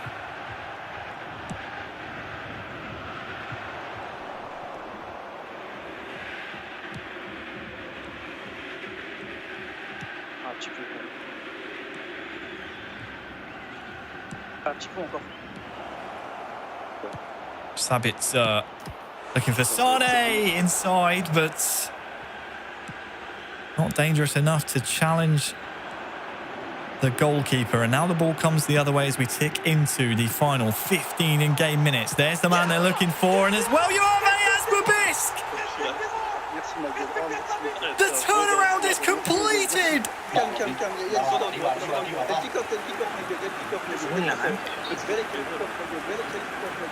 2-1 to Celtic FC! And it's looking like they will end this match day at the very top of Group A. Yeah, it's a great tuck away from Majetti. Again, just about gets himself back on side. I was almost anticipating a flag, but looking at it again, it's a wonderful ball for the right-hand side. Maeda just tucks it in. Majetti, again, as we said earlier, just slam it. If you're unsure of where to put the ball, just hit it as hard as you can. Hit it true, hit it straight. And you can see what that means to AS Bibisk. You can see the almost dejection on the face of Alice Alguacil. You can just see the kind of the outtake of breath, and you can just see how much that may have just depleted the energy level of FC Bayern Munich. Well, we'll take a moment to listen to both sets of players, but I will submit a formal apology to AS Bibisk for painting him as more of a defensive player, as the turnaround is complete. 2 excellently taken goals. Let's have a listen. C'est ça, je start, je dois faire un truc là ou pas? Changement, un petit truc. Non, tu restes en dev, t'essaies de défendre. Ça reste comme ça, change pas. Ouais, tu vas juste. Les mecs, j'arrive, parce que là, t'as vu, râler ce qu'il faut lui là. Bien sûr, faut qu'il reste. Sur la moche, c'est un truc. Well, we heard just after the goal went in, I think it was Lotfi, or potentially it could have been Killsy saying kick off, watch out for the kick off. That's what Alex is setting up for here, and this is something that AS Bibisk needs to be very aware of, because he could be the second Celtic player today, Wes, to take 6 points away from a possible 6. It would be a huge result for Celtic FC. Yeah, it'd be one for the confidence as well, because I think looking at the Celtic lineup, you probably would have looked at Lotfi as their potential strongest player, and instead we're now looking at his 2 cohorts and teammates who have potentially gotten quite a few points on the board here. Well, this is what Celtic were wary of, and they've survived the kick-off attack. Maeda, he has played really well today. Not so much in a talisman role, but a supporter today. Jota trying to get around his man. Ajeti, who as well has made an impact off the bench. But now it's time to see AS Bibisk perform his bread and butter. Show us why you're a defensive master. Sane now for Alex. Lewandowski in behind as well. It will be a corner in the final 10 minutes.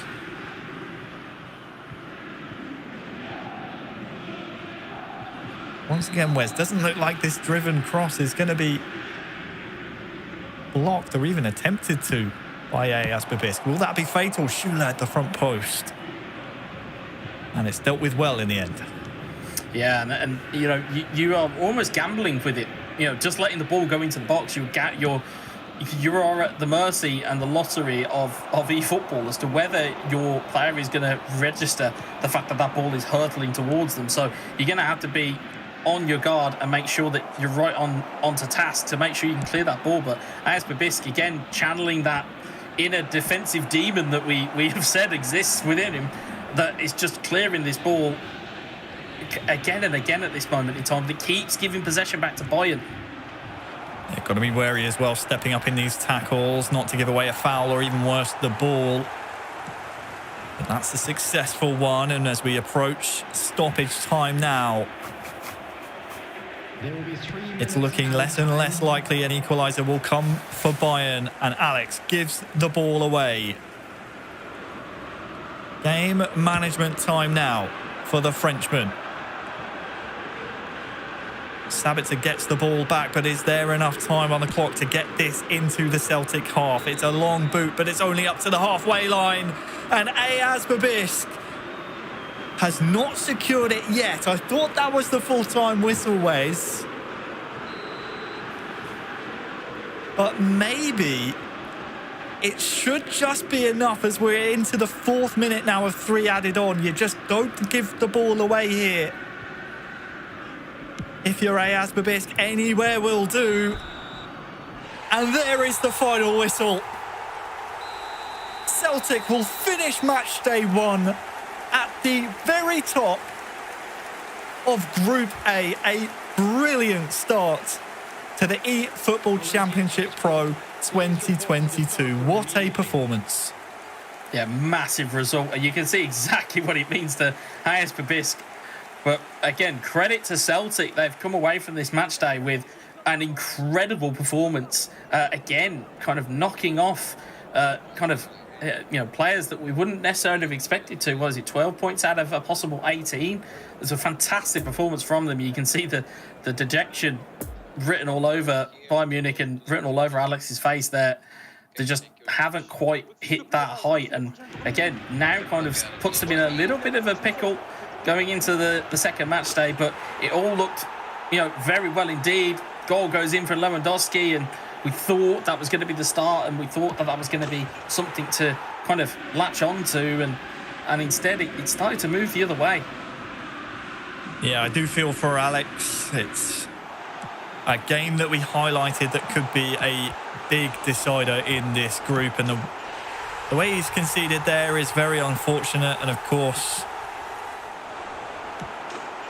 after the game earlier on as well against Manchester United and Cams, he would have loved to have walked away from today with points to his name and, more importantly, to Bayern's name. But here is the winner for Celtic FC to secure them 6 points and to stay at the top of Group A fantastic match day 1 from Celtic. They'll be so happy with their new signings. And Semra, Celtic, top of Group A. All I can say, guys, is great Scott. They have been fantastic today, right? I think so many of us didn't exactly expect that it would go so incredibly well for them, but it in fact has gone swimmingly well for them, and they have passed all sorts of tests with flying colours. So let's go ahead and have a quick look back at the results of these past 3 games for the final match of today. Of course, there were 3 matches for Group A, and it ended, at least between Celtic and Bayern Munich, in the following manner, with 2-3, a victory for Bayern in that opening fixture, but then it got worse from there for them. It was a victory for Celtic, just 1-0 in game 2, and then another victory as well, 2-1 in that final game. And curiously enough, in every single match, there's only been a 1-goal difference. So it's been incredibly tight, the competition all the way throughout. And I think you're absolutely right, Harry. Whenever it comes to the astute planning that they've had, Celtic, in the pre-season, trying to put together a brand new team, assembling this brand new team, they've proven to us that they're very much the team to beat. Yeah, they went out and they got their players, and I tell you what, it has been a huge risk that has paid off. You've gotten 2 proven players already in the league in the co-op, but you're not really too sure sometimes with these co-op players what you're gonna get from the 1v1 game. But credit to Killsu, he's been an absolute diamond so far today for Celtic. And then, of course, you have Ayaz Babisk as well. Both of those 2 players that I mentioned today, grabbing 6 points from their 2 games respectively. So maximum points from those 2. Some real value signings here for the Scottish club. And they will be very happy with the business, not only done today, but also in the off-season to secure their men. It does really feel as though they seem to have exercised the ghosts of seasons past, crashing out in the group stage, and now they're at the very top, leading the way. Well, let's hand things over to Wes, who's going to speak to the team captains of both respective sides from this last match to get some insights, thoughts and analysis then as to how it all panned out. Wes, what have you got for us? Yeah, thank you, Semra. I'm here with Alex. Alex, my friend, commiserations for your performances here today. I mean, it's you can see the disappointment etched all over your faces, and I only have to ask that, you know, how do you recover going into the final match day after such a kind of a disappointing result against Celtic? Yeah, as you say, it's a totally horrible feeling for me, and yeah, trying to work into it after the feeling of today's match is totally everything that I worked in the last weeks. It wasn't able to really adapt to the game style today. So, well, no excuses, hard work, and you know, we will see it's not over, and we will give our maximum to be in the next round for sure. Well, from a positive standpoint, at least you are still second in the table, sat with, I think it's 7 points. I mean, granted, there's a bit of a gap up to the first place there, but there were still positives here. I mean, some of the footwork, some of the passing play that we saw from all 3 of you guys, you know, was very, very good to see. I mean, there's certainly things to work on there. Are you confident you can make it through to the knockout phase? Yeah, for sure. I mean, for sure we have to. So we will work during the week a lot, and I'm sure Bayern will be in next round. I'm sure, but we will have to work even more. Even myself has to change some things in mind, in gameplay as well. And let's see how it's going on next week. No, it's really good to speak to you, Alex. Thank you very much for your time, and commiserations once again. Hopefully, we'll see Bayern Munich prevail going forward. And then up next, of course, we've got what I consider to be now, he's no longer the young gun. He's now a fully fledged efootball.pro in Killsu. Killsu, a very good afternoon to you. A great performance from yourself all the way through this match day. How has it been in new colours, in the green and white instead of the red and white? Yes, I'm very happy because we did very well today. All the team work together. We did a lot of things. It's really difficult because the difference between teams are very, very hard. We play against Lewandowski 98. Our best player is 85, so very difficult. We're very happy of this result. Yeah, I mean, we talk about the differences in players that you have, but the players that you do have at your disposal, we've seen Maeda used to great effect. Kyogo has been fantastic. Hatate, I mean, we've seen your double touches, the dummies, the feints, all of those kind of mechanisms that you guys have been using. Especially for yourself, we talked about other games that you play in terms of your fighting games. Have those reactions and those combos, has that helped you, kind of transition over to eFootball? Yes, it's hard because all of players in this competition are top level. It's the best we can see on eFootball now. So I'm very happy because we did a very great job, and I'm just happy, and we will focus on the next match day against Manchester next week. Well, you guys are top of the tree, and as we can keep seeing here, a little bit fortuitous to get that goal, AS Babisk, but again, a massive performance from all 3 of you guys today. A very well done to be top of the group. Back to Semra in the studio.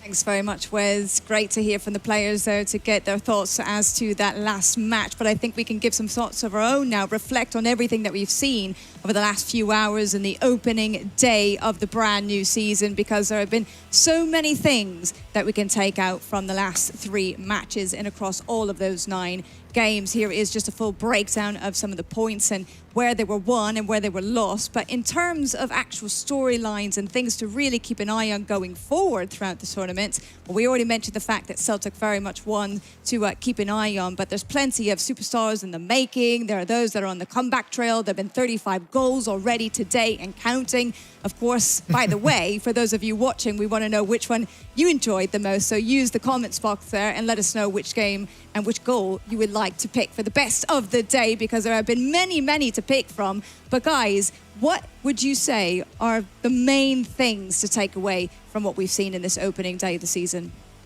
Oh, it's got to be Celtic. It absolutely has to be. If you told me at the start of the day that Celtic would take 12 points away and none of them would be claimed by Lotfi, I would have laughed in your face. That is absolutely an incredible result for them. Yeah, I don't want to laugh at you, Semra, but unless you make a joke, which you do quite often, actually. You're quite funny. It's an incredible performance by Celtic. If they can get Lotfi rolling, this Group A may have an unpredictable winner. I don't think any of us saw Celtic be as good as they were. So if Lotfi can get on the board, well, Celtic are looking really scary. Wes, do you want to chime in as well? Yeah, I mean, looking at it, I think the shock for me is probably the fact that Monaco haven't performed to their own level. I mean, granted, we've only seen 3 of their games, so they have certainly got a lot of games to go. But for them to not perform to their level, I'm quite surprised. However, saying that, the X factor that I kind of identified with Nexa really came through, managed to just hold on to that valuable 3 points. And again, that gives them a little bit of a light going into the next match day. As we can see the goals table as well, though, Mestre leading the charge. Yeah, Mestre with 7. That is a huge amount to be considering where they are in the group table. They'll be very happy with how Mestre's playing. For the rest of the squad, you're probably looking for some improved results to see Bayern go into the next round. Lotfi kills you. O'Neill and Cams, of course, round out the top 5. We have a fair few goal scorers on multiple goals, which is what we want to see. What was it, Summer? You said 35 goals so far on match day 1. That is absolutely incredible. So hopefully we see more goals in the coming match days. I'm sure we certainly will. We'll see if they can capitalise tomorrow and score even more than that. But in any case, Celtic will see if they can continue to ride on a high on Cloud 9, that is, and see if Bayern Munich have some work to do and can come back then in the next week. And we'll see what Monaco as well as Manchester United are capable of. Of course, they only played 1 match for today, but of course the action continues tomorrow and it's coming thick and fast, and we have lots to look ahead to and to get excited about, and it all kicks off between Galatasaray and AS Roma. That's followed by FC Barcelona and Arsenal FC. Then last but not least, for Sunday, for the weekend and for the opening 2 days, it's going to be Galatasaray against Barcelona. So guys, what are the things that we need to know about tomorrow? The unmissable matches, the unmissable players. What is it that we need to know? Oh, I think the big one is probably that second game of Group B, Barcelona versus Arsenal is always a huge tie, whether it's on the real world pitch or the virtual pitch. I'm looking forward to that one the most. Yeah, for me, I mean, for me personally, I think the team to look for tomorrow, Galatasaray. They bring the noise, they bring the passion. They've got an incredible fan base, might I add, and this will probably be their coming out party. I mean, they've got some very good players amongst their ranks. They've got to make use of what they have. And if anything's to go by, you know, judging from what we saw today, it's the underdogs that will come through. So, you know, tomorrow we'll probably see Galatasaray top their group. It just will happen. I love it. More twists and turns, I'm sure, are in store for us tomorrow. Having said that, same place, same time, 1 p.m. Central European time. Do join us on the official eFootball YouTube channel. And of course, stay abreast of all the latest news across all of the social media platforms as it pertains to eFootball. We hope that you've enjoyed today. It's been a brilliant day here. I'm sure more excitement is to come, more goals and all sorts of fanfare. So do tune in again. Just as a reminder, 1 p.m. Central European time. We'll see you there. Until then, take care wherever you are in the world. Until tomorrow.